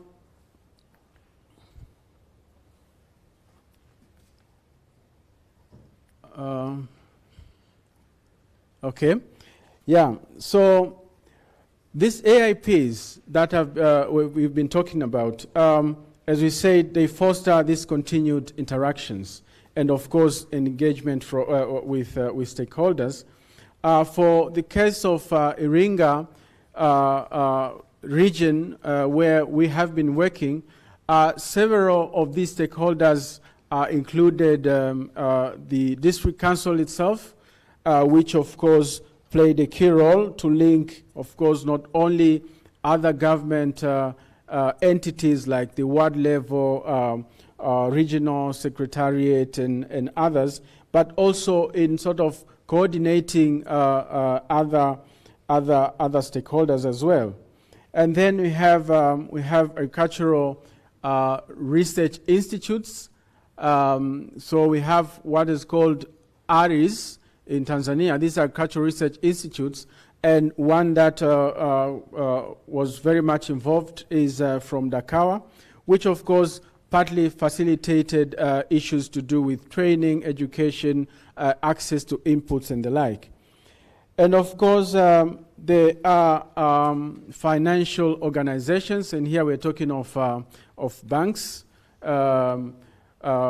Several of these have been part of the process, of the AIP process, and of course have been very instrumental in enabling access to finance by the farmers. Also, there are NGOs, several of them, some dealing with farmer training, some with setting up really in the schemes, setting up demonstration plots, etc. And of course, there are other also stakeholders around marketing, and this sometimes, of course, is individuals, but also companies, and not only linking farmers to markets, but also providing some of the technical or training into things around post-harvest handling, storage, and the like. And of course, not to forget about input suppliers. They've been very critical in this AIP process. And of course, the farmers themselves, who are the main sort of stakeholders in the entire process. So when you look at these varied, these different stakeholders and the kinds of activities that go through the platform, you get a sense of the sort of partnerships that have been created, and of course, in trying to address various aspects, various issues around irrigation development. Now, the question will be, what has been the outcome? What has been the outcome of these sorts of partnerships that have been created over time? And several outcomes that we have witnessed over time revolve around the aspects of inputs, for example, through the linkages that have been formed with several of these input suppliers. Farmers have been able to access quality inputs, because some of the discussions in these platforms were the challenges that farmers face, not only in accessing inputs, but also in accessing quality inputs. So when you have in a platform, you have people from input supplier companies, you have experts in agronomy, and you have the farmers themselves, you have people from the government. Some of these discussions led to improvements, or contributed to improvements in accessing these inputs. In one of the schemes, there was a local input store that was set up close to the scheme, just as an output from this process. And of course, there are arrangements such as bulk procurement that have been made possible because of the partnerships created. The other is around agronomic knowledge, because through the of course the AIPs and the demonstration plots that were set up, the several study visits that were done, this really sort of contributed to enhancing farmer agronomic knowledge, and it has been really useful to farmers. And the moment now when you go and talk to them, you can really feel the sense of understanding that they have as an outcome of this process. And another one is around water access and irrigation infrastructure. And here I wanted to highlight only two things, two examples rather. So in one scheme called Magozi, because of the AIPs, the discussions, the interactions, they were able to have support from the government. So through the Iringa District Irrigation Development Fund, they were able to access around 200 million Tanzanian shillings to expand their intake, the intake of the scheme. And of course, farmers also contributed a bit, around 14 million. But of course, this was made possible because of the engagement, the continuous engagement through the AIP process. And of course, also they were able to have the Rufiji Basin Water Board increasing the water permit. So previously, they had a permit allowing them to draw around 0.6 cubic meter per second, and this was raised to around 2.0 cubic meters per second. So these are some of the contributions that we see as outcomes of this process. And of course, others include access to markets, in which several of these schemes benefited from this process, in which warehouses were built, storage warehouse was built, and of course rice mills, and of course you look at the slide, the value of this, which is of course substantial, and it was made possible because of course not only of the engagements, but also the confidence that these partners or these stakeholders had in what the farmers were doing. And of course, in terms of finance, access to finance, we have one bank called CRDB that has been advancing loans. Others are also joining in. And several of these schemes, you see Tunga Malenga, Idodi, Magozi, etc., accessing quite some amount of money in terms of loans. And the last sort of outcome that we can also attribute to these engagements and partnerships is on scheme management, in which through the process, through the AIP process, farmers, of course, and different stakeholders managed to undertake participatory mapping. They were also able, the two schemes, Magozi and Kiwere, they were able to revise their constitutions. And of course, because of this, they are now much better in terms of organizing, planning, and of course, managing their schemes. So overall, the point I was trying to make is that because of the AIP process, different partnerships have been formed, and of course these are ongoing. And as we speak now, several of these are ongoing linkages to other institutions, financial institutions, linkages to new input suppliers, to new markets. This process that is ongoing, and of course it has been very, very beneficial. I think with that I say thank you and asante sana.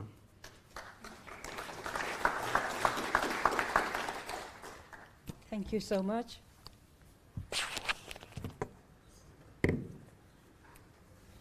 Our next speaker, and I just want to be mindful of the time.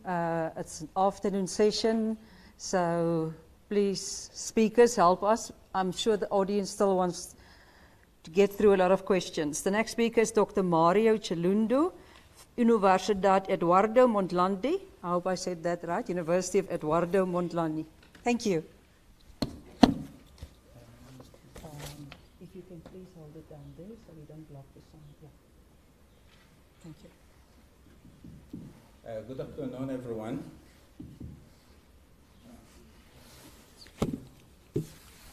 Good afternoon, everyone.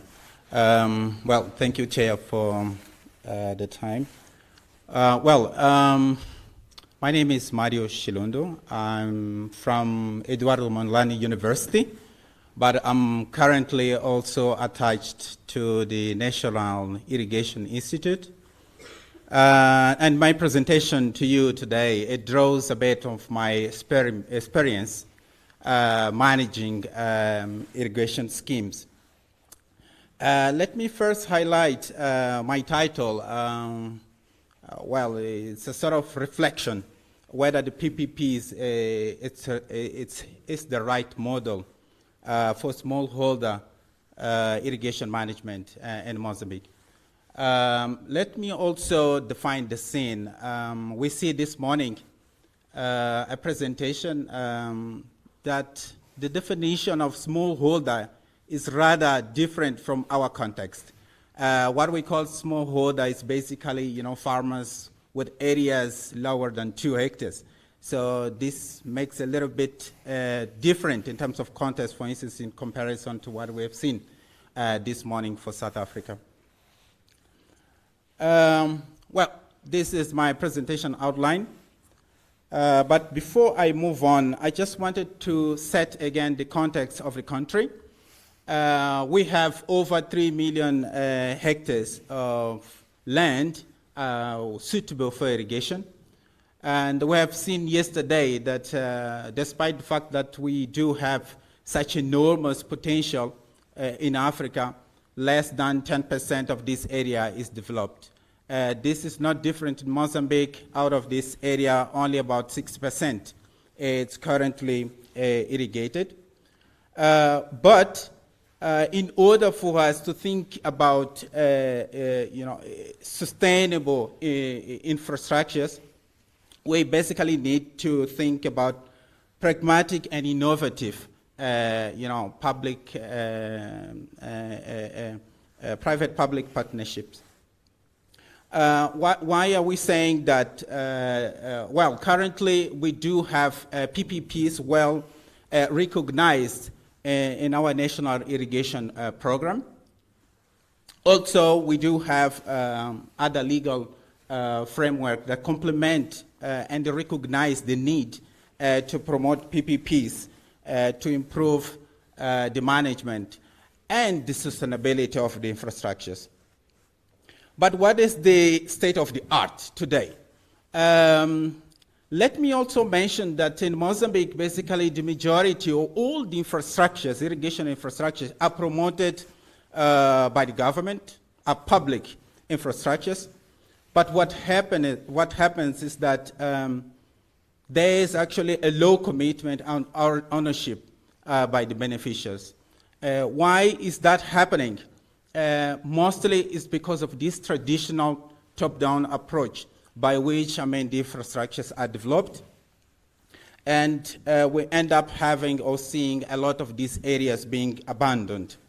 We also have, together with this promotion, with this development of infrastructures, we have the promotion of farmers association.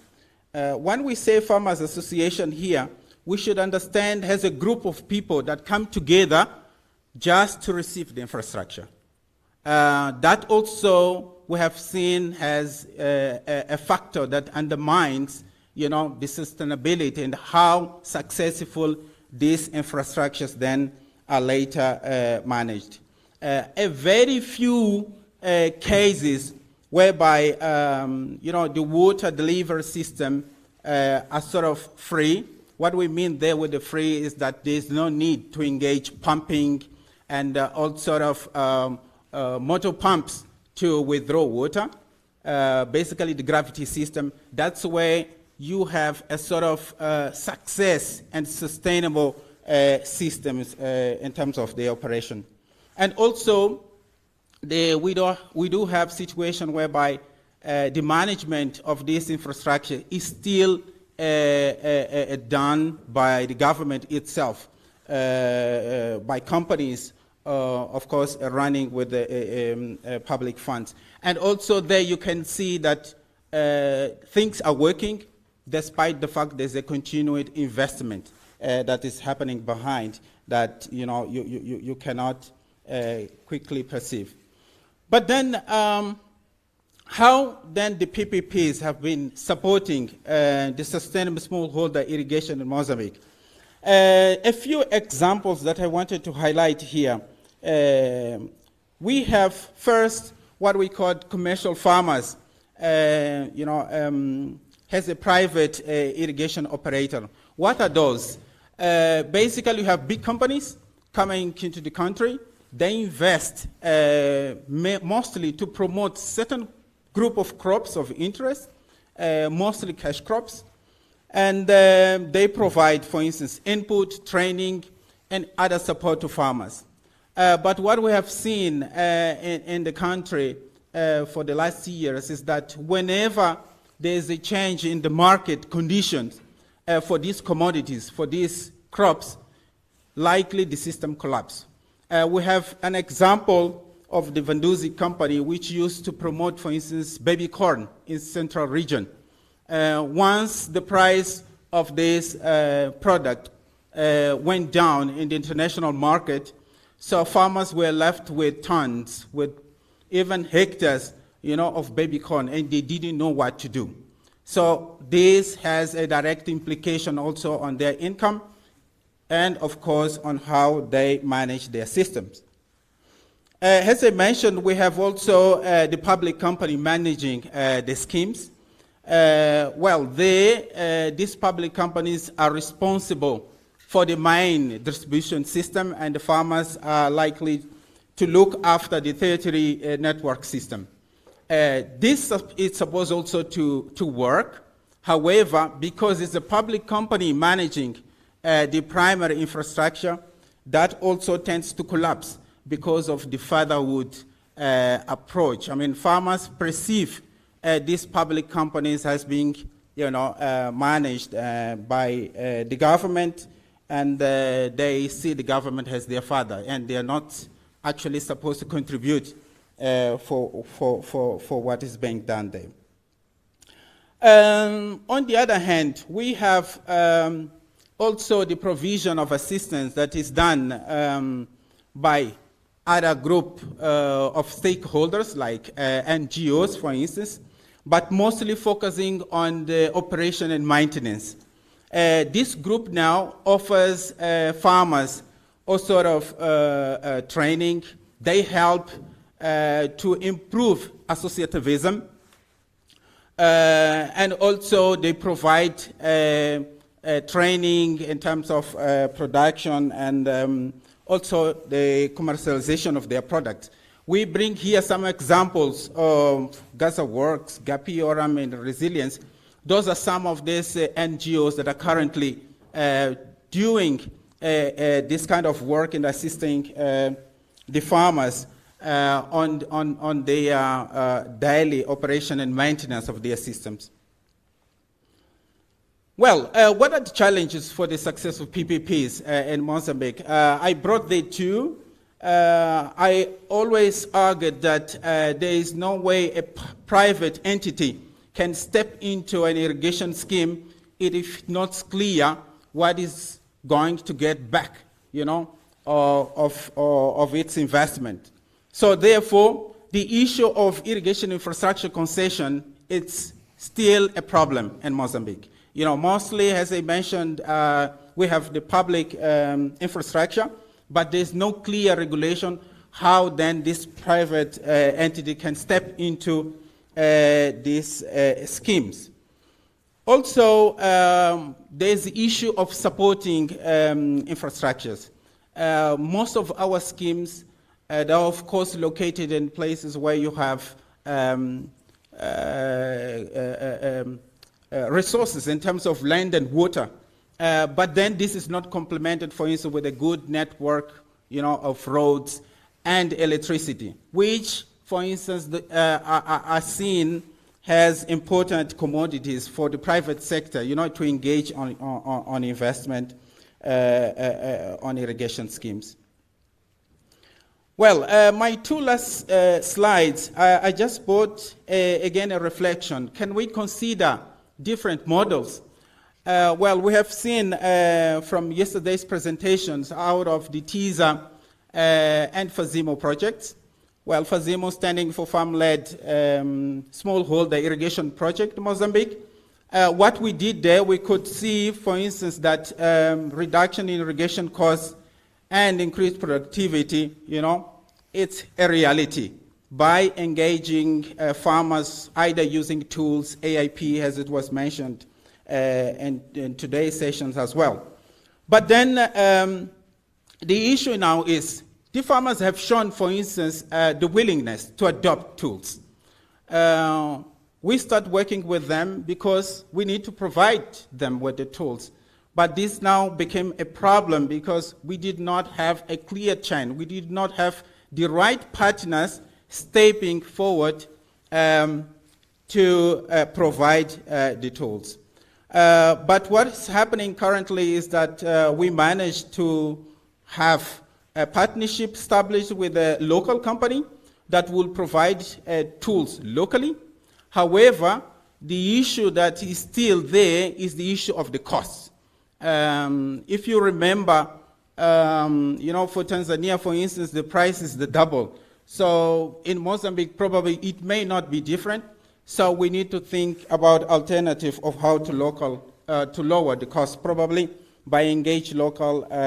They managed to establish about 12 irrigation sites of about 6 hectares each. What I wanted to bring here as a success story of this intervention is that the cost per hectare of this investment was about $2,000 to 5,000, sorry. And these systems have been established about 12 to 15 years ago, and they're still operating, meaning that the way the funds are made available, to the investors, to the smallholder farmer, also contributes a lot to the success, that we see. My last slide basically is a sort of recommendation that maybe we should shift from top-down approaches to demand-driven. We have seen success stories now coming out from, for instance, Rwanda, whereby, this is the approach that is being promoted.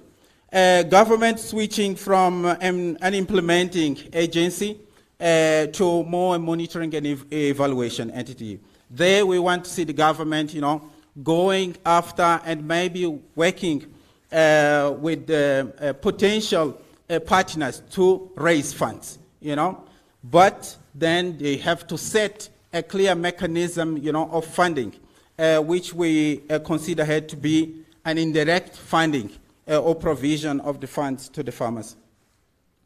The requirement for joint and affordable initiative between private sector and smallholder farmers, that's also very important. We need to set, how then this partnership can work. We all advocate about partnership. We could see, for instance, one mechanism here, which is the AIPs that seems to work, but still we need to think further about it. One issue and last that I wanted to highlight that has not been addressed during this dialogue has to do with insurance. We are in a climate change scenario. All of us, we recognize that, but no one here mentioned the need, for instance, to start thinking about insurance for agriculture. Why not? Insurance for irrigated infrastructures. Mozambique is located a downstream position for most of the basins that we have seen even now. So definitely we need to think about, insurance also as a way of safeguarding the recovery after we are hit by extreme events. So this is what I have to share with you. Thank you very much.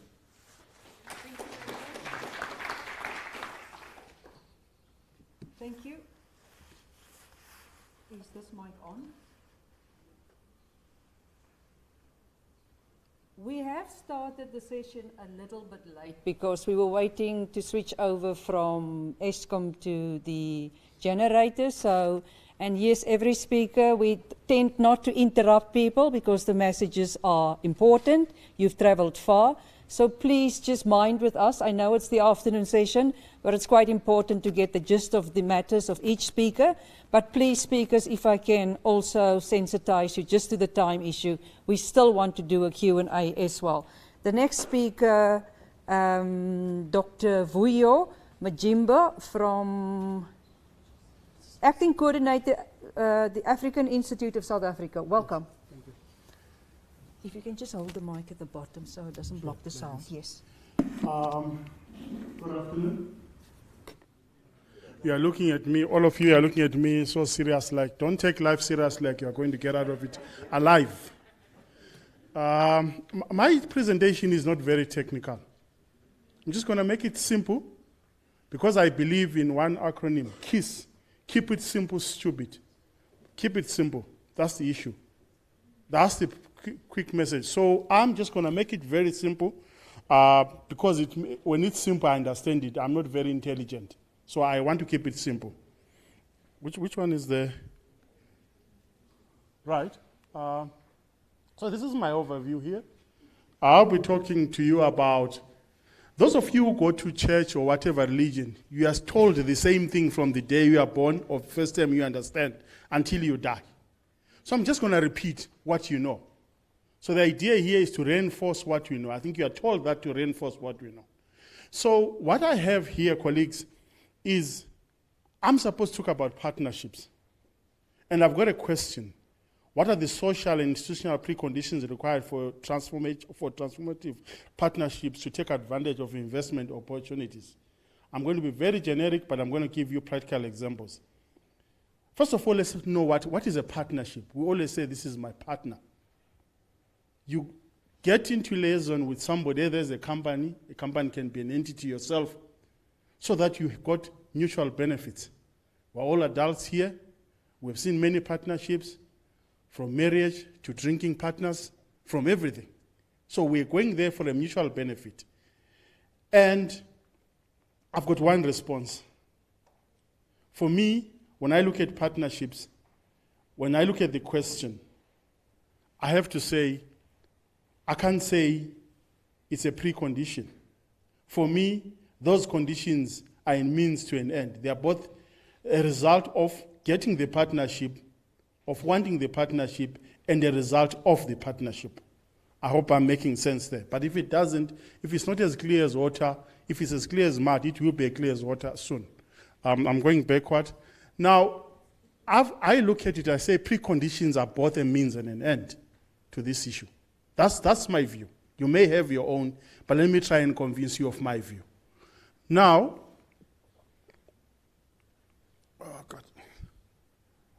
when I'll start talking, I usually can talk without this thing.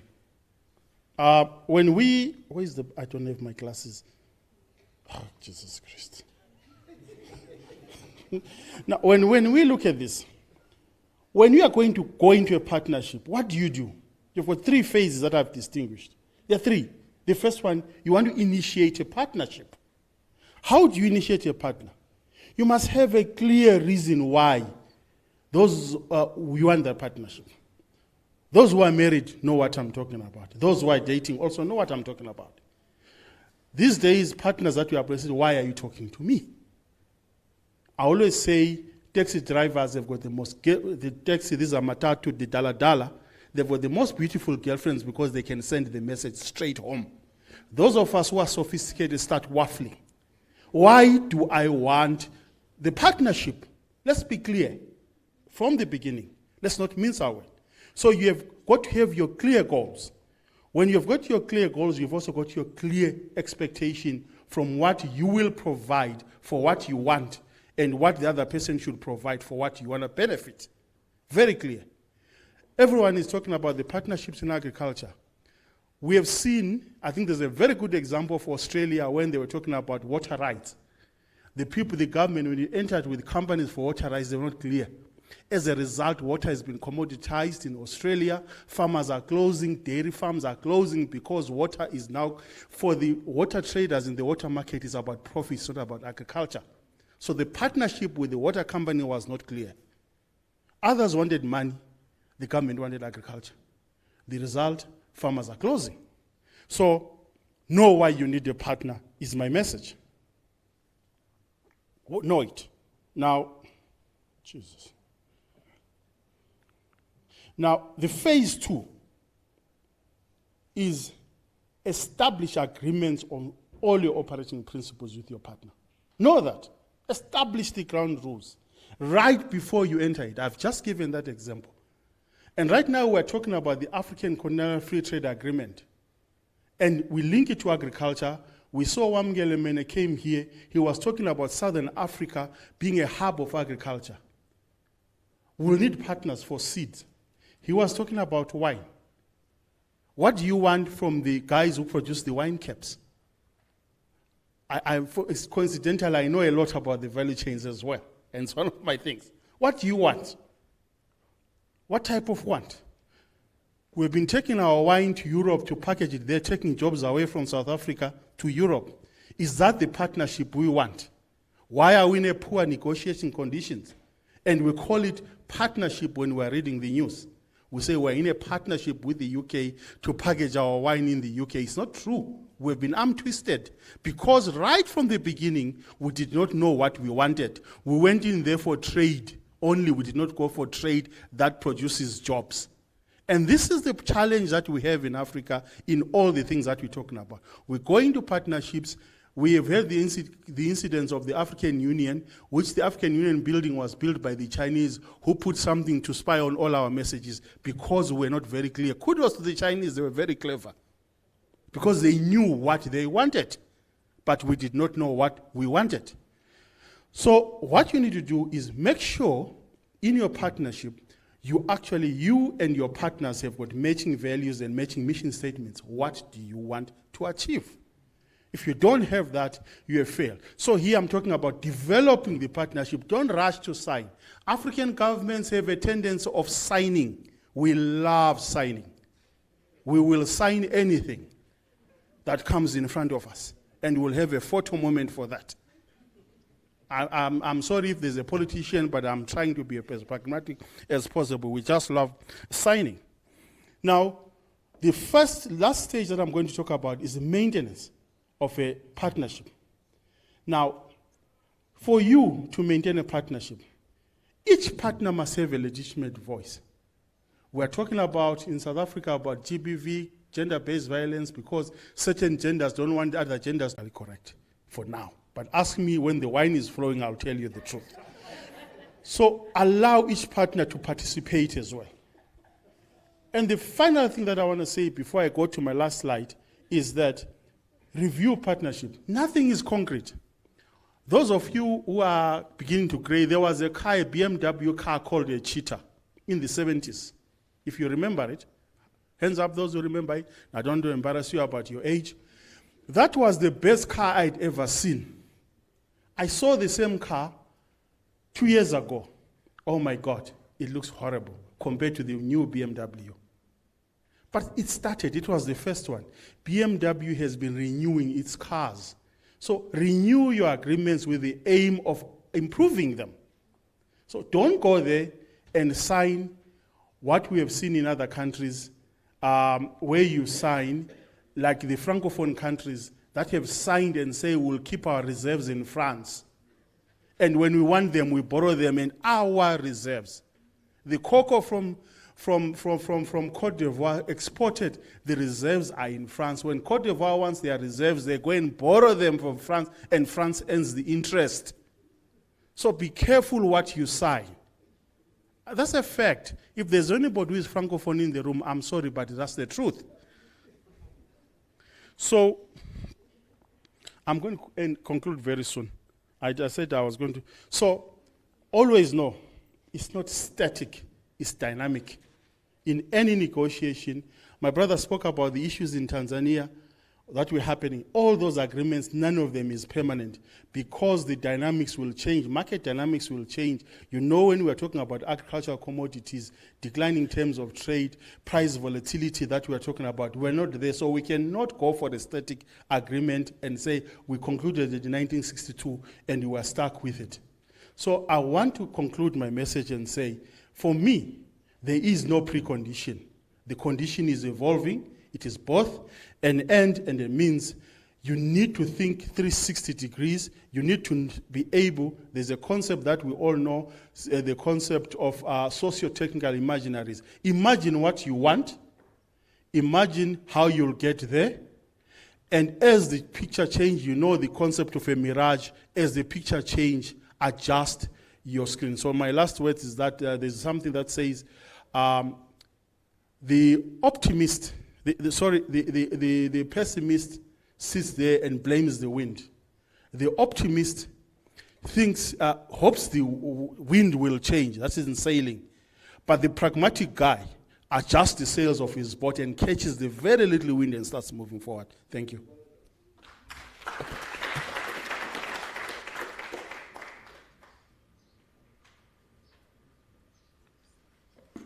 Thank you for that thought-provoking presentation. Our next speaker is Mr. Konrad Skitter, Manager Technical Services at Winpro. Welcome. Thank you.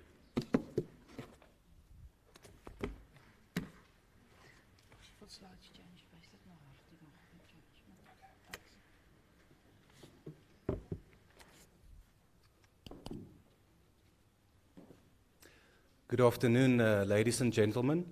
I'm going to be quick. I'm on the timer over here, so give me 8 or 9 minutes and I will be finished.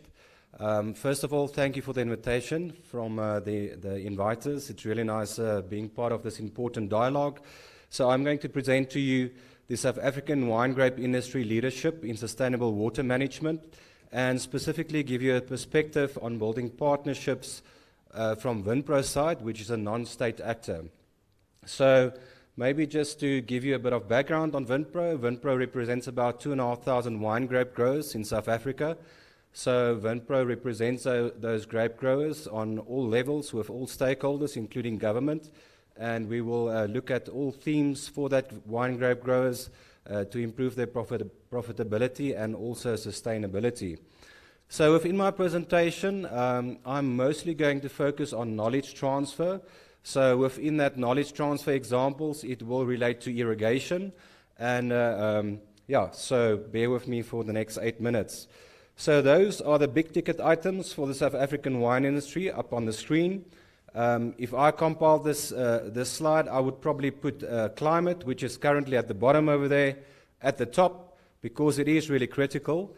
And to give you an idea, the South African wine industry produces on an annual basis about 1.4 million tons of grapes.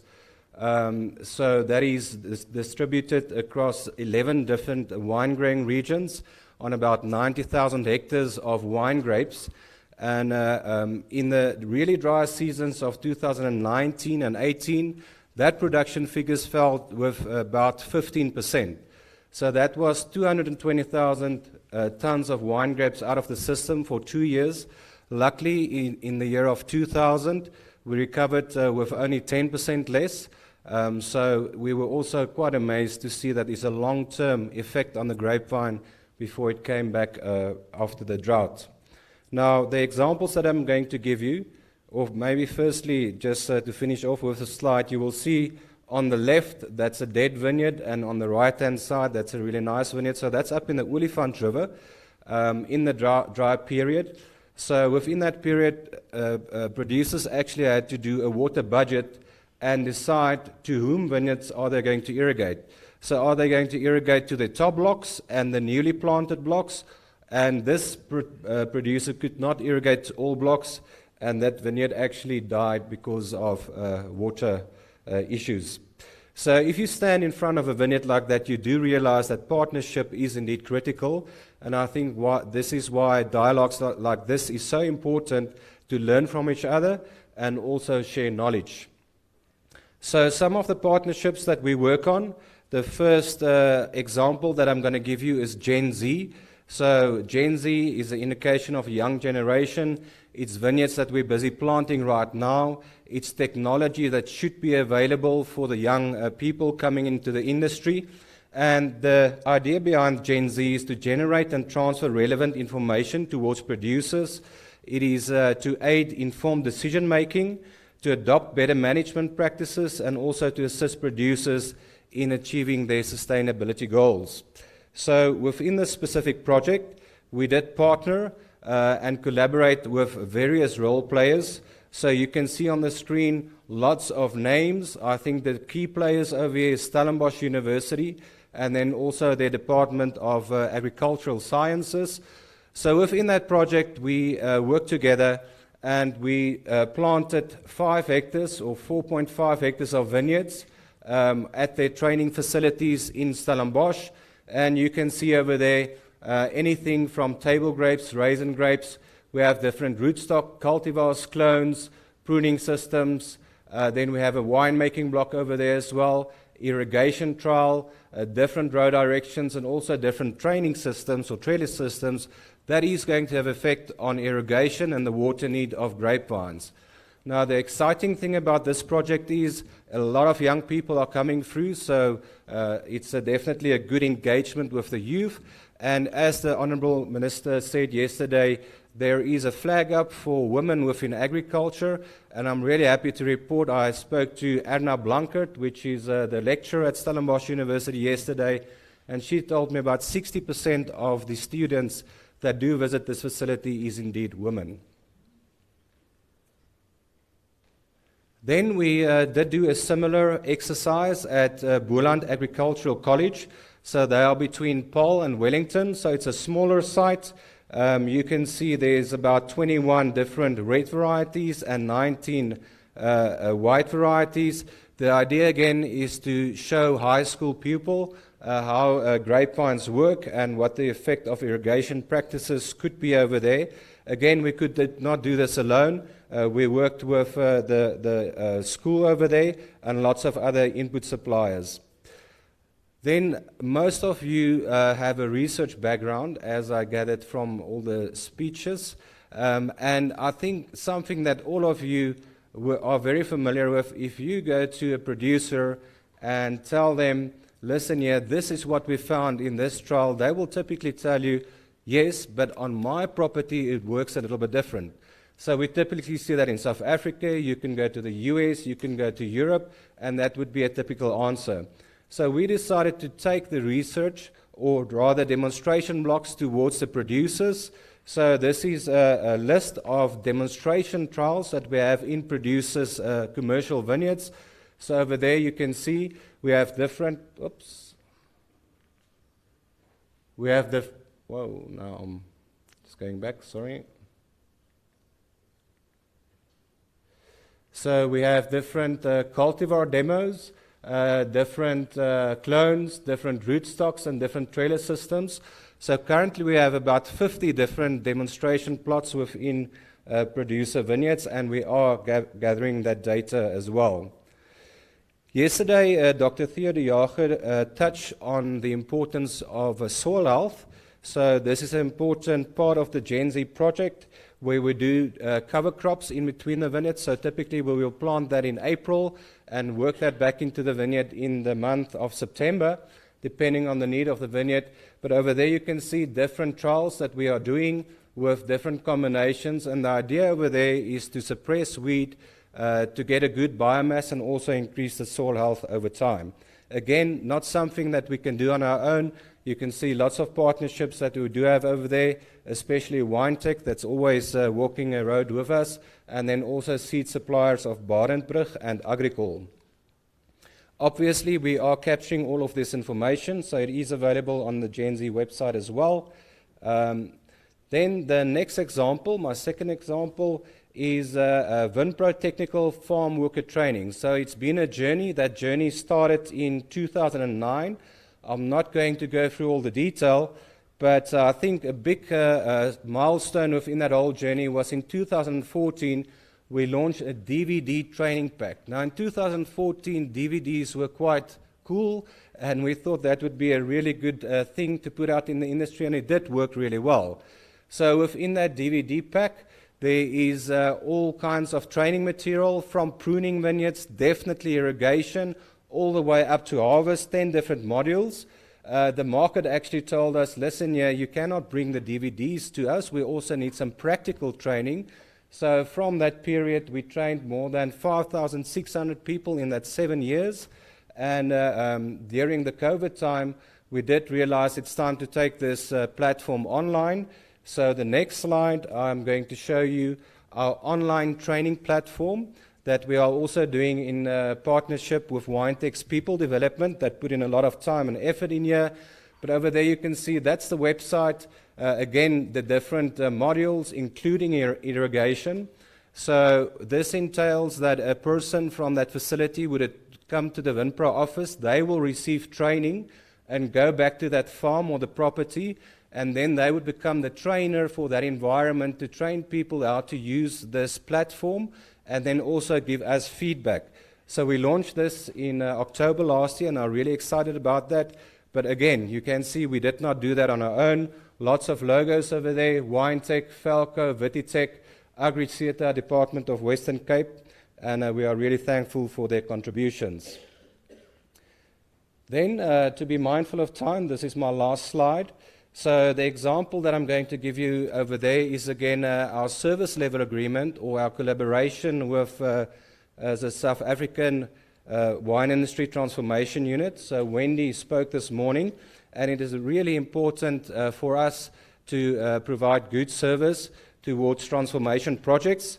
So in that system, you can see from the year 2020, that is the amount of projects that we are doing technical consultation on. I think it is really critical, again, we're not doing that on ourselves. We are capturing that information of every farm visit on a system from Farm MS, Chris to Spies that talked yesterday, just to ensure that everything is captured and we can do good traceability on this project. And I think two of the examples that I might highlight over here is in the dry periods, we definitely learned that site selection is absolutely crucial. Remember, we are working with a long-term crop, or it can be 20, 25 years in the ground. So in terms of selecting the correct site on a property, we do help the transformation projects on that quite a bit, and we had good success with that. And then also soil preparation. So I think South Africa is indeed leaders in terms of soil preparation, where we have really good information to do deep soil preparation up to 1.2 meters deep, about 60 centimeters apart, to give a really big tank to capture winter rainfall, to create a buffer in the drier seasons.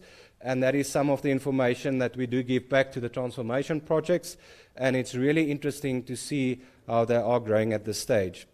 So maybe just to end off, I would like to say thank you for your time. And I think the previous speaker really summed up my summary, because I wanted to say, in terms of partnerships, I really think you should look into getting something that's mutually beneficial to both parties. You should treat each other with respect. And obviously, like with all relationships, everything does not usually go according to plan. But if something like that happens, it's usually a good time to get in your car, get on an airplane, and go and sit across a table and discuss and decide if you need to set yourselves in another direction to keep everybody happy and to add value to the industry. Thank you very much. Thank you so much. And Mr. Skutte, considering how Dr. Peterson is doing, you might just won the award this afternoon to sticking to your time. You've won the award. Thank you very much for this opportunity. What I'm going to speak about is the role of transboundary aquifers and river basin organizations in boosting climate smart investments. So my presentation is a resource perspective that I do have. I work for SADC GMI, and basically our business is trying to understand transboundary aquifers and also try to see how we can set up the institutional arrangements within river basin organizations to manage our transboundary aquifers. Now, as Conrad has vividly illustrated, the impact of water on the grape crops and the value of water, our business basically is to see what partnership we can establish with producers. So groundwater is found throughout Africa, and our current understanding is that it's evolving in terms of how much groundwater is available. And a lot of work that we do is trying to understand the resource. So transboundary aquifers is basically aquifers that basically contain groundwater that transfer from one country to others. It is the largest store of liquid fresh water, and particularly in arid regions is locally available as water supplies in regions. The problems for transboundary groundwater systems include resource depletion through overuse pollution on either side of a border, disparate resource utilization across an international border, high uncertainty in estimating yields, or the amount of water that can be withdrawn, and also other aquifer properties. So, why transboundary aquifers? Transboundary aquifers normally transect with borderland communities. Now, in those communities, we find that it's mostly vulnerable communities, high proportion of women and youth. In many parts of Africa, it's areas where internally displaced people and refugees occur, and frequently it's forgotten communities. These areas or communities have water shocks and stresses which include drought, flooding, disease, water shortages, quality issues, food shortages, pests. Also in many areas of Africa, state collapse or crisis occur. This is just dug well where we were in Mozambique on the border, where basically this community uses this specific water well for water supply. So, unfortunately for groundwater, if you look at the climate change literature or the IPC documents, they frequently use depletion of groundwater resources as a reason for maladaptation, or as an example of maladaptation. And this has led to a global dialogue or narrative that groundwater is unsustainable. And the reason for this is water depletion in many parts of the world, driven by groundwater irrigation.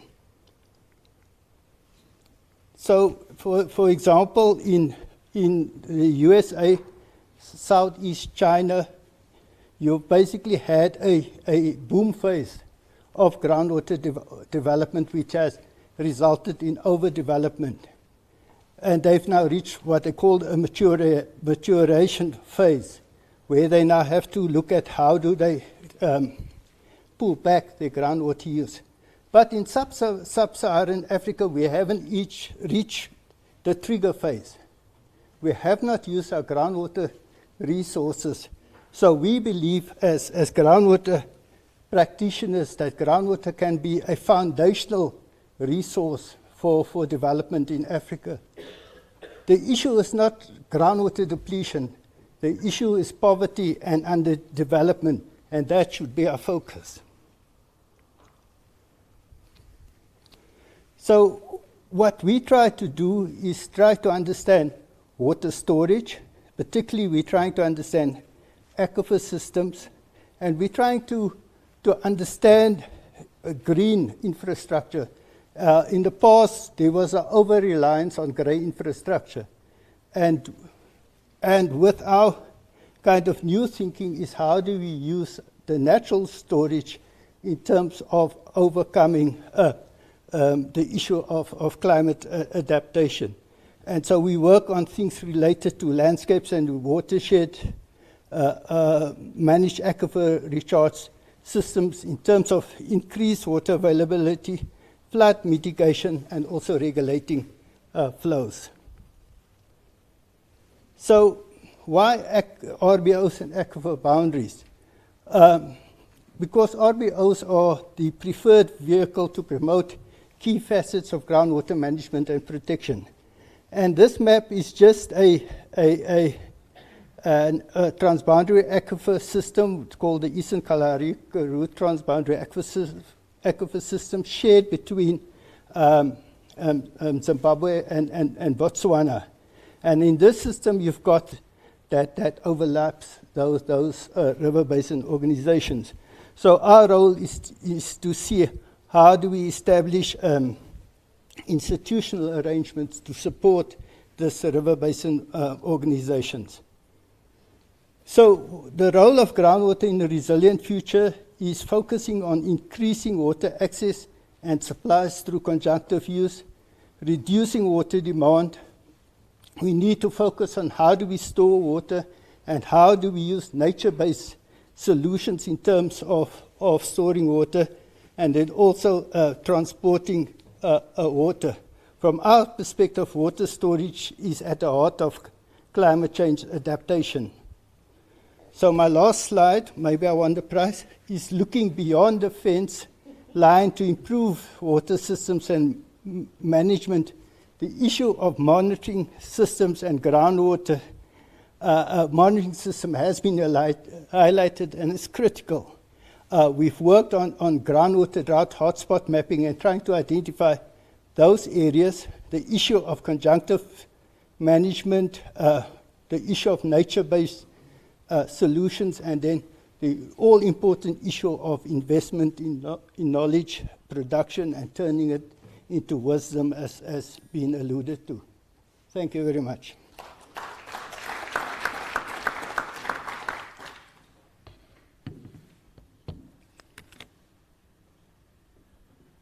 Thank you, Dr. Peterson. You're certainly sharing the prize with Mr. Skitter. I know it's late, and when I started this session, I have not done a proper introduction of myself. So, my name is Marinda Visser, and I work for a platform called Innovation Africa, which is a research investment platform based at the University of Pretoria, and we do everything that all these speakers were talking about. So it's exciting to hear from colleagues what they're busy with and what they're trying to do to partner, to be innovative, to get technologies to the end user, whether it's a consumer, a farmer, but at the heart of all of this is water. And how do we storage water? The storage of water, innovations behind storing water, because if we don't have water security, we don't have food security. We can't export, we can't have anything. So now it's time to open up for questions, and the floor is yours, the audience, please. And the speakers are waiting. Questions up there and one here. How do we do with the mics? Perhaps I'll give the mic to the... I'll leave this one over here.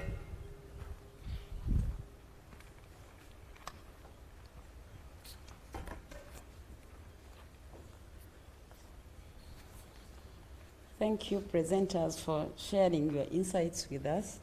The first question will go to the presenter who talked about the public-private partnerships, giving an example of Mozambique. I wish to know what the experience is like for Mozambique, drawing from my example in Uganda in water, community-based water management. The public partnership, while it's probably an alternative of increasing water coverage, but it is less lucrative for the private sector because of the community's unwillingness to contribute to water. But also secondly, depending on the context, especially weak regulatory framework, there is a tendency for private sector to exploit the water users. Then to the presenter, the one who gave the fascinating one on the prerequisites, preconditions for partnership. Yes, I appreciate that we should know what we want, but I was wondering, doesn't the context differ? For instance, when you talk about a man and wife, probably that is different from a donor and recipient relationship. Is it possible for a beggars to have a choice? For instance, you gave an example of the African Union building. Who built it? Is it possible that you beg someone to build it and you set the conditions for how it should be done and what shouldn't be done? Thank you.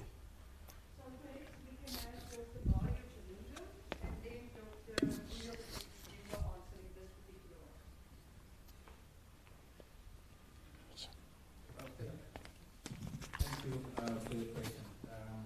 Well, in fact, say you are right on one hand, this high possibility of private entity exploiting the end users of water. But on my reflection, the thoughts that I bring is that we need basically to set the ground. We need to set the regulation. We need to set the mechanisms in which this sort of relationship, this sort of partnership would work, avoiding, for instance, such a situation. But also, on the other hand, I wanted to highlight that we need partnerships. We need to improve the way the water is managed, the way the irrigation infrastructures is managed. So, and sort of say, we have, of course, to try and build this sort of partnership, but of course trying as much as we can, to avoid such situation whereby private entity might try and, benefit more than what the end users could. We could hear from the other presenters here that what we need actually is a win-win situation, and this is what it should be promoted. Thank you. Thank you so much. Thank you for the question. I could talk until the guys come home about this issue. Yes, there is power asymmetries that we talk about. But one thing that Africa has never exercised is its right to say no to a bad deal. Now, there is what we call on the China-Africa relations, is what we call the Angola experience in oil, and it's not in agriculture, but I want to show you the power of saying no. When the Chinese wanted to, during the commodity cycle boom, when the Chinese wanted to exploit the Angolan oil, they wanted to put Chinese standard, and Angola said no, because it would have locked Angola into selling only to China. And they said no. And China relented. And they followed what Angola did. So I'm giving an example. So what is wrong with us saying no and walking away from a deal and seeing what is going to happen? It's just that we cannot hold our nerve. This is practical examples. Look at how many rights. There is a very interesting book on mining written by Bonnie Campbell. He talks about a race to the bottom. We start competing about giving concessions to the investor. We start saying, okay, I'll give you. Tanzania is a very good example on their mining development agreement on the 1998 one. They gave away rights to even not develop backward linkages in Tanzania. They were even importing water, the guys that came and built some of those mines. Bottled water was being imported from South Africa because the buyers wanted that. I think you know that. But when we came in and we started talking about it under the Making the Most of Commodities program, people did not listen for 10 years. But now they've changed that rule and they're saying they're doing. So let's exercise the power to say no. We are as more powerful than we think we are with our resources. Most of the European countries have used up their land, contaminated their lands. They want to come here. Saudi Arabia is getting land from us in Kenya, planting for their agriculture, but we cannot say no because we want oil. That is a resource, but the land, that is what you call this, a resource that gets not a finite resource, but the land is infinity. It can be used continuously. I'm mixing my terms there. So I don't want to stretch. When have we said no and negotiated and not rushed? Interesting presentation and discussion, and with regard to if we are going to look for the success in partnership, I think we must build on our previous success and the failure also in this. We can see in many African countries, we can see we have, for example, in Egypt, we have before many water user association, and we can find also in others. And for public-private partnership also we could find. Today we heard from Dr. Mario about the success in Tanzania. And in my opinion, before it was from top to bottom, but now we need we need to start from bottom. So we have to start with smallholder farmers. We need to have a dialogue. We have to hear from them to see what is their problems, what their needs, and also what they can do.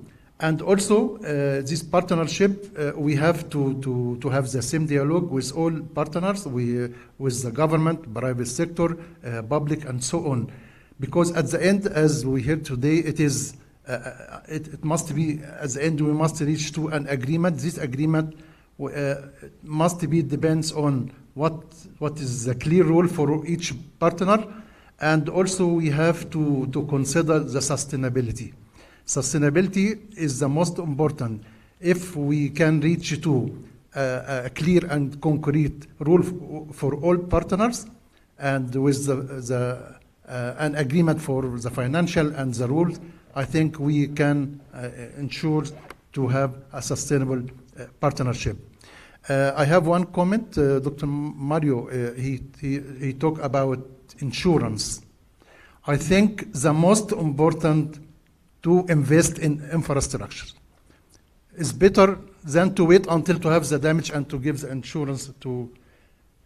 Our main constraint now and based on climate change, we don't have the strong infrastructure to be able to face the climate change impact, especially with floods. I fully recommend it to consider to give more support for infrastructure. Thank you. Thank you so much. There's a question up there.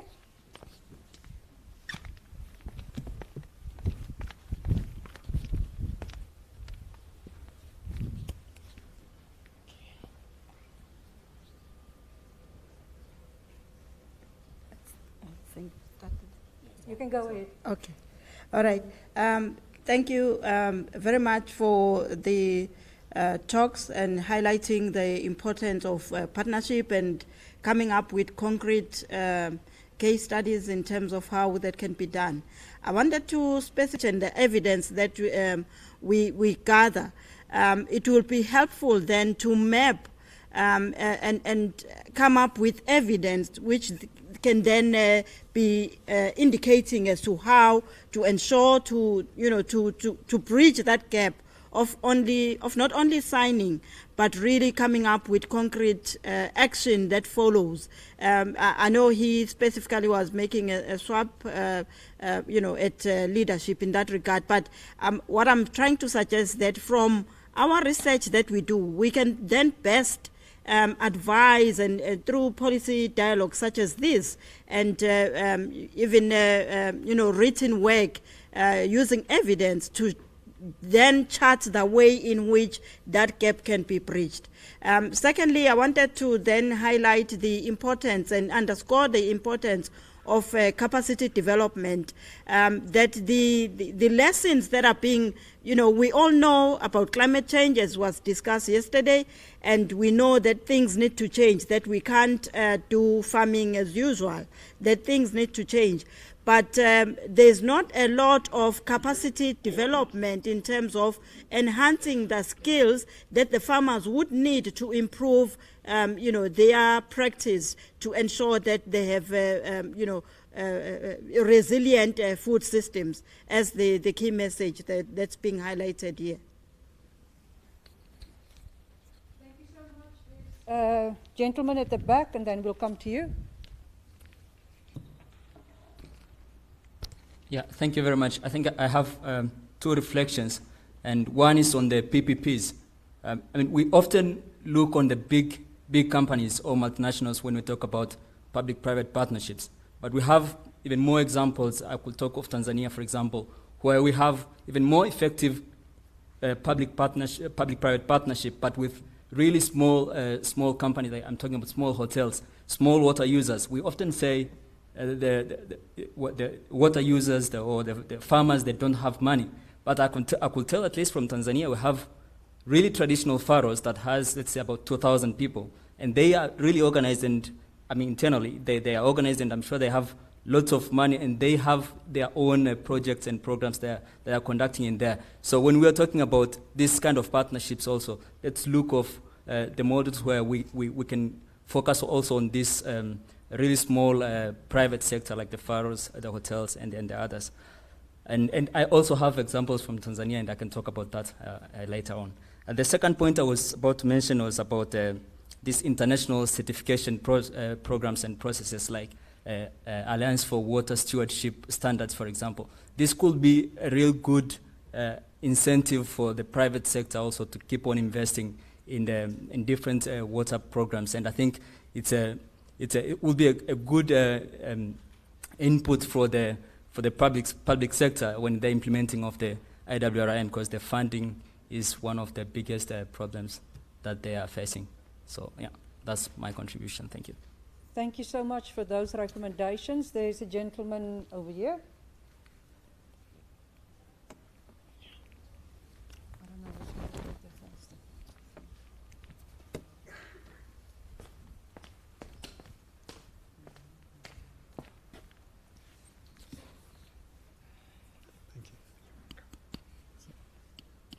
Hello, working? This is for Kevin. Mate, you've lost a lot of hair since your cricket career finished. But no, in seriousness, I had two questions relating to the groundwater. The first is for the aquifers that you've identified or characterized. What sort of contamination, if any, have you found? And how serious is it? And the second question is around the proximity of groundwater sources to existing irrigation areas and infrastructure, because you flagged the potential transmission costs of getting groundwater to existing built-up areas for agriculture. Thanks. Yeah. Thank you for those questions. Yeah, I've lost a lot of hair since my cricket career ended. I think in terms of aquifer characterization and looking at both from a quantity and a quality perspective, from a Africa-wide perspective, from a SADC-wide perspective, there's not real issues around groundwater quality. Where there is issues is around natural groundwater salinity, issues around natural contaminants like fluoride. But there's not real issues around artificially induced contaminants into the system. Where we found pollution events, it relates mostly to nitrates, mostly related to on-site sanitation systems. So you've got those type of contaminant type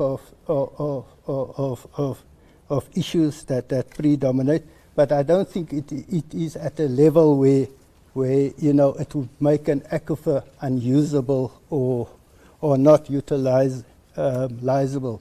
Now I know you've got hotspot areas. I know in the Western Cape we have issues of pesticides as an example. So there is areas where it is, and then basically most of these aquifer systems transcends highly productive agricultural areas. In terms of mapping its relationship, we haven't done that, and I think this is an opportunity to bring these various disciplines together in terms of trying to have that type of mapping take place and see to what extent we can use groundwater as a foundational resource for establishing businesses and so forth. In order to do that, you require the system to be looked after, to be monitored. It's not a system that you can leave alone. So it requires that level of issues. And then just coming back to the issue that I tried to highlight in my presentation, the issue of water storage is critical, I think, for climate change adaptation. And our focus has been always on grey infrastructure. I think we now need to move more to green infrastructure and how we use the natural systems in terms of climate resilience. I think hopefully I've answered. Thank you. There's an online question we quickly want to do, and okay. To the lady who spoke about research, please give us the money. We'll do the research tomorrow morning. We'll start it tomorrow morning. Thank you. Your marketing.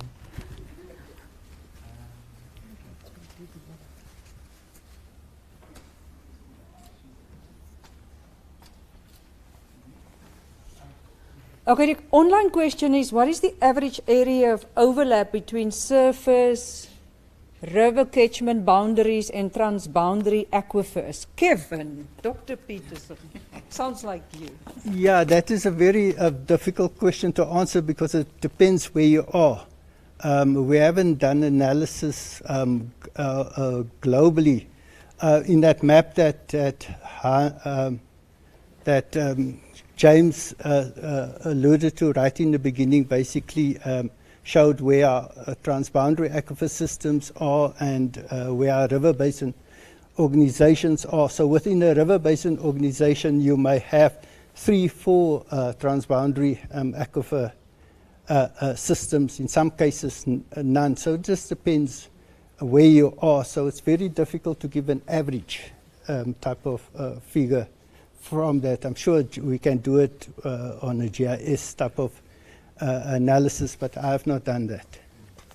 Thank you, Dr. Peterson. Perhaps next to your next colleague. And we're going to wrap up now. Last reflections from any of the speakers, please. Yes, thank you. I might just connect with what Bonani said earlier about being proudly South African as well. So we do have another example in the South African wine industry where we pull together resources from various funding bodies, and within that project the outcome was that we wrote a book, which is the International Organization of Vine and Wine, and that actually won an award amongst other publications. I think there was a lot of publications that won the award as the best publication of that year. So I think let's be proudly South African and work on the partnerships. There's a lot of good things happening as well. Well, there was a question actually that I wanted to take first regarding to the insurance.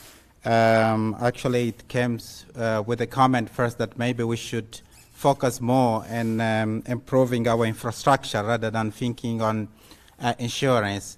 I can agree with that, but well, as a downstream country, Mozambique actually experiencing a very extreme event. And you can imagine that, a dike that has been designed, for instance, for 25 or 50 years return period of floods is being overtopped today. So if we have to go back to the engineering and maybe project it to 100 years, you can imagine how huge this infrastructure will be. I also totally agree with what has been mentioned, that also the collaboration and partnership between, riparian countries also is important when it comes to the water management component. But yet, I have still the thinking that we have to come out with appropriate partnership depending on the level that we are considering, either at the farmer levels or the government levels. But definitely we have to think wisely that way. Thank you.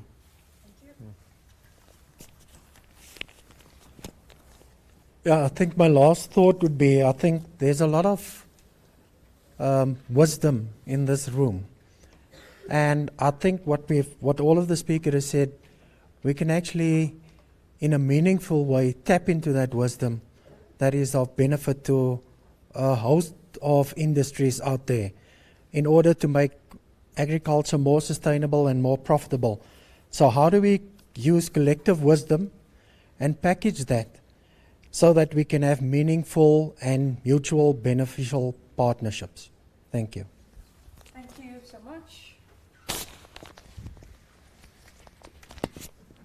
Thank you very much. I think from the discussion, what is clear is that partnerships are important. And from the presentation I made and from my experience in Tanzania,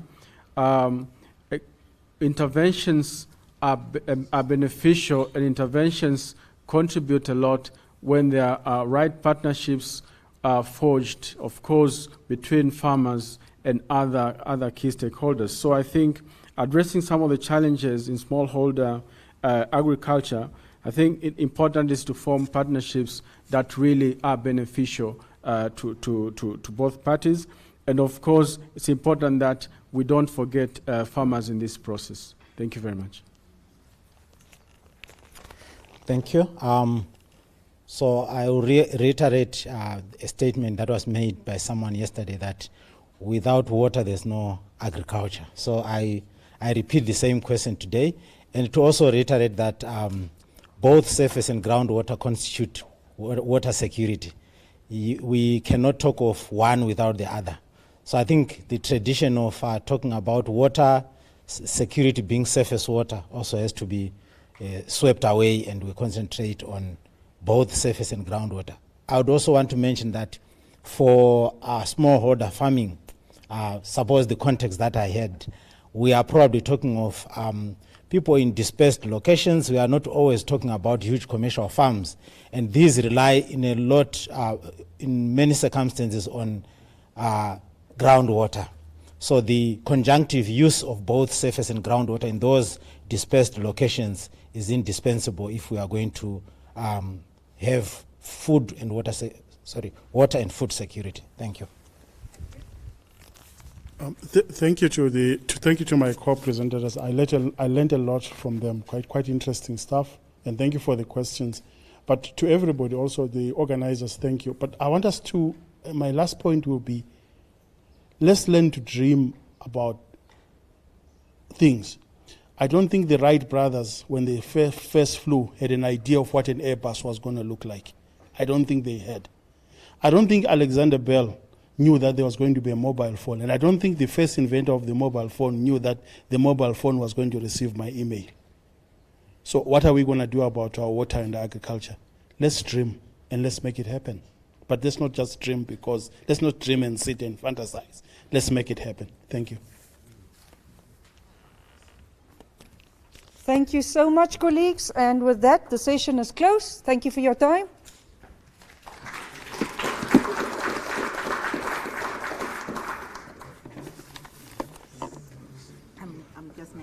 Oh, okay.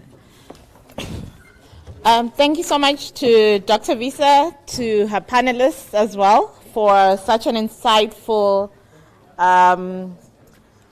panel. Just quickly, we have missed the window for the tea, so I have to apologize for that because the kitchen said they're closed. We were supposed to have tea at 3:30, and I had asked them to hold it until 4 o'clock, but then it's now 25 past 4.